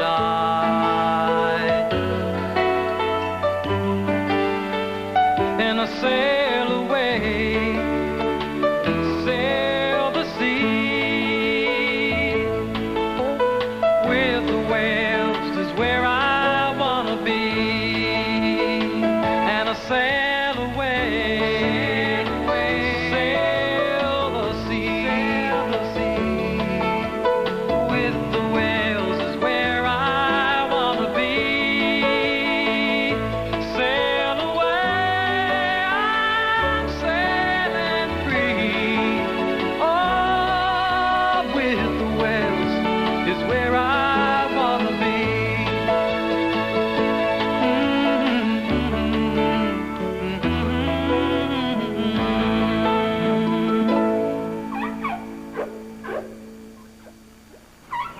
Many years ago, there were hundreds of thousands of whales in our oceans. Today, they're almost gone. Why? Well, mostly because of hunting and pollution. Now, hunting has been outlawed, but we still pollute our oceans. Take this stuff, for example. Plastic bottles and wrappers thrown into the water are deadly to the sea life that lives there. When you finish your beach picnic, please clean it up. That's one way we can be sure that years from now, your children will be able to enjoy the thrill of watching whales and maybe even hear the humpback sing. I'll see you next time.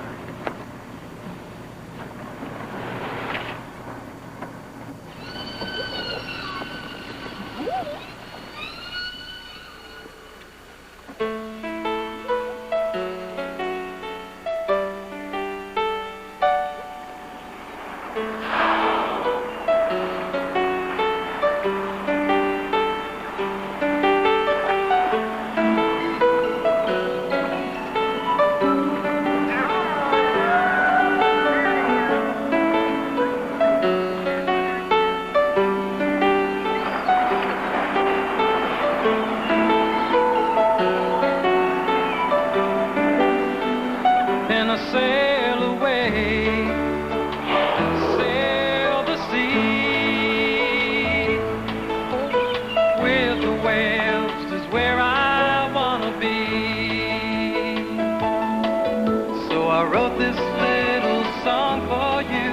If you hear it, you can flash your tails, but sing along if you want to. It's just a simple song, a love song to the whales, and I sail away, sail the sea, with the whales is where I wanna be. Sail away, I'm sailing free. Oh, with the whales is where I wanna be.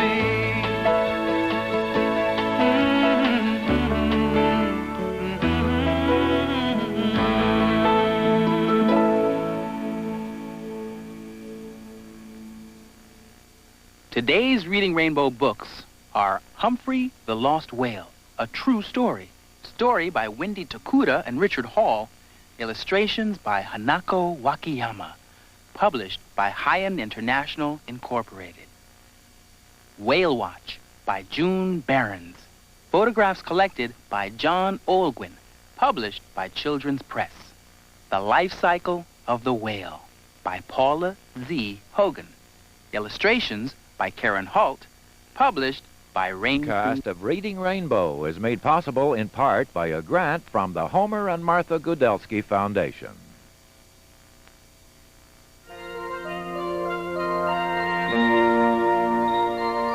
Reading Rainbow is made possible by grants from the Carnegie Corporation of New York, the National Science Foundation, the Corporation for Public Broadcasting, this station, and other public television stations.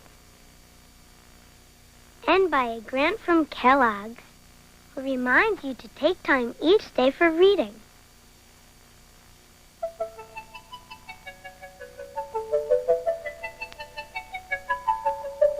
Butterfly in the sky, I can go twice as high.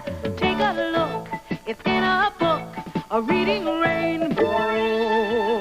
I can go anywhere, friends to know and ways to grow, a reading rainbow. I can be anything. Take a look, it's in a book, a reading rainbow. A reading rainbow. A reading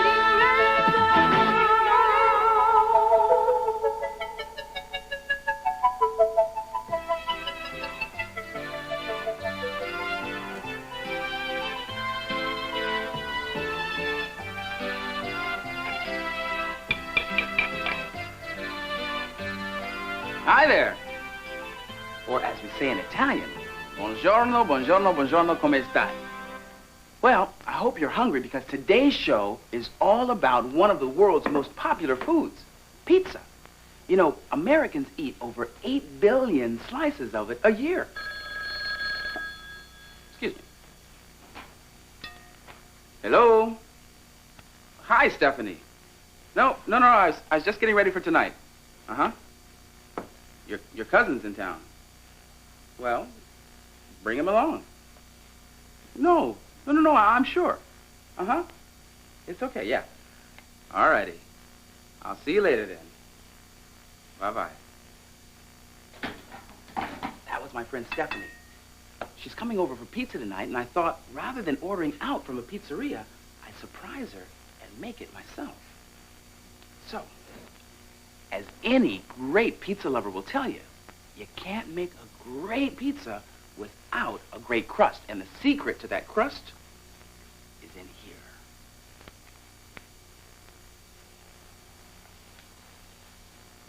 Yeast. It's a tiny little fungus, and you wouldn't know by looking at it, but these little critters are alive.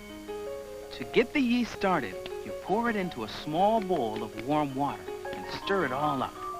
Now, Add this yeast mixture to some more water. Pour it all into the flour and mix it with a spoon until it becomes dough.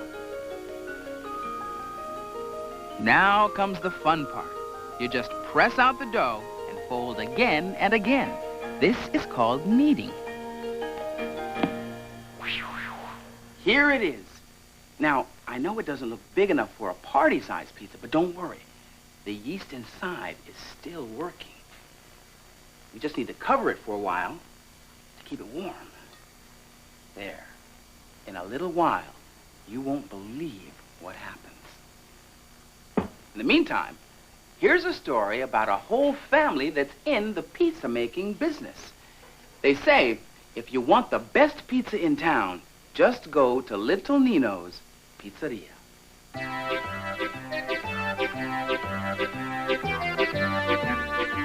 Little Nino's Pizzeria by Karen Barber. Read by Josh Savian.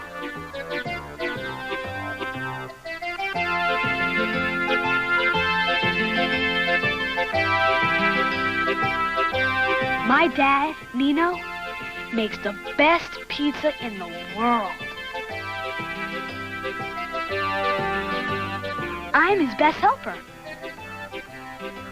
I help knead the pizza dough.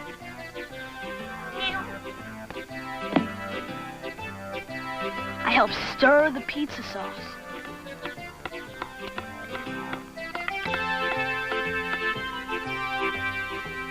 And I help grate the cheese.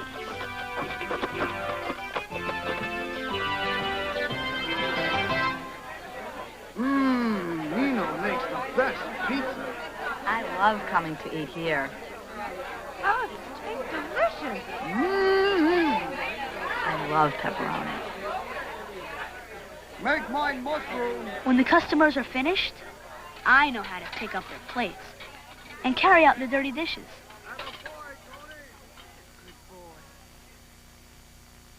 I help give the extra pizzas to hungry people in the alley who have no homes. What a treat. Thanks. And I help my dad serve our pizza pies. People come from all over town to eat at Little Nino's. They wait in long lines because our restaurant is so small. One night, a man came to see my dad after the last pizza. What did he want? That night, my dad told my mom we would be making lots more money now. The next day, my dad locked up Little Nino's.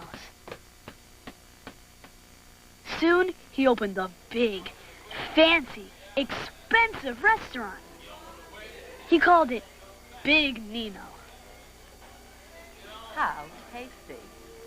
Everything is simply divine. I tried to help in the dining room, but the waiters tripped over me and spilled a lot of food. Mamma mia! Watch out for the flying pizza! I tried to help in the kitchen, but Francois, the chef, pushed me away. I asked my dad how I could help, but he was too busy to even notice me. No matter how I tried to be helpful, I was always in the way. So, I went home. I miss Little Nino's. But then, one night, my dad came home from Big Nino extra tired. He said, I miss cutting tomatoes and chopping onions and kneading dough. I'm tired of so much paperwork and money talk. He shouted, I want to make a pizza.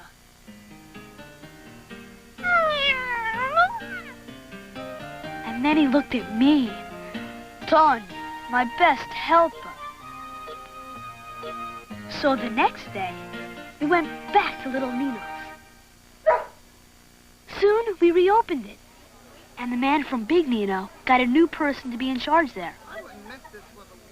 My dad, Nino, still makes the best pizza in the world. But he changed the name of our restaurant. Little Tony's. Yeah!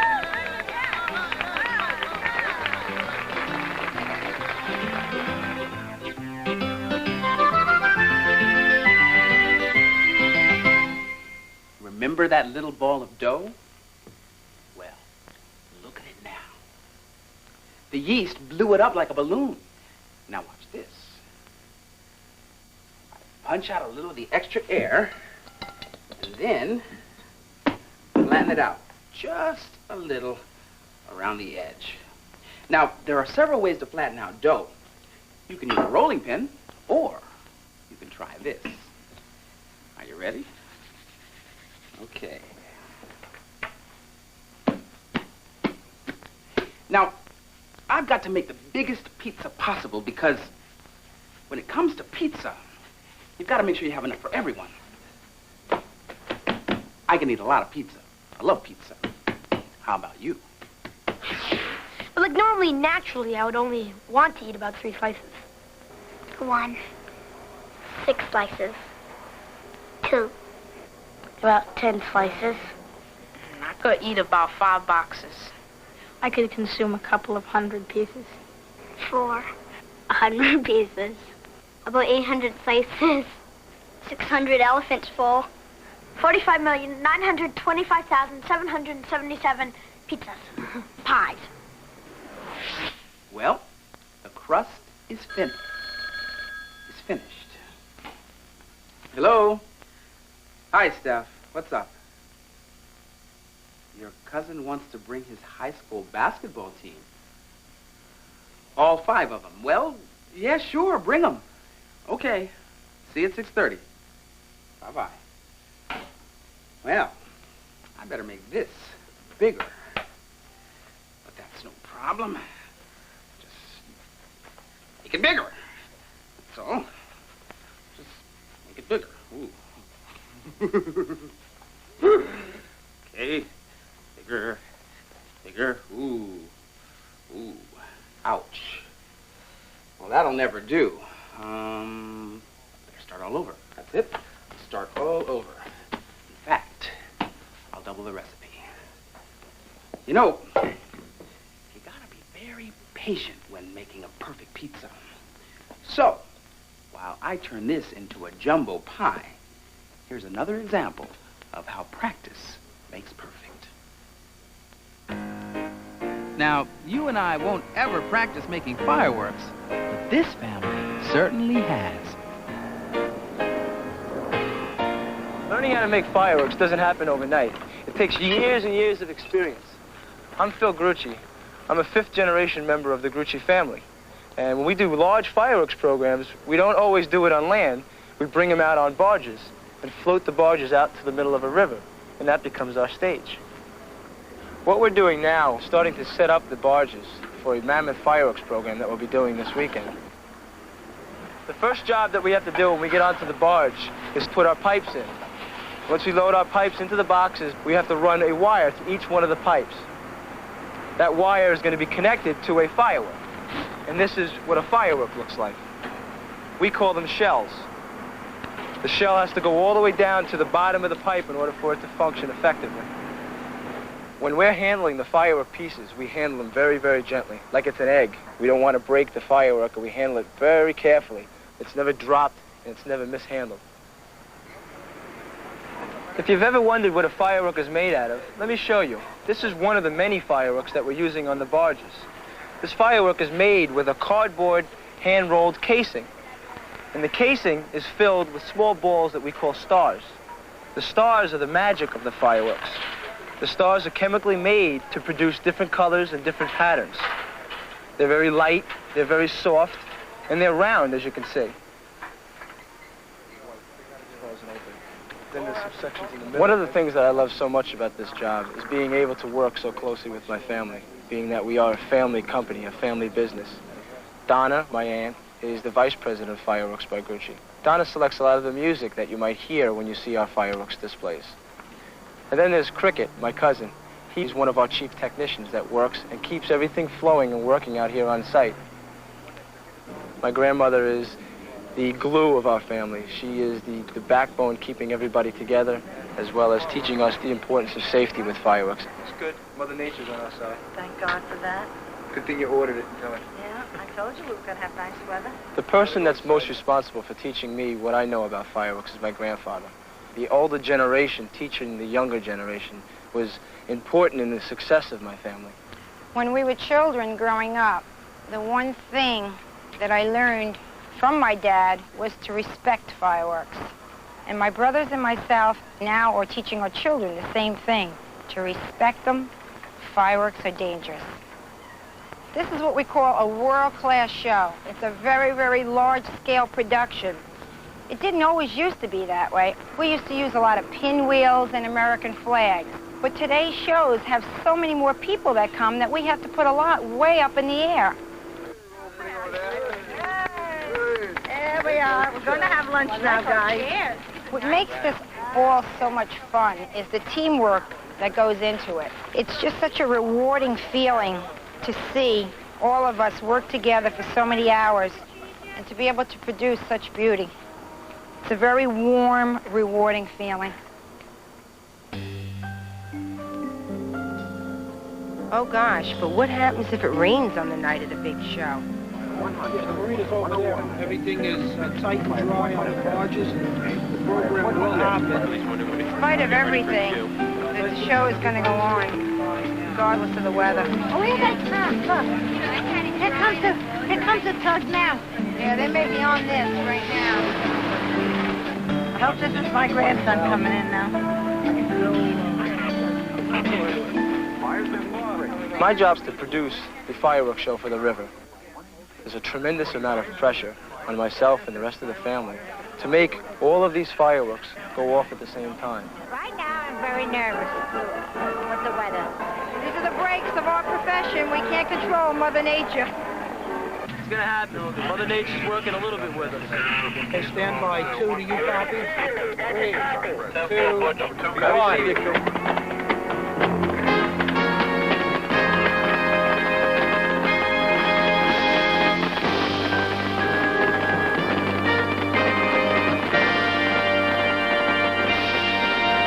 So far.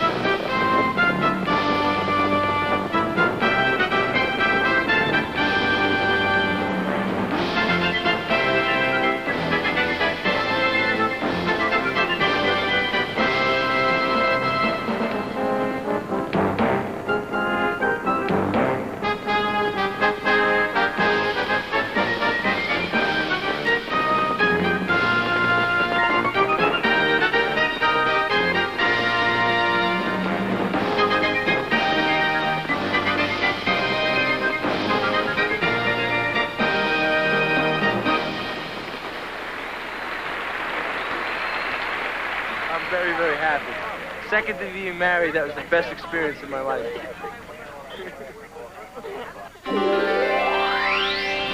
Okay, this ought to be big enough to feed a high school basketball team. Now, here comes my favorite part. Adding the sauce and the toppings. Hello? Yes, Stephanie, the coach can come too. Yes, okay. I'll see you later. You know, I should have asked Stephanie what the coach likes on his pizza. Everybody has their favorite toppings. What's yours? My favorite toppings are green peppers and onions with extra cheese. Mushrooms. Olives. Sausage. Garlic. Hot sauce. Pepperoni, sausage, and pickles. No, that wasn't it. Gumballs. Onions. Oysters. Candy bars. Another pizza. I guess the only way to top a pizza for everyone is with a little bit of everything. So finally, I get to add the sauce. Here we go. A little bit of sauce. I love this part. This is great. A little sauce. Kind of slather it around there.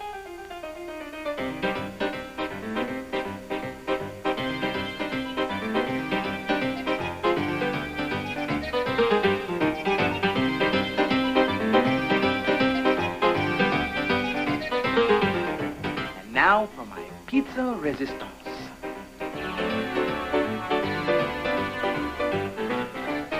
Perfecto. Bravo, bravo, bravo. Very good, very good. Molto bene, right. You know, the best thing about making pizza is that you can make it any way you want. And of course, eating it can be just as creative. And everyone has their own favorite style. What's your favorite style?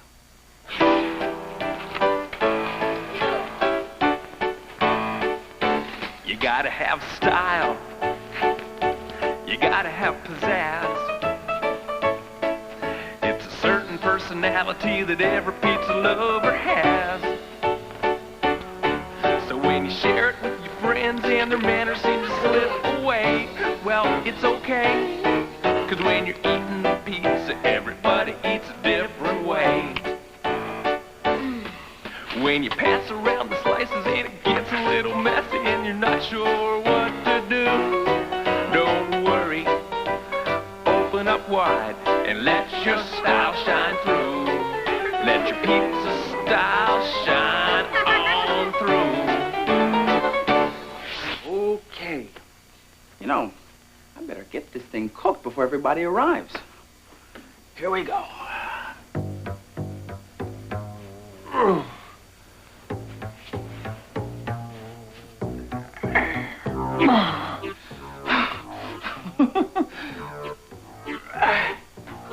Mamma mia. Here we go. I can't believe this thing won't fit. I'm coming.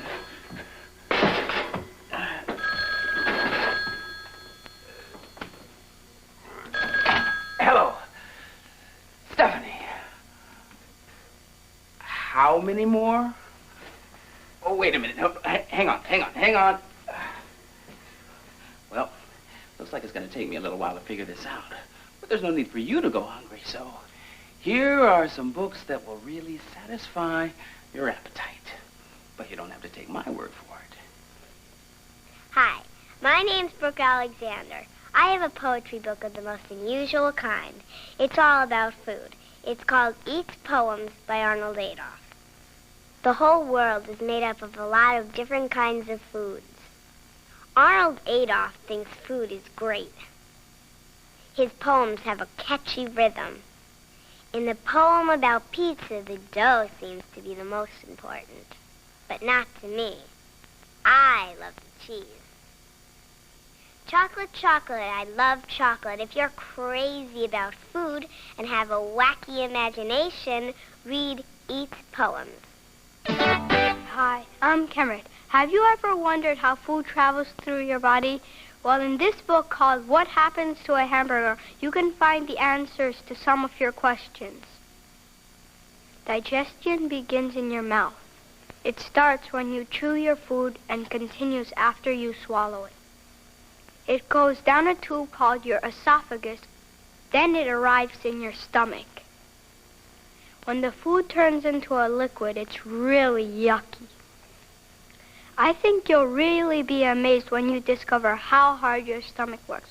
So the next time you eat something, think about what happens to a hamburger. Hey, you Colonel fans out there.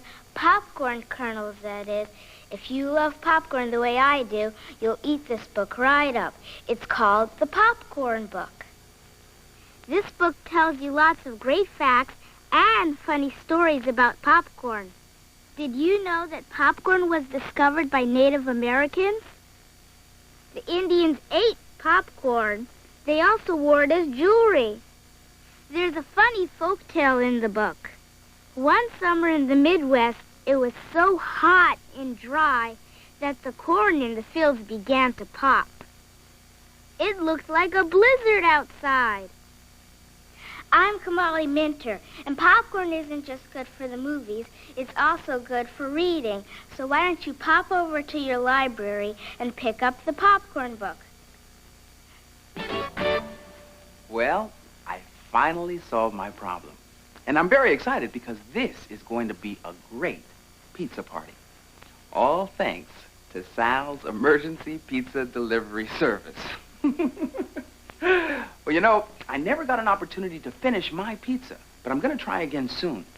And the next time you're in the mood for some mouth-watering pizza, why don't you try making your own?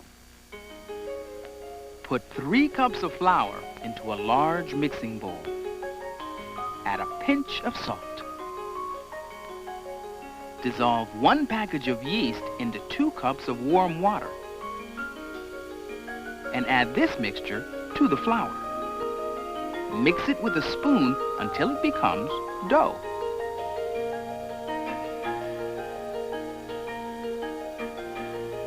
Knead the dough for 2 to 3 minutes.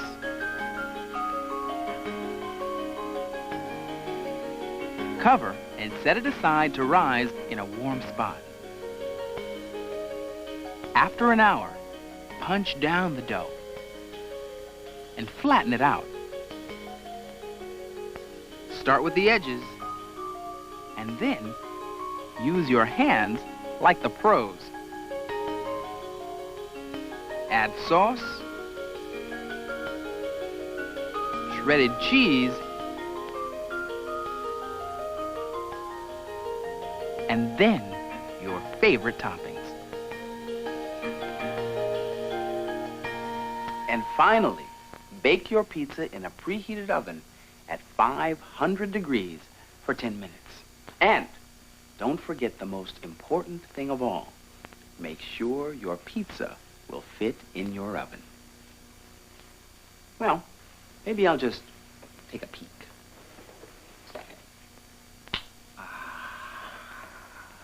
Deliziosa. Bene, bene, bene, bene, bene.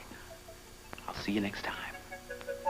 Butterfly in the sky, I can go twice as high. Take a look, it's in a book, a reading rainbow.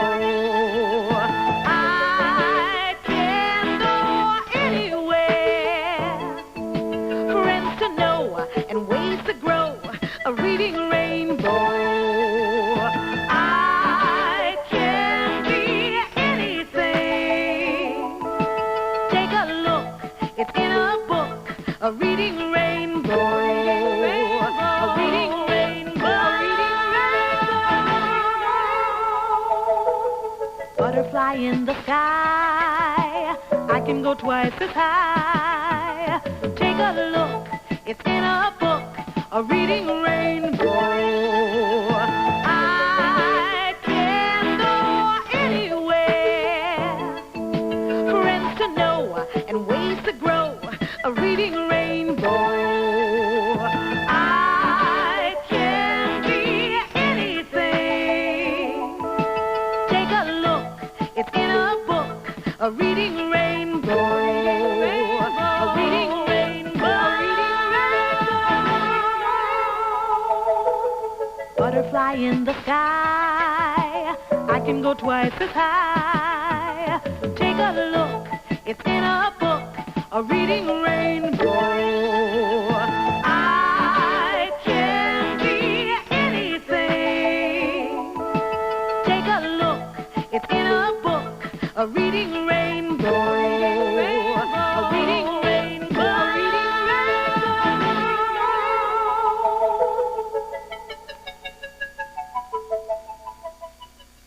Today's Reading Rainbow books are Little Nino's Pizzeria by Karen Barber, published by Harcourt Brace Jovanovich Incorporated. Eats Poems by Arnold Adolph, illustrated by Susan Russo, published by Lothrop, Lee, and Shepherd Books. What Happens to a Hamburger by Paul Showers, illustrated by Anne Rockwell, published to your community in suburban Maryland, Virginia, and the district. Local broadcast of Reading Rainbow is made possible in part by a grant from the Homer and Martha Gudelsky Foundation.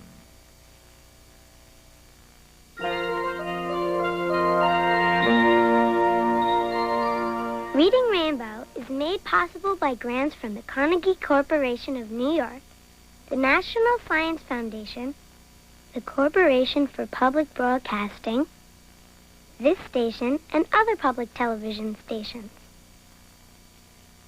And by a grant from Kellogg's, will remind you to take time each day for reading.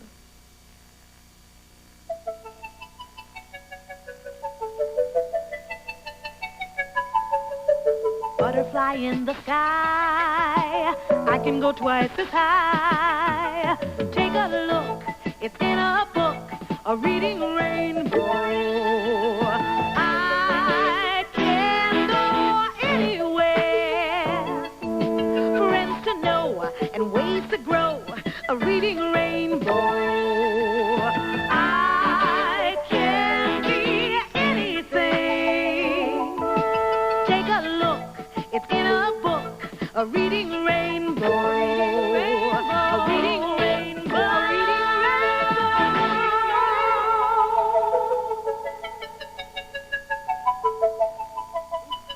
Oh, get some more milk. No, this one's empty. This one's empty. Hi there. Take two. Hi there. You know, everybody knows these guys will nibble on just about it. I've got to make the biggest pizza. And they need to be taken care of. Ow!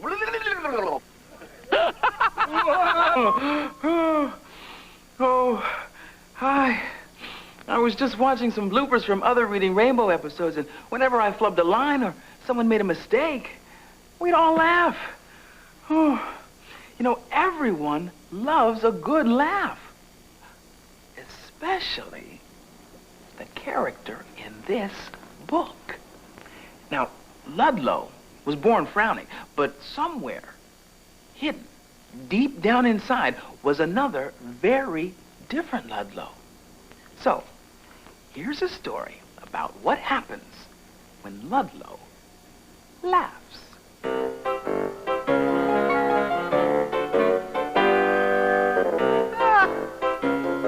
Ludlow Laughs by John Agee. Read by me, Phyllis Diller. When Ludlow was born, everyone immediately noticed this shape. It wasn't a cute little dimple. It wasn't an adorable nose. And as the rest of him grew and developed and changed, it didn't. It only opened for food, an occasional burp, and plenty of grumbling.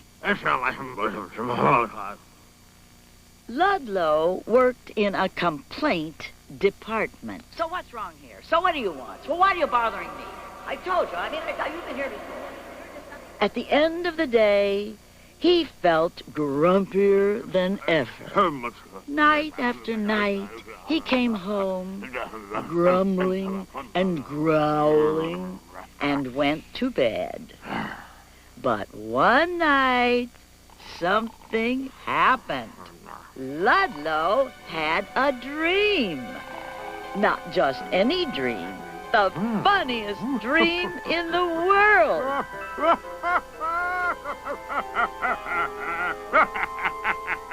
He giggled, he guffawed, and he laughed in his sleep loud enough for the whole neighborhood to hear.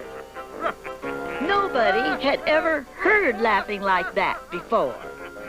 What was even stranger was that once they heard it, they couldn't help laughing themselves.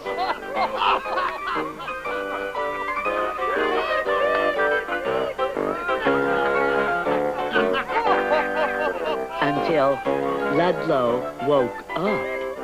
Shut up! The morning was the usual routine.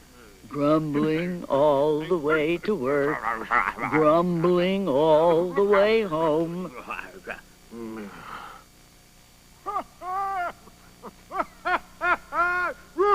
But that night, it happened again. Ludlow's dream was even funnier. Now the whole town was laughing.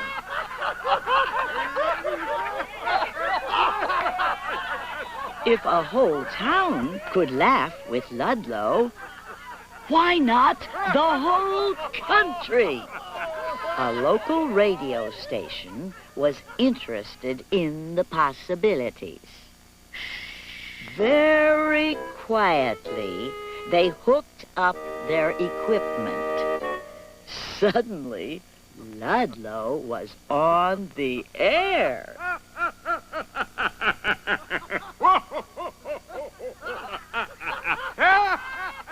Soon, the whole world was laughing with Ludlow.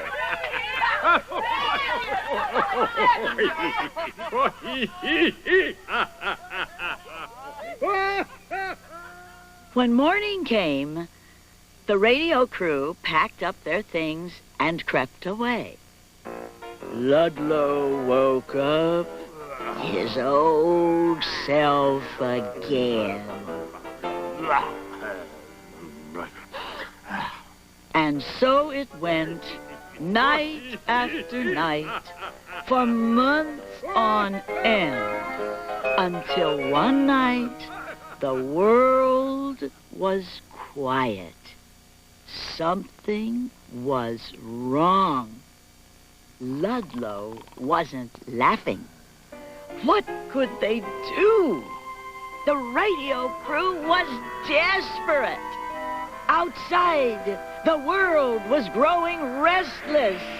From South Pole to North Pole, there was no Ludlow on the radio. Nothing the radio crew did made Ludlow laugh. So they packed up their equipment and left. All through the night, Ludlow slept quietly. And when he woke up, something had changed.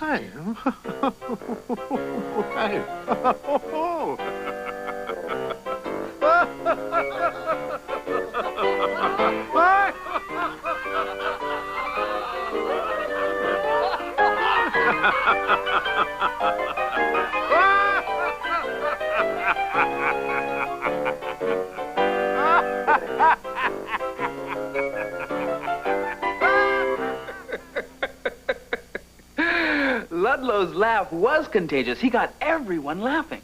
The funny thing is, once you start, sometimes it's hard to stop.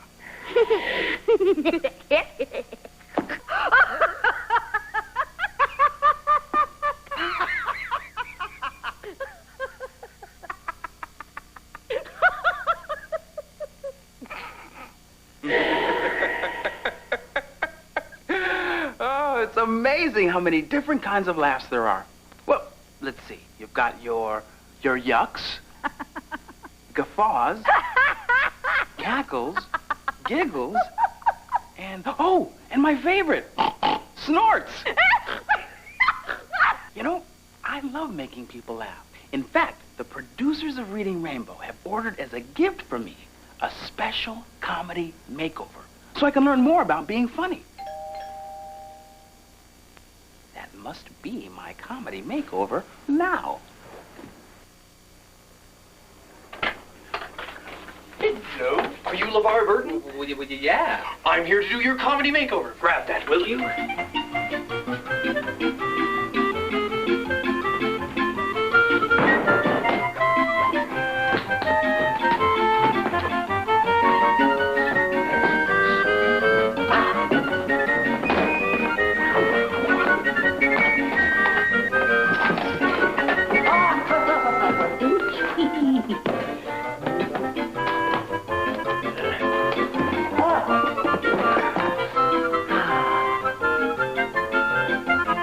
The key.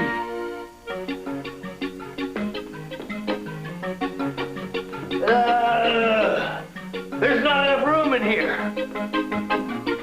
Hi.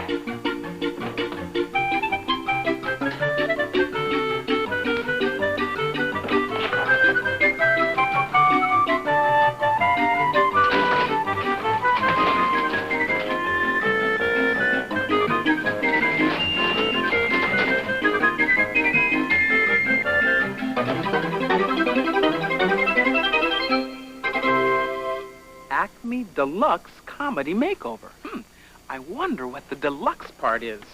Okay, I'm about to make you over into one of the world's funniest fellows. The life of a party, more popular than a class clown.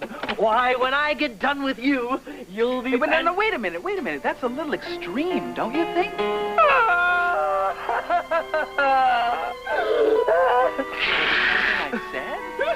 He doesn't want a comedy makeover. I'm so sad I could die. I'm sorry. Listen, I'll tell you what, I'll take the comedy makeover, okay? Bozo. I am not a bozo. I am a highly trained comedy makeover specialist. Okay, then let's get on with it. Okie dokie. Now, any good clown learns from the greats. So, right now, let's take a look at some of the old pros. The founding fathers of funny.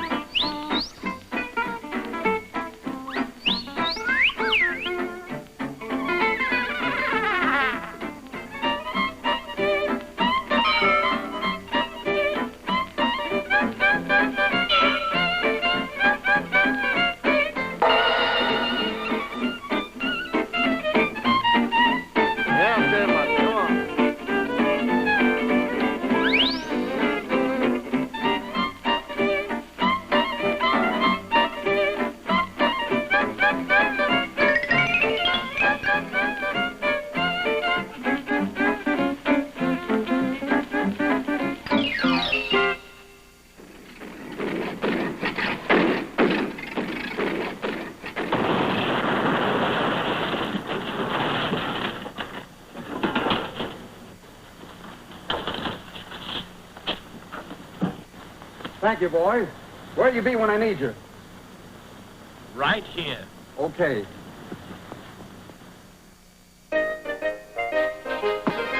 Well, how's this?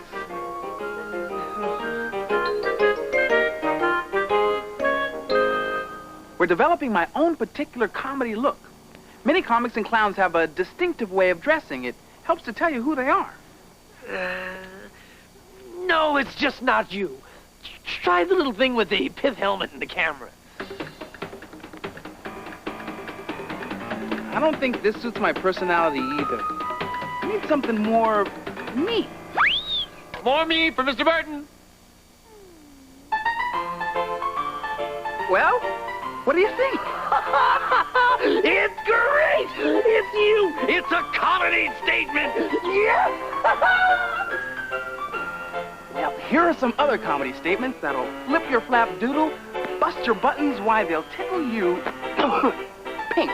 But you don't have to take my word.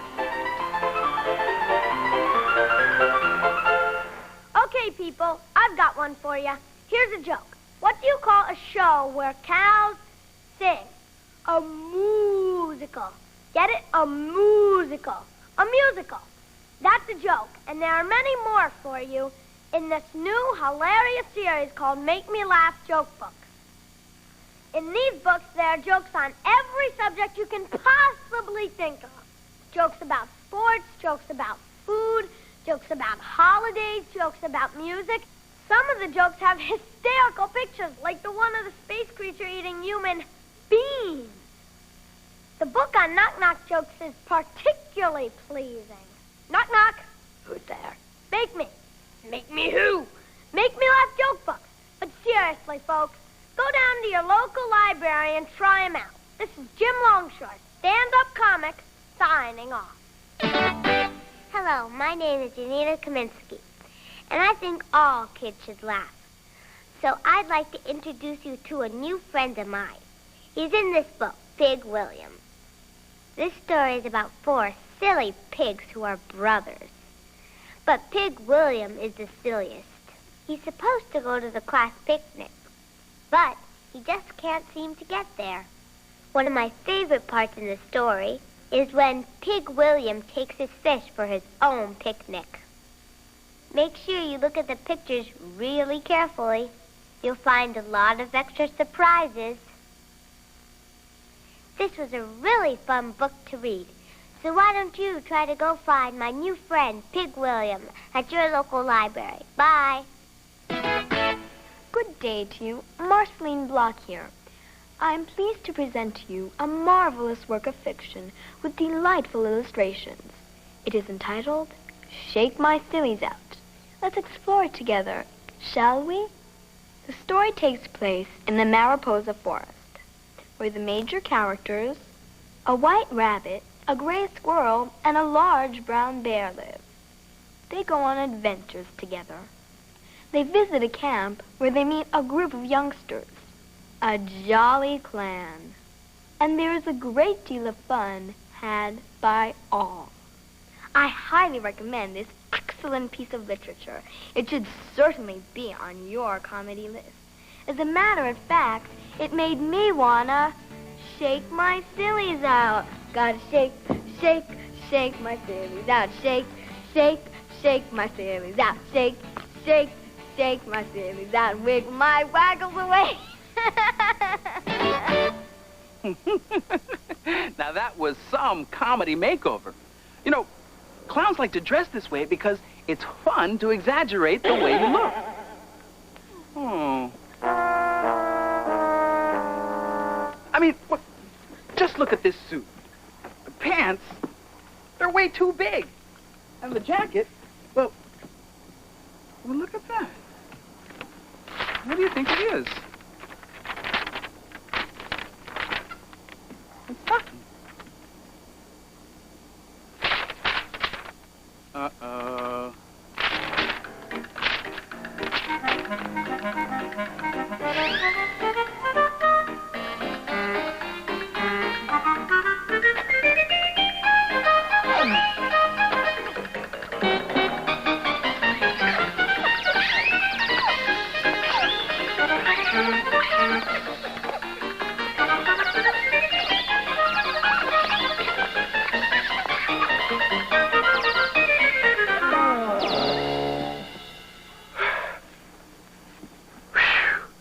You know, comedy is hard work, and a lot of people make a living at it, and not just clowns. There's another kind of comedy called stand-up. Now, a stand-up comic is a person who stands on a stage with a microphone and tells jokes, and each one has his own unique style. Please welcome Peter Pitofsky.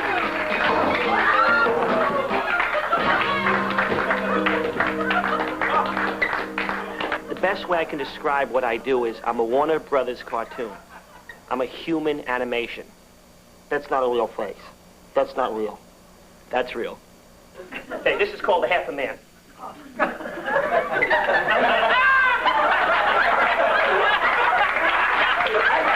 I always knew I was a clown. I always knew it was my job to entertain people. I would imitate everyone. My mother would be in hysterics. I'd imitate my brothers, my father, my grandmother. A blowfish snoring.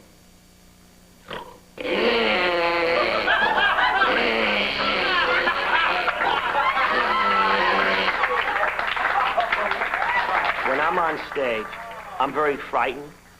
I'm very terrified because I want the audience to love me so much that I'll do anything within reason.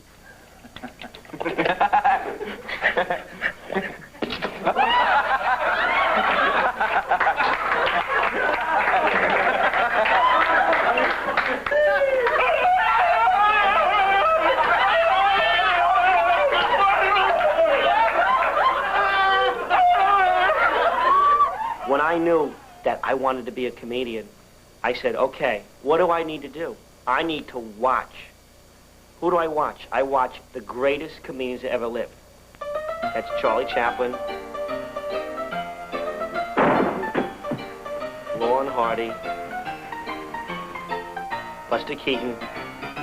Those are my teachers. That's how I learned to do all of my falls, double takes, attitude.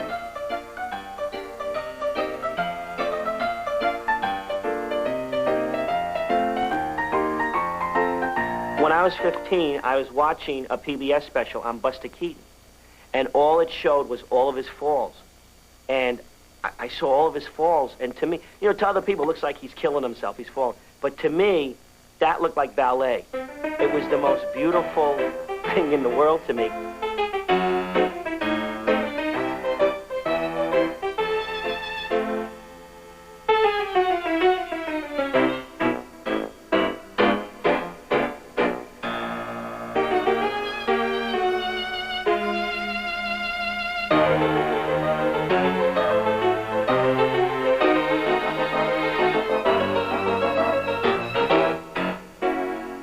Buster Keaton was an acrobat before he did the falls. He was, in my opinion, the greatest comedy filmmaker that ever lived. Throw me in the wall. Just whip me into the wall. Down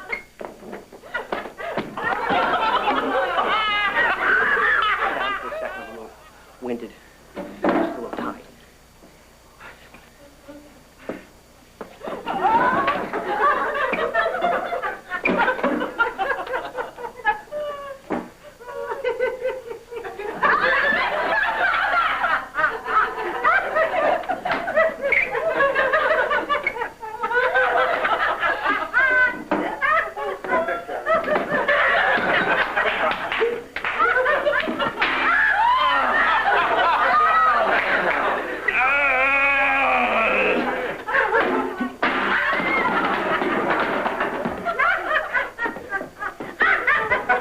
See someone do a fall, don't ever just try to do it, because you will hurt yourself.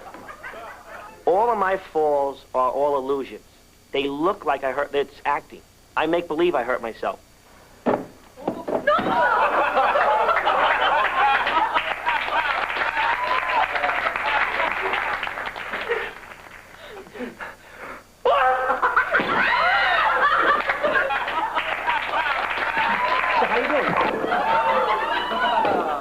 Nice-looking audience. Very calm. The whole thing is to make it look easy. The thing is to show people that I'm not really hurt. It's like when I go like this, just take a drink of water, and I just go. I hit it with my ring. But if you do it, even though my hand's up here, what I do is I make the noise, and as soon as I make the noise, I distract you like a magician. Like, I make the noise here, but what I do is I draw your attention up to here. Can't get it. In my head. I love to make the whole planet laugh. That's what I want to do. I want to give it to as many people as I can and make everyone happy.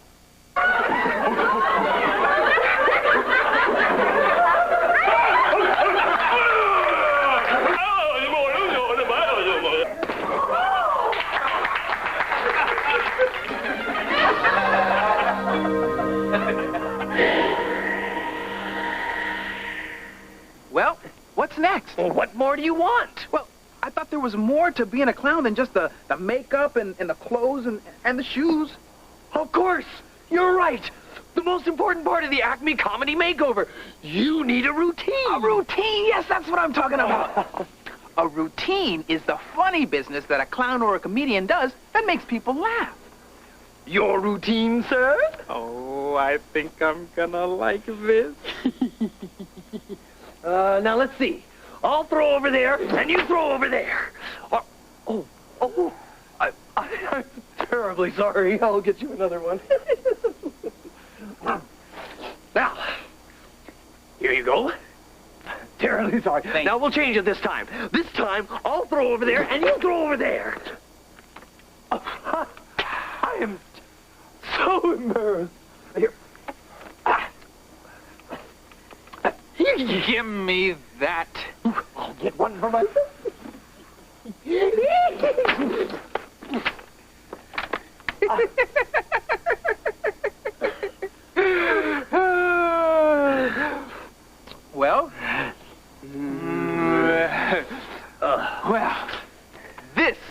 I call a comedy makeover. I don't think Ludlow had this much fun even in his dreams.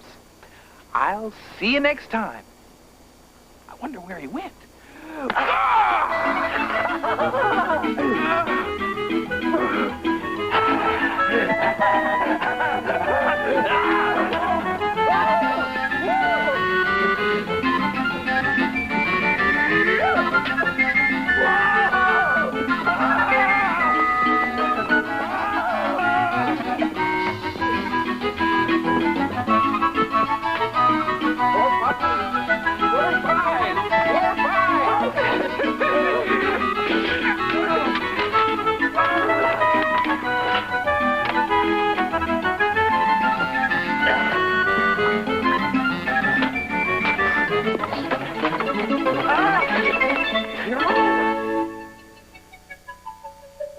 Butterfly in the sky, I can go twice as high.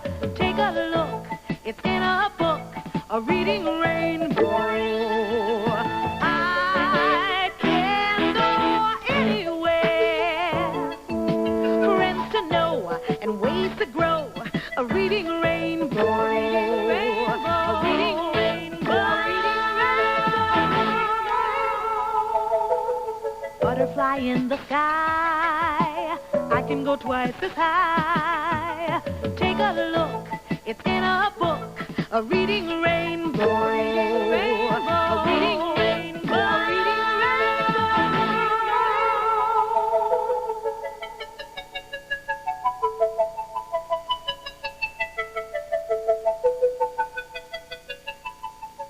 Today's Reading Rainbow books are Ludlow Laughs by John Agee, published by Farrar, Straus, and Giroux.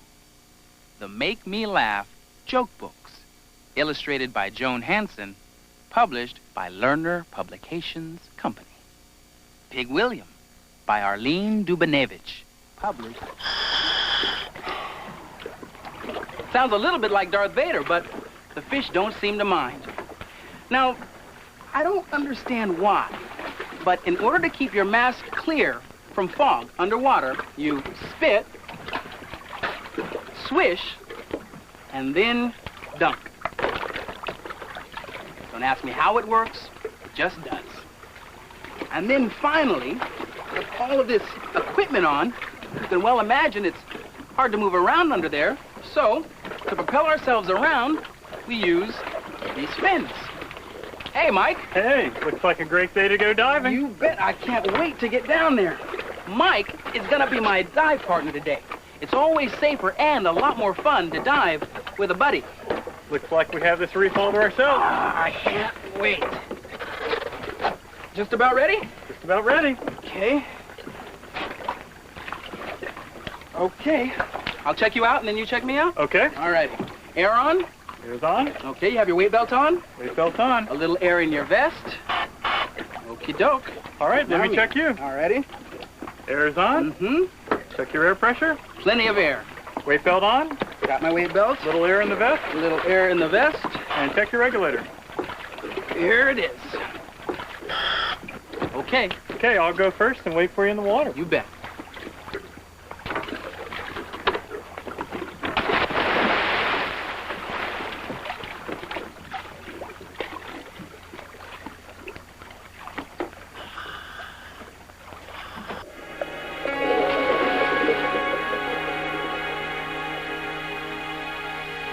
I love this feeling of floating and gliding through the water. It's like being weightless in outer space. Look at the incredible world down here. It's a beautiful underwater garden. There's some soft coral growing on this rock.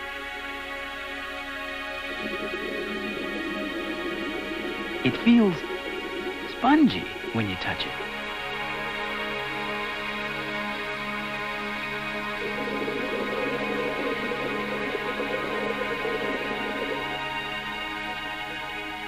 The fish that live in the reef are really colorful.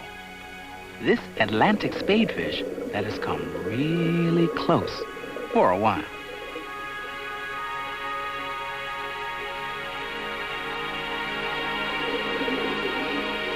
See this school of gray snapper? Isn't it pretty?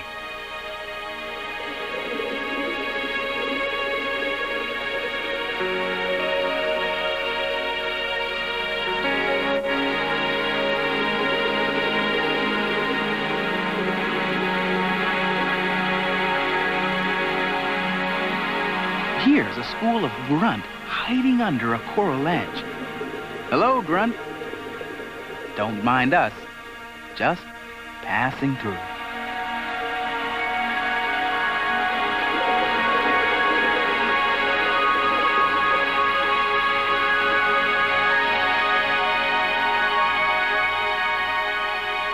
This cluster of sea feathers feels like a pile of goose feathers.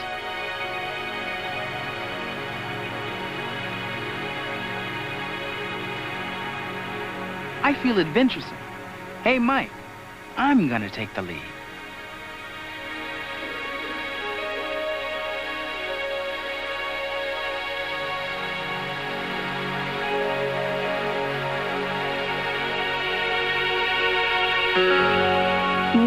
Wow, a natural coral arch. I'm going to swim through it like the fish do every day.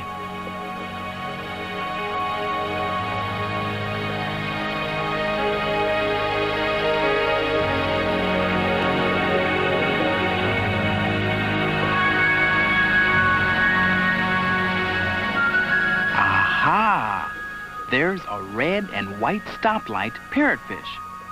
Parrotfish snack on coral.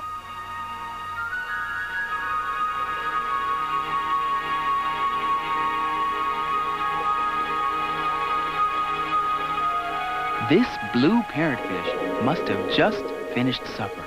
If you look closely, you can see it releasing a stream of sand. That's what happens to the coral it digests. Some scientists think parrotfish help make our beaches.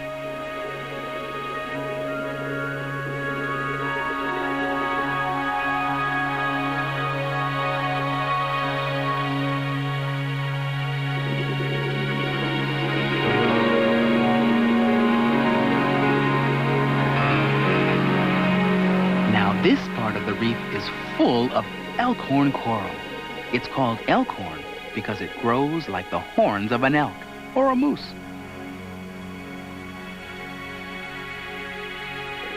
Come here for a minute. I've got to show you something.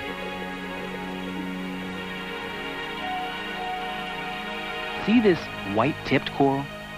It's called leafy fire coral, and man, can it sting. Don't ever touch a leafy fire coral.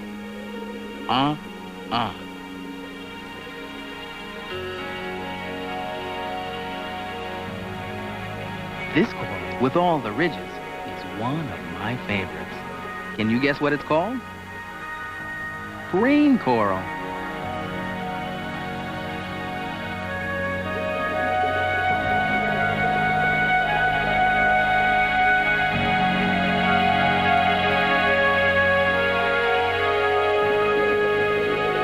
When fish swim together, it protects them from predators or bigger fish that might eat them.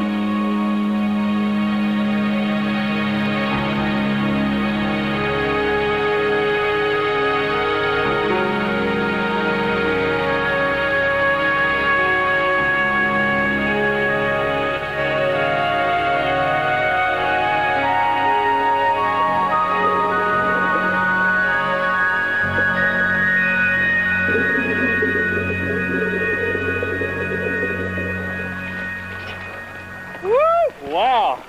Whoa, how incredible. Wasn't that pretty? Oh, my goodness. That lobster was amazing. Oh, boy. He was so fast. And all the color down there. I am so amazed at how much life there is around these coral reefs. It's just remarkable. You know, coral may look sturdy, but it's really very fragile. People or boats can easily damage or destroy it. So scientists are looking for new ways to save coral. Here's how Harold Hudson, the reef doctor, operates on his patients underwater. When most people dive to the coral reefs, they come to enjoy the beauty. My assistant Paige and I are here on business. We're looking for a coral that we can move or transplant to another location where the natural beauty has been damaged or destroyed. Elkhorn coral grows easily and quickly. I think this piece will do nicely. People call me the reef doctor because I help to heal the reef by mending broken corals, treating the corals that are sick, and transplanting new corals to damaged reefs. First, we'll measure the coral so we can track its growth at the new site. Paige records its measurements and takes notes on a waterproof pad with a waterproof pencil.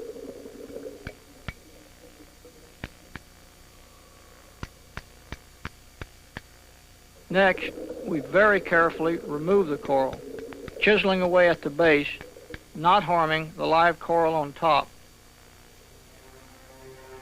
Because living coral tissue can be injured by too much handling or even touching it, it is a good rule to look and not touch, unless, like the reef doctor, you have to in order to do your work.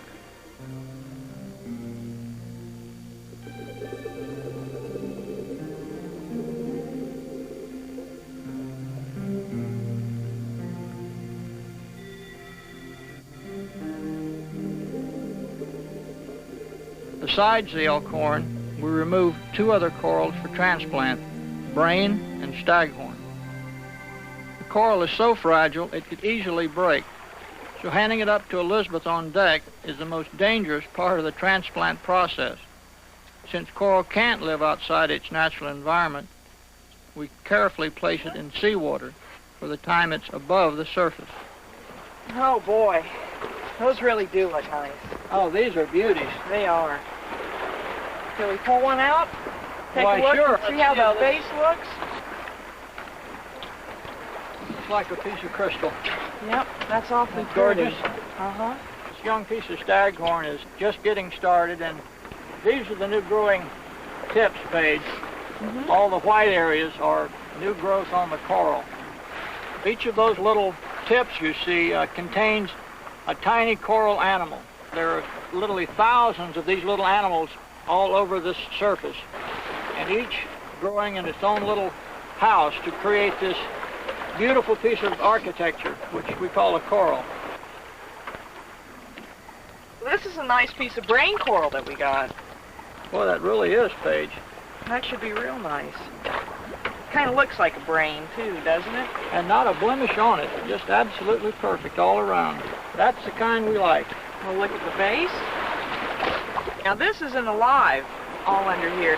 That's exactly right, Paige. What we're looking at is the dead underside of the coral. The only living part of this is this thin layer of tissue on the outside. And as the animal grows, he produces this beautiful head of coral. And I can feel the slime. Right, that's the coral's defense mechanism, one of the few that he has. Besides living in a stone house, which helps. Feel how slippery that is? That is. That's the coral's natural protection. We better get them back in the water. Yep. Oh, now this is a real beauty, Paige.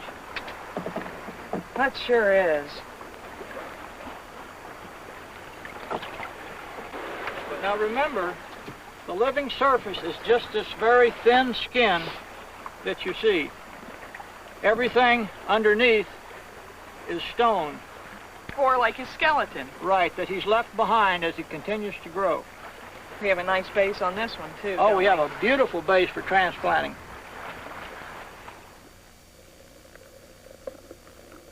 This is the area where we're going to place the transplant. A large freighter went off its course here into the shallow water and completely destroyed the coral. That's why it's so flat, barren, and lifeless.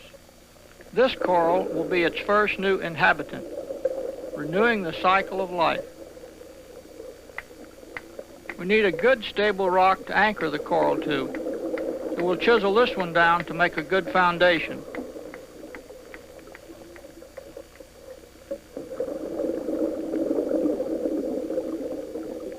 I'll check the rock to make sure the coral fits. Then, when I know it's right, I send Paige up for 1 ball of the special cement Elizabeth is mixing on the boat.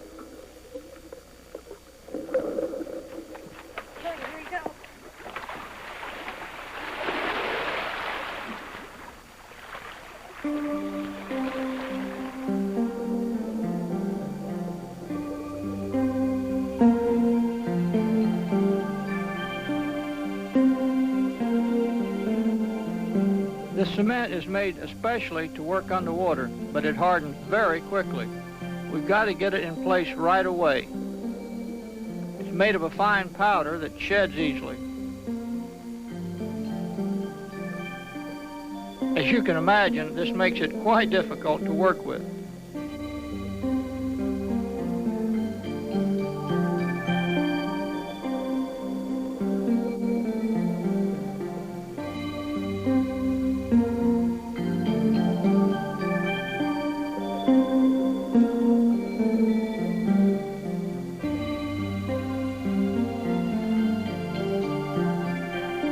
Once the cement is in place, we fit the coral onto the rock and press with all our strength.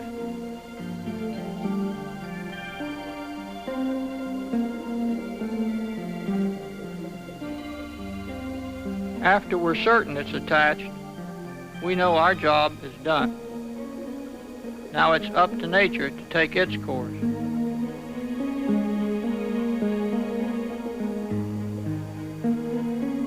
In time, this coral will help bring life back to a part of the reef that we've been lost for centuries.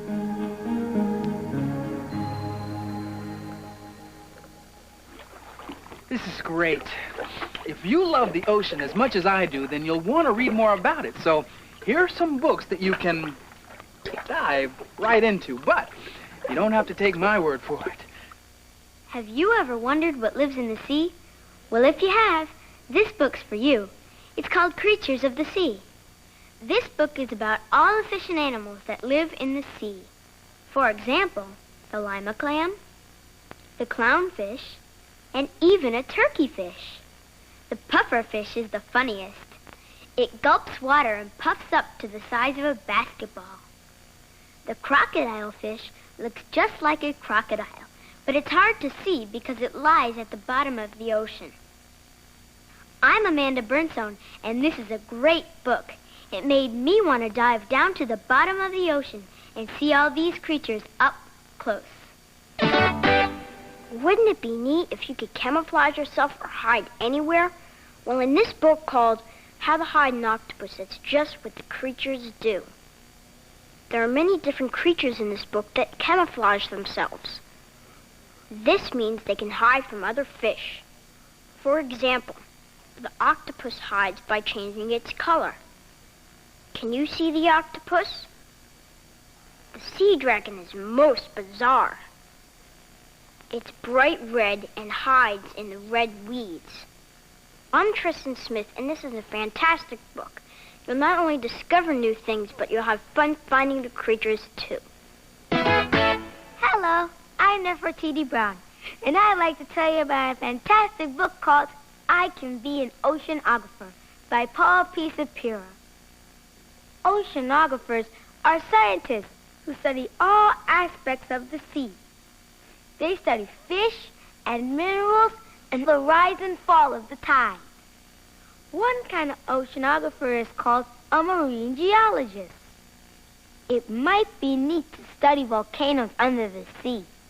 In my opinion, the best thing that oceanographers do is scuba dive. They get to see all kinds of different animals, probably things you've never seen before. If you're fascinated with the water, I recommend this book to you.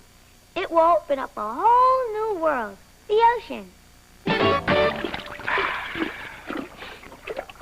There is an amazing universe beneath the ocean, and you just can't imagine how magnificent it is until you see it. But scuba diving isn't the only way to get there. Snorkeling is a terrific window into the sea, and it's easy. You just float on the surface and breathe through a snorkel tube, like this one. You know, when I first thought about exploring the underwater world, I had a feeling it was going to be one of the most thrilling experiences of my life. And you know what? It really has been. This place is spectacular. It's beautiful, isn't it? The greatest thing about being underwater is that there's always something new to see. You never know what you'll discover when you take your next plunge. I can't resist. I'm going back. By a grant from the Homer and Martha Gudelski Foundation.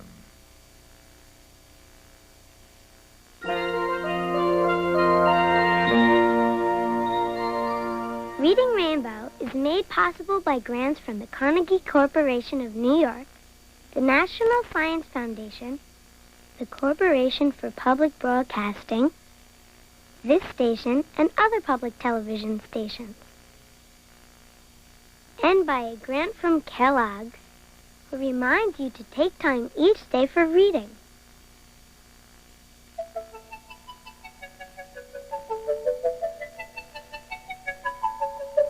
Butterfly in the sky, I can go twice as high.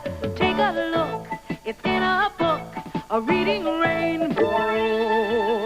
I can go anywhere, friends to know and ways to grow, a reading rainbow. I can be anything. Take a look, it's in a book, a reading rainbow. A reading rainbow. A reading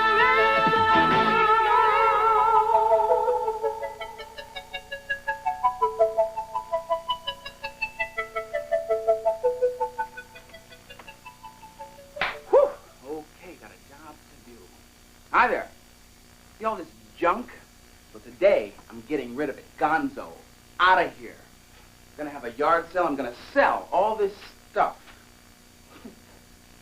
Look at this. Amazing. Yep, I'm gonna clean this place up starting right now. Whoa, look at this. Oh, watch this. This is my first watch. I wonder how long it's been sitting in here broken. Still looks good. It's still ticking. Well, this isn't junk. I mean, this is certainly well worth keeping.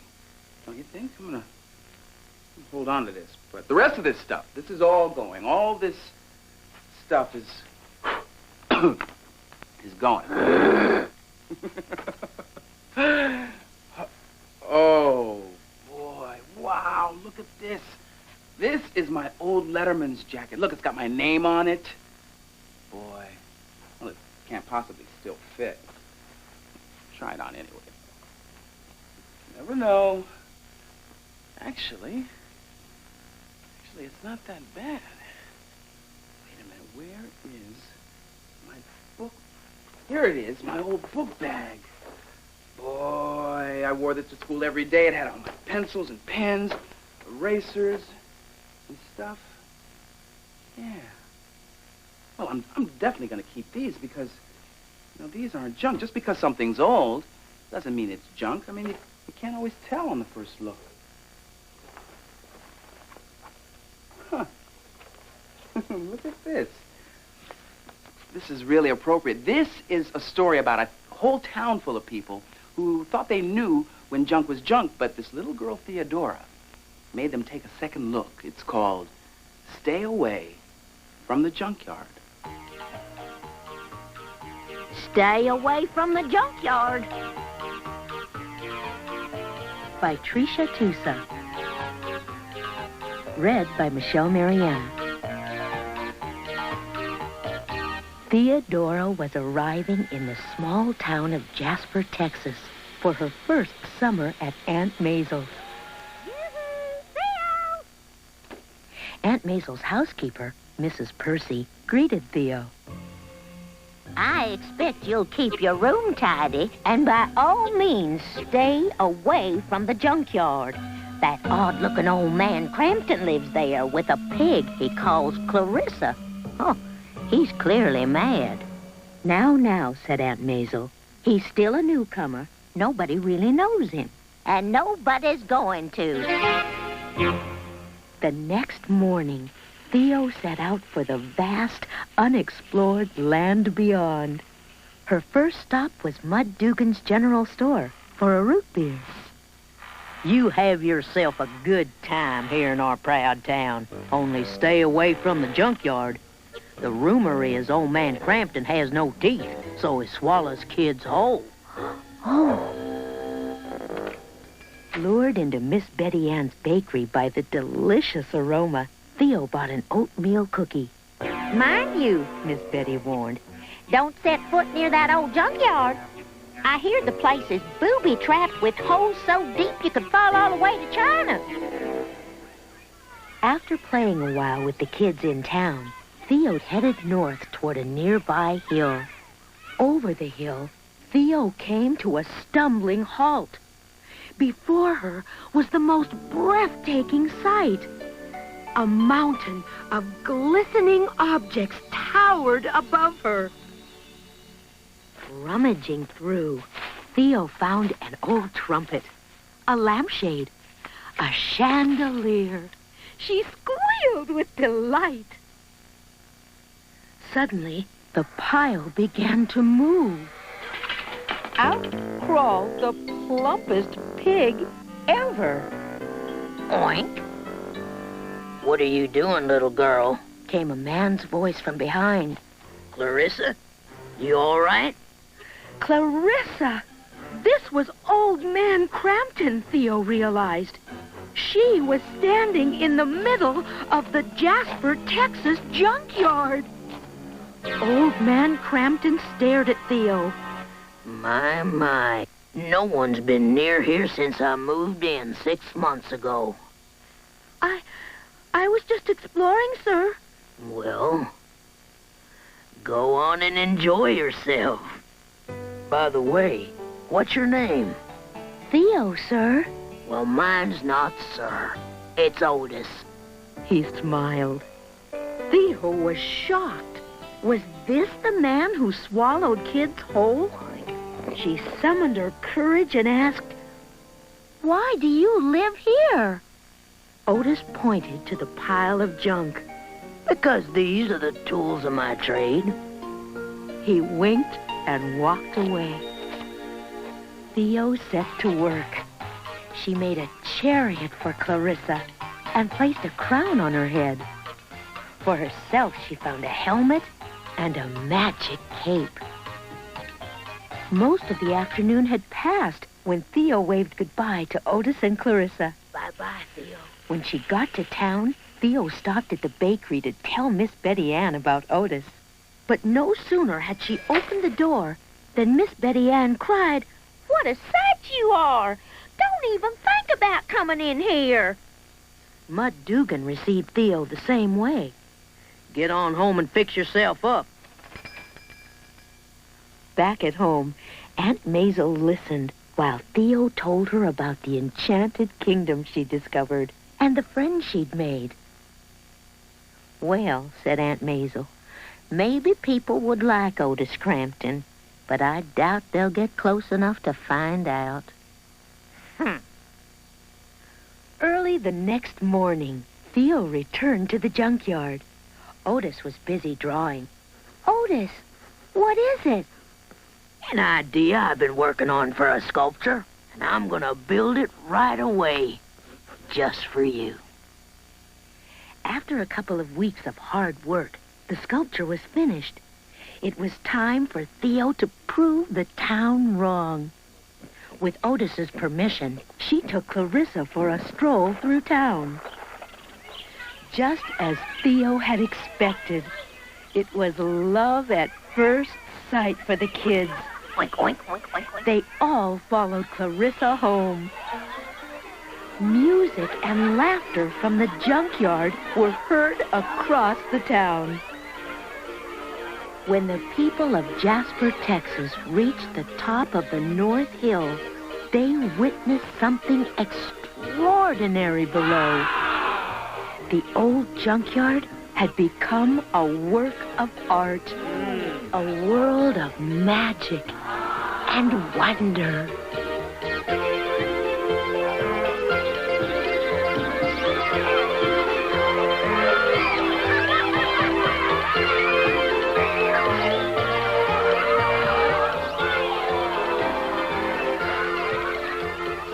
Following Aunt Maisel, everyone went down to get a closer look, not only at the junkyard, but finally at their new neighbor, Otis Crampton.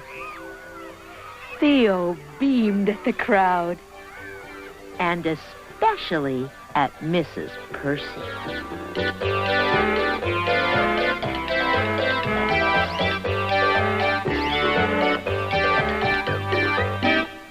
Well, as old man Crampton could tell you, one man's trash is another man's treasure.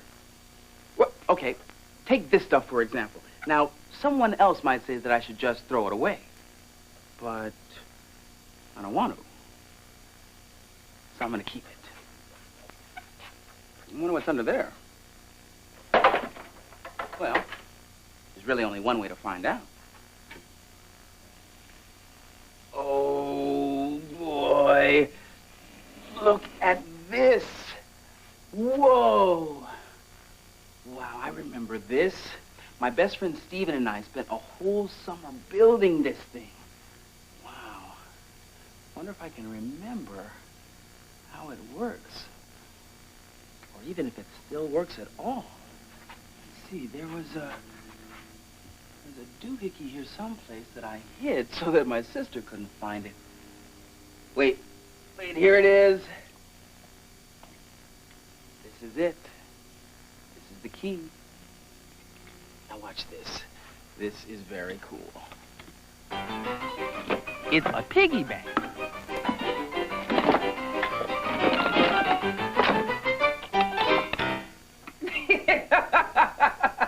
Isn't that great?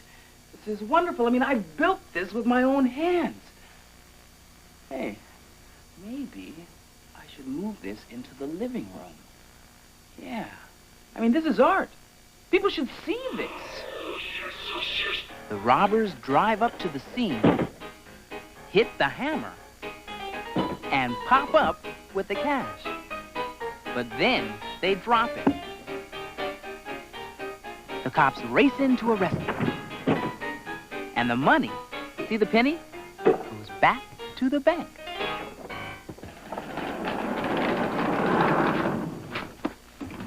Now this was my treasure chest.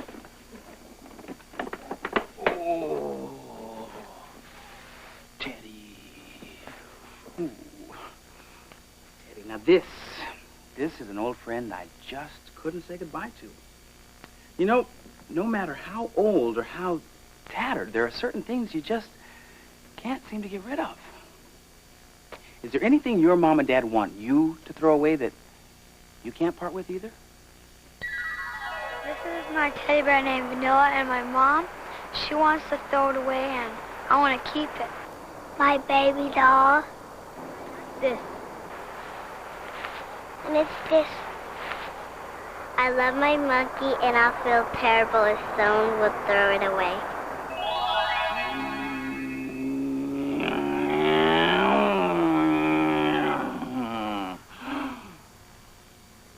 Come on, I gotta keep this. Oh.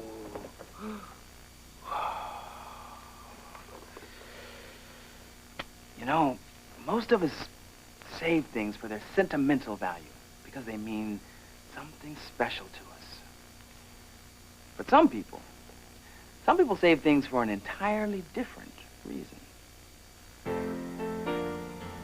See all these odds and ends? Someone else might have junked them long ago, but not Michael Ives. Like Old Man Crampton, Michael is an artist. He saves objects and turns them into works of art. He pokes around in his backyard until something, like this old dresser drawer, strikes his fancy.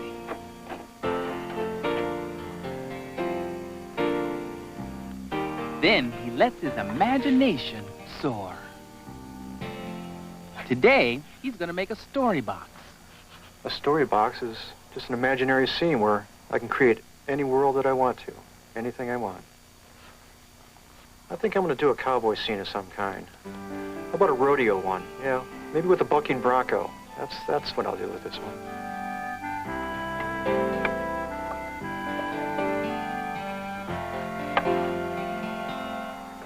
Once I decide on what to do, I have to prepare the box. First, I gesso the box. Gesso is just a white paint that I put on the inside, and it helps the colors really stand out and hop. To make this box, I'm going to need a few different layers. I can find them all right here in my junk pile. When I was a kid, I hung out at my grandfather's a lot, and I learned to be a real good scrounger.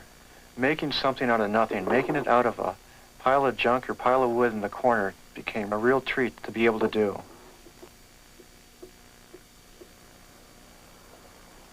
Now I've got to sketch the scenes out on these different layers.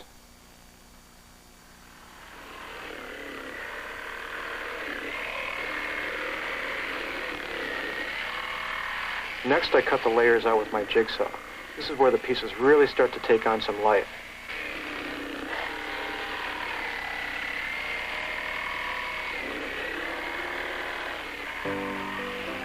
When I'm laying color down, especially big, large areas of color, it's fantastic. It's the greatest feeling. You can feel the brush underneath you. It's nice and creamy, smooth. Your hand feeling is going right along with what you're seeing, and it's just magic.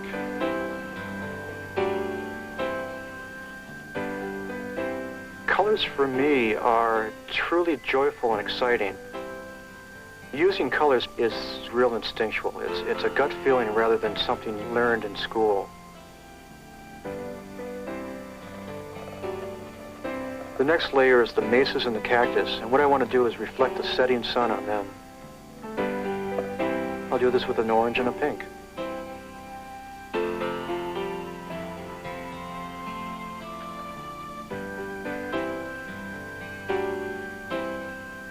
The next layer is the grandstands and the cactus in back of them.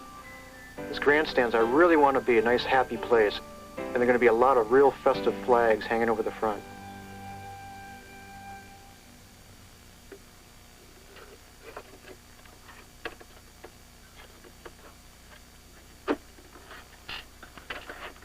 Sometimes I get great ideas from stuff that's just lying around here every day. Like this can. Buttons, plenty of buttons. Maybe they're great for the faces in the grandstands. This next layer is the cowboy and the bucking bronco. This guy's really having a good time. It'd be a great idea to make these move up and down. That's what I'll do.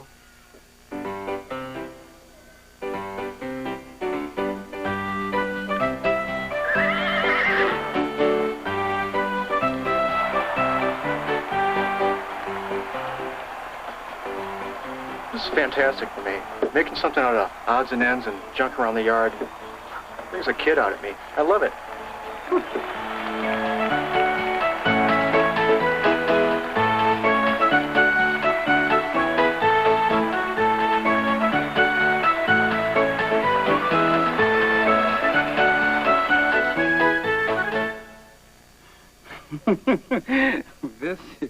This is my high school yearbook. Let's see, where is my picture? There it is. I can't believe this is me. Look at this hair and these clothes. Boy, pretty scary. What else is in here? Box with my name on it. Whoa. All these pictures, these have to be so old. Wow. Okay.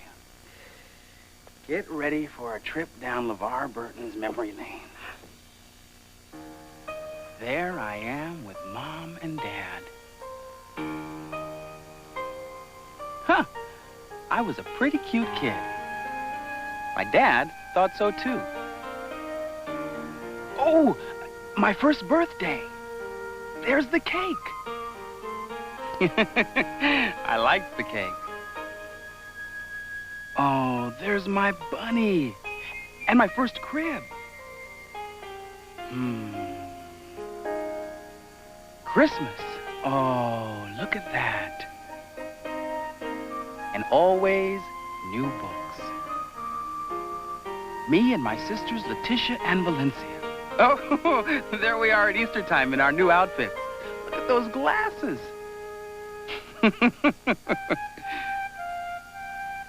School pictures. I'm in the 4th grade here. Oh, my bowling team. I was a terrible bowler. This is my high school basketball team. I was team captain that year. These were my early acting days. I loved being in school plays. In my senior year, I was student council president. I still can't believe that was me, or that I was ever that small.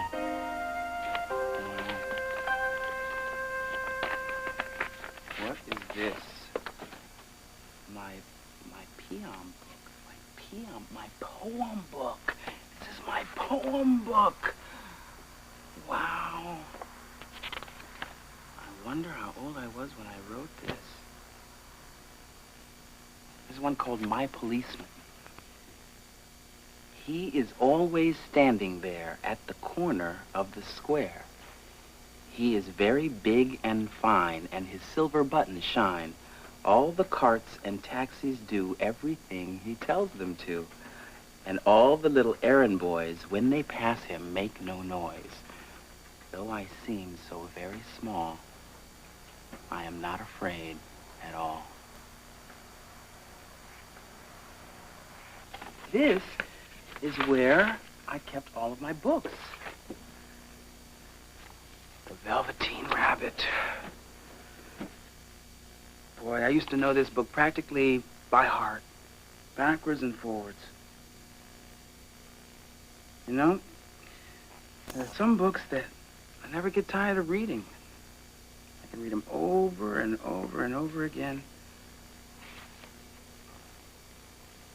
So, if you're looking for some books that you can read again and again, then here are a few that you can keep around forever. But you don't have to take my word for it. I've got a very special book for you to read, and it's special to me because my dad used to read it to me, and I think you'll like it too. It's called Make Way for Ducklings. This book is about a family of ducks. They're looking for a place to hatch their ducklings. They settled in the city of Boston. There's a lot of traffic that scares them. Can you imagine a policeman stopping traffic for ducklings? In real life, that probably wouldn't happen. I'm Melody Carter, and I like this book because it has a happy ending. Why not read it for yourself? Remember, make way for ducklings. Everybody likes to play in the snow, right? I know I do. Hi, I'm Charles Stern, and I'm here to tell you about a book called The Snowy Day by Ezra Jack Keats. This story is about a kid named Peter. One morning, he wakes up, and the streets are covered with snow. He goes out in his red snowsuit and has lots of fun. He makes funny footprints, angels in the snow, and a smiling snowman.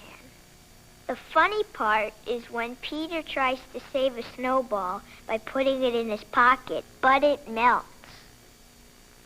Once you try this book, you're going to want to read it over and over again. So, snuggle up with the snowy day. Hi, I'm Stephanie Navarro. I bet you think all bulls are mean and like to fight, but not Ferdinand. He's in this book called The Story of Ferdinand.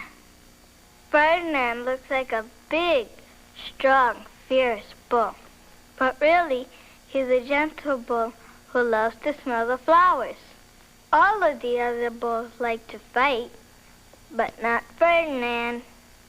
You know, this book is also available in Spanish. I read in both languages. Cójalo, pick it up. Well, I guess I'm ready. Well, there wasn't as much junk in the garage as I thought. I mean, there was a lot of stuff, but it was my stuff. I couldn't sell that. But my neighbors are getting a great deal here. I mean, take this cup, for example. It's a nice color. It's got a great handle. You know, maybe I could get some use out of this myself. I mean, it's chipped, but not on the lip. Now this is a handy item to have around. You could use it as a paperweight. You could use it as a doorstop or a hammer. So why am I selling it? What, am I crazy? Now this is a good buy. A pair of sandals. A shoemaker could fix these right up. I mean, it's not like they're out of style or anything. In fact, I could use a good pair of sandals.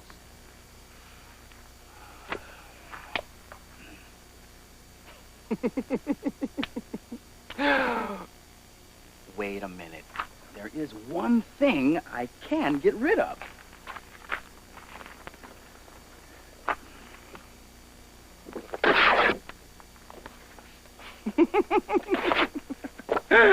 Well, I'll see you next time. Butterfly in the sky, I can go twice as high. Take a look, it's in a book, a reading rainbow. I can go anywhere, friends to know and ways to grow, a reading rainbow. I can be anything. Take a look, it's in a book, a reading rainbow. A reading rainbow. Butterfly in the sky, I can go twice as high. Take a look, it's in a book, a reading rainbow. I can go anywhere, friends to know and ways to grow, a reading rainbow.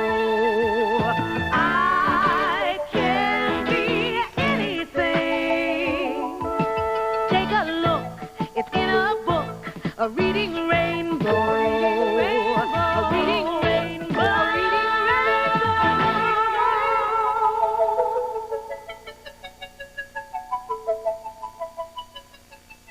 Today's Reading Rainbow books are Stay Away from the Junkyard by Tricia Tuza, published by Macmillan Publishing Company.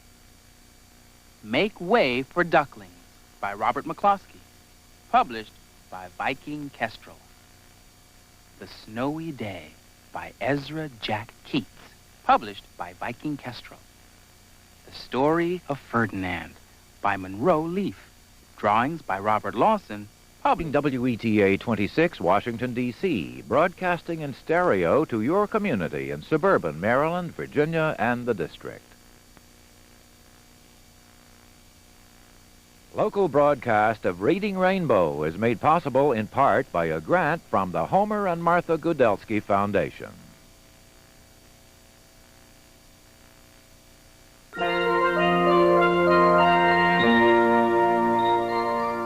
Reading Rainbow is made possible by a grant from the Carnegie Corporation of New York, the National Science Foundation, the Corporation for Public Broadcasting, the the financial support of viewers like you.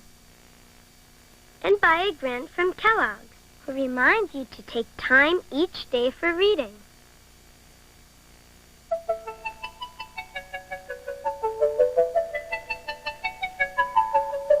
Butterfly in the sky, I can go twice as high. Take a look, it's in a book, a reading rainbow.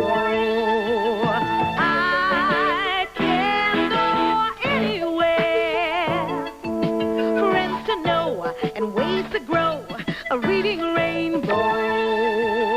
I can be anything.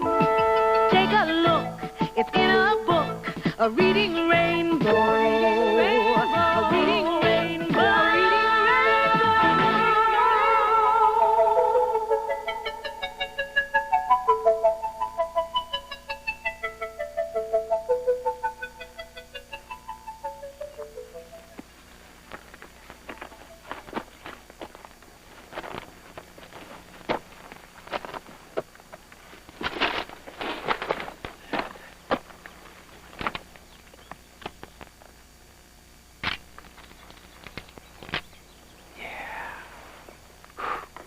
Hi! What a shot! Sunrise in the desert is spectacular, but then so is every minute of the day out here. We're in the Sonoran Desert in Arizona, the most lush and green desert in the world.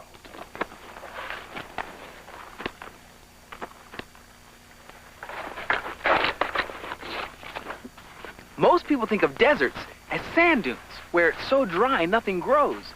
But that's not true. Over the years, plants and animals have developed ways to survive or adapt to the desert. And there are plenty of plants and animals here.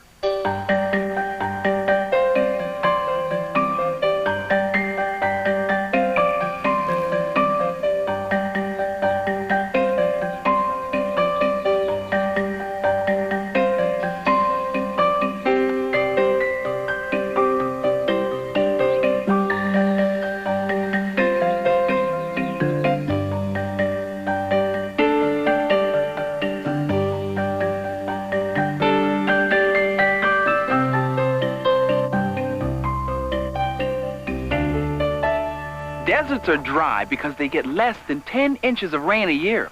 So if you visit the desert, come prepared. Always carry your own water. And wear clothes like these, light colors to reflect the hot sun. A hat, very important. And long pants and sleeves to keep your body's moisture in. It sort of air conditions you in the heat. And you should always look out for cactus.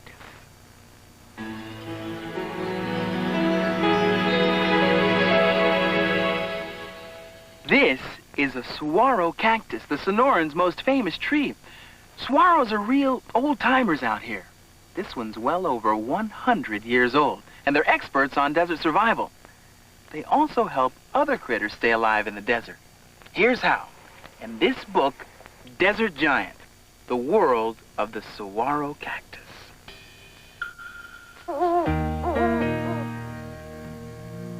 Desert Giant, the world of the saguaro cactus, by Barbara Bash, read by Philip Osco. Strange and wonderful tree grows in the desert. It's called a saguaro cactus. The saguaro grows in the Sonoran Desert, which stretches through parts of Arizona, California, and Mexico. This cactus can grow as tall as 50 feet, weigh up to several tons, and live for 200 years. The saguaro's sharp spines protect it from harm. The accordion-like pleats in its skin expand in the rain, storing extra water for the long, dry times. Tap, tap, tap, tap, tap, tap. The holes you see in the saguaro trunk are made by the carpenter bird, the Gila woodpecker.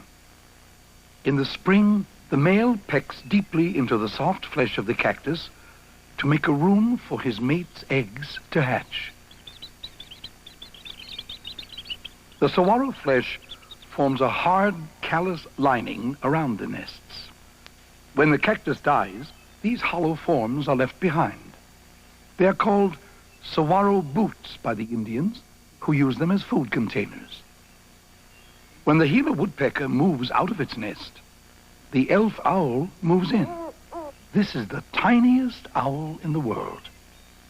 Because of the thick lining and the moisture stored in the saguaro's flesh, the nest stays cool even on the hottest days.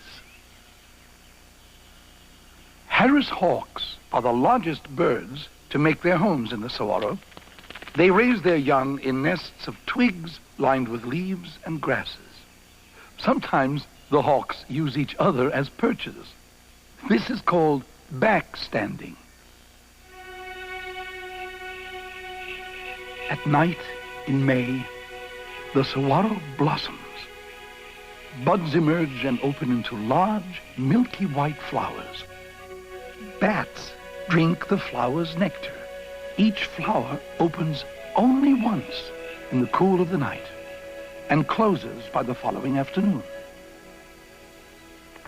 White-winged doves appear to drink nectar too. A queen butterfly alights on a petal and a bee circles around.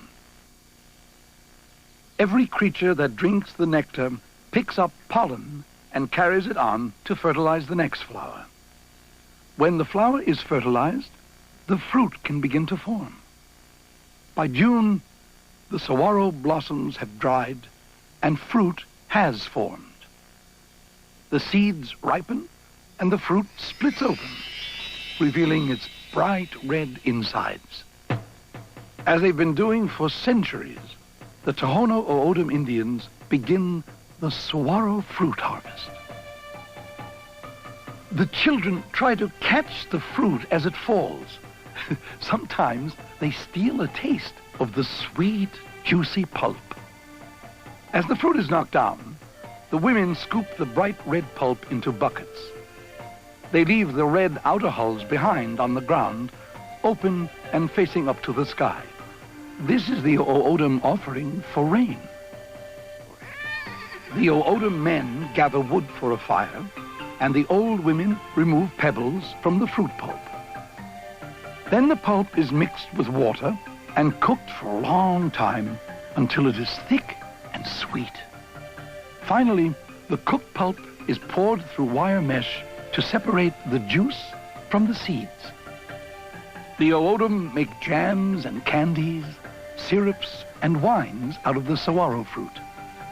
Harvest is a time of celebration.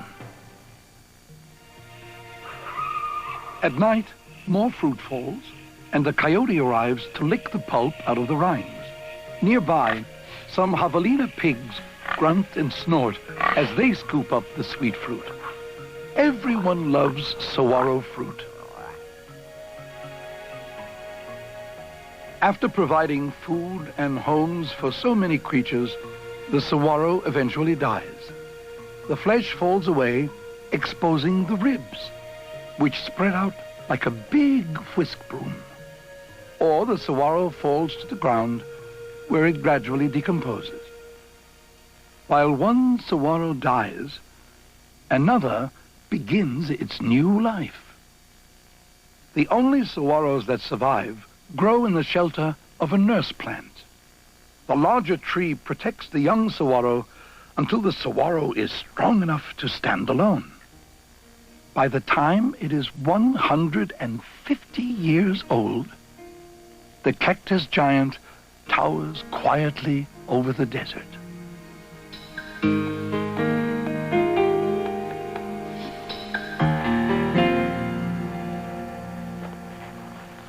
Saguaros are very impressive. Let's take a closer look at this one. Ouch! These spines are sharp, but they're here for a reason. They keep animals from snacking on the cactus. They also cast shade to protect it from the sun. You see these pleats? When it rains, the cactus absorbs water and these pleats expand. When this happens, the saguaro can swell to twice its normal width. The moisture comes up from the roots, and this waxy coat seals it in. That way the cactus has water to live on all year long. There's a woodpecker hole just like in the book. Hey! Anybody home? Come on out. I'll take your picture. You must be camera shy. But you know, the saguaro isn't the only cactus here in the desert. And if I want pictures of some, I'd better get snapping.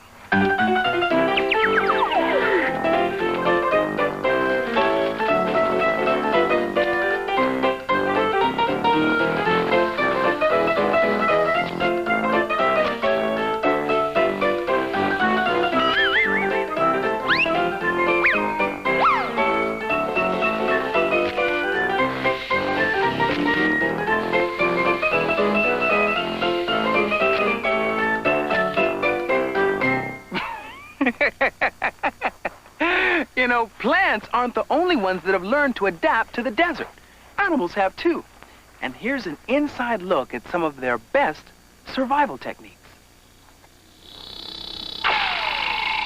I'm a jackrabbit, and the secret to my success is my ears.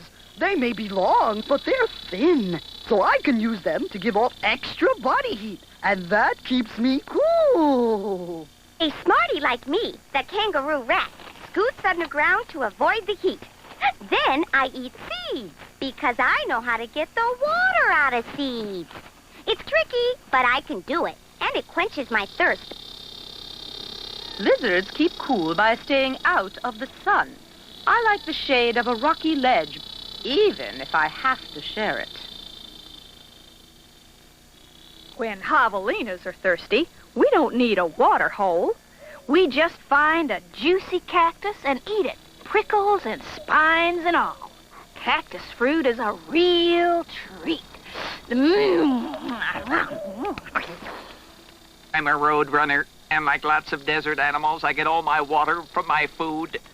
So all I have to do is find something tasty to eat, like a snake, and figure out how to catch it. Maybe dancing around a bit will work. Yes, lunchtime. As far as I'm concerned, a wise bird is a cool bird. And one of the coolest places in the desert is inside a saguaro cactus. You see, the saguaro's flesh is thick with water, which air conditions a bird's home. We love our cactus high-rise, and the view is spectacular. Many desert animals, like me, the bobcat, survive the heat by hunting in the cool of the night. We sidewinders are night animals, too. And we know how to move sideways to get the best grip on the dry, loose desert floor. A Gila monster survives by storing water in its fat tail. Our favorite time to hunt is early morning, but when the sun comes up, we head for home.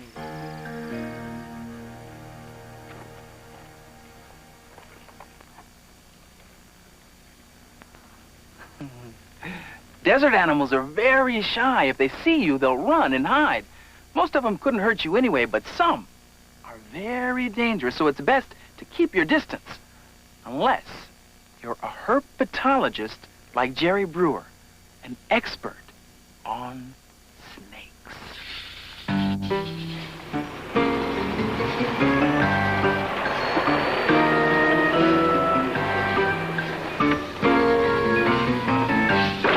Hi, my name's Jerry Brewer. Most people call me the Snake Man, because I love snakes. Let's go look for some now. People are afraid of snakes because they're quick, they're agile, and some are venomous. But with a little bit of knowledge, you find that these are very docile, gentle, and wonderful creatures. It comes so easy for me to understand everything in the desert, and especially snakes. I love the desert. Maybe the fact that I'm an Indian might have something to do with my love of the desert.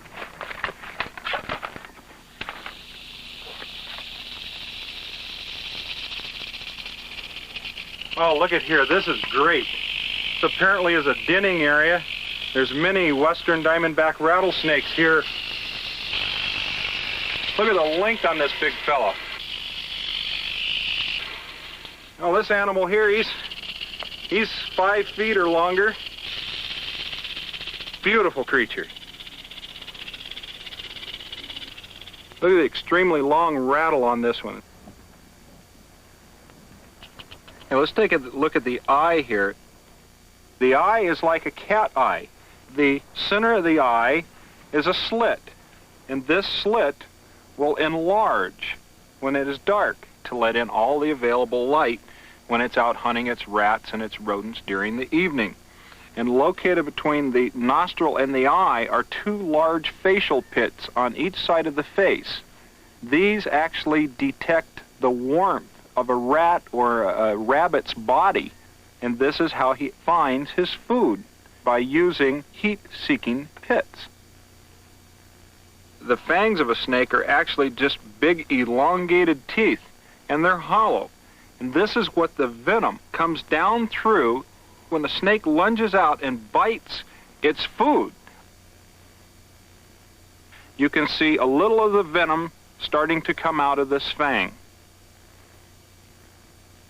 As you can see here also, a rattlesnake can open his mouth a full 90 degrees. His mouth will go all the way. This enables the snake to eat large prey in one big whole chunk. It's kind of like us trying to swallow a whole big watermelon all in one big gulp. And it doesn't hurt this lower jaw. The lower jaw can move left, and the lower jaw can move right, because it's a floating jaw. Now, a snake is covered with scales, and these scales are in rows. And in between the scales, it's like elastic, just like in the top of your underwear. See how the skin stretches here? Now, this doesn't hurt the animal. They're made this way so they can swallow everything whole. You can see here the scales are on the top here are different than they are on the bottom, because on the bottom, they're nice and smooth. You see how they go across. And his belly scales help him crawl over bushes and rocks, and all the scales are waterproof. So all snakes are good swimmers. They're excellent swimmers. If you look down here on the bottom, we can see right here where this stops, and there's another row of scales which start right here, and this is where his tail actually starts. And on the western diamondback rattlesnake, he has a black and white banded tail. And on the end of his tail, this is his rattle. And this is nothing more than dead skin. And each time a rattlesnake sheds, it gets a new rattle. Rattlesnakes rattle because they're nervous. And the rattle on the end from each shedding makes the noise when they wiggle their tail. So if you do see a snake, enjoy his presence and leave him alone. But enjoy him while you have him there. Now, this guy's been real good for us. We're going to take him over here and put him back to where he belongs and bid him farewell and good day.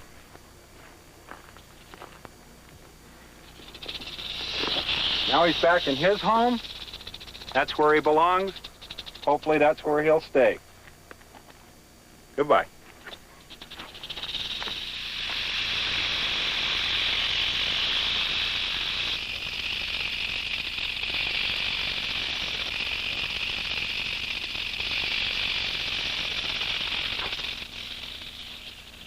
There are only 4 deserts in the United States, so most of us don't live near one. But you can explore the desert without ever leaving home. Find a really warm patch of sun and curl up in it with these books. But you don't have to take my word for it. Hello, my name is Jennifer. Some people think that snakes are slimy and disgusting. But if you look on the other hand, they can be very interesting. Here's a book that will help. It's called Snakes Are Hunters. Snakes are hunters because they like to eat, and they eat live prey, except the ones that squeeze their prey to death, like the corn snake. There are more than 3,000 kinds of snakes, like garter snakes, rattlers, king cobras, and black rat snakes, just to name a few. I think it's funny that snakes shed their skin, because after they do it, the skin still looks like them, but they're not in it. I don't think I would have a pet snake, but they are very fascinating animals. To learn more about them, read Snakes Are Hunters. How you doing, everybody? My name's Rafael Diaz, and I'm here to tell you about an excellent book called Our Living Desert. And wait till you see these great desert animals. All the animals in this book live in the Sonoran Desert in Arizona.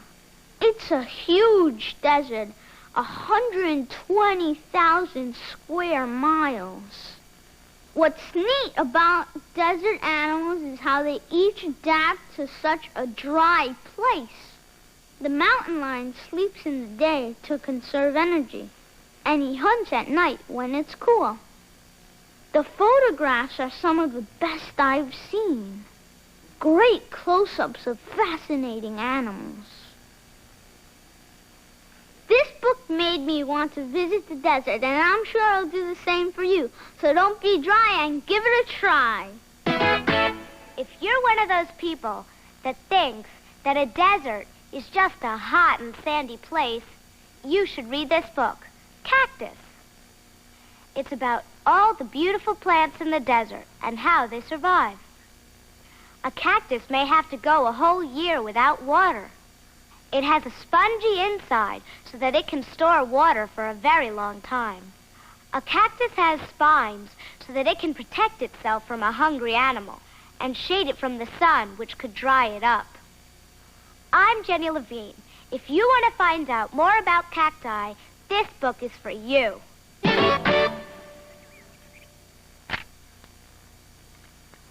You know, a month from now, this desert will look completely different. And in 3 months, it'll change all over again. That's because the desert has seasons, and its transformations are truly remarkable.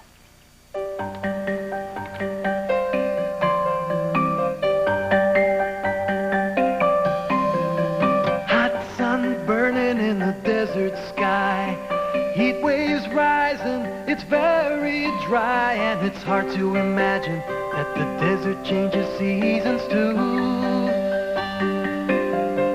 But in the spring the cactus bloom and flowers grow. In the summer it rains and the winter brings snow. It's a place filled with wonder, changing the whole year through. Up and down, to and fro, the seasons come, then around and around they go, until they start all over again. When the winter turns to spring, renewing life for everything, it's always beginning, and like a circle, it never ends.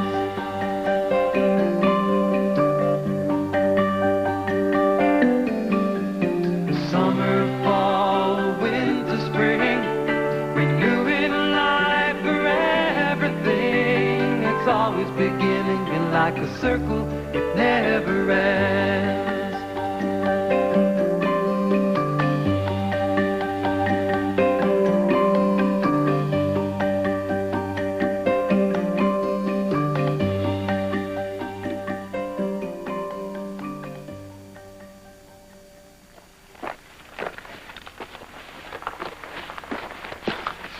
Well, that sun is setting, and I'll be heading home, but I won't forget what I've seen here today. It's just amazing how living things will find a way to survive, no matter how difficult the circumstances.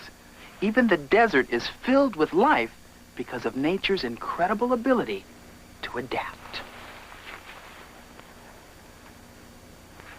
There. As for me, I'm leaving the desert just as I found it, not taking out more than I brought in, except for what's in my camera.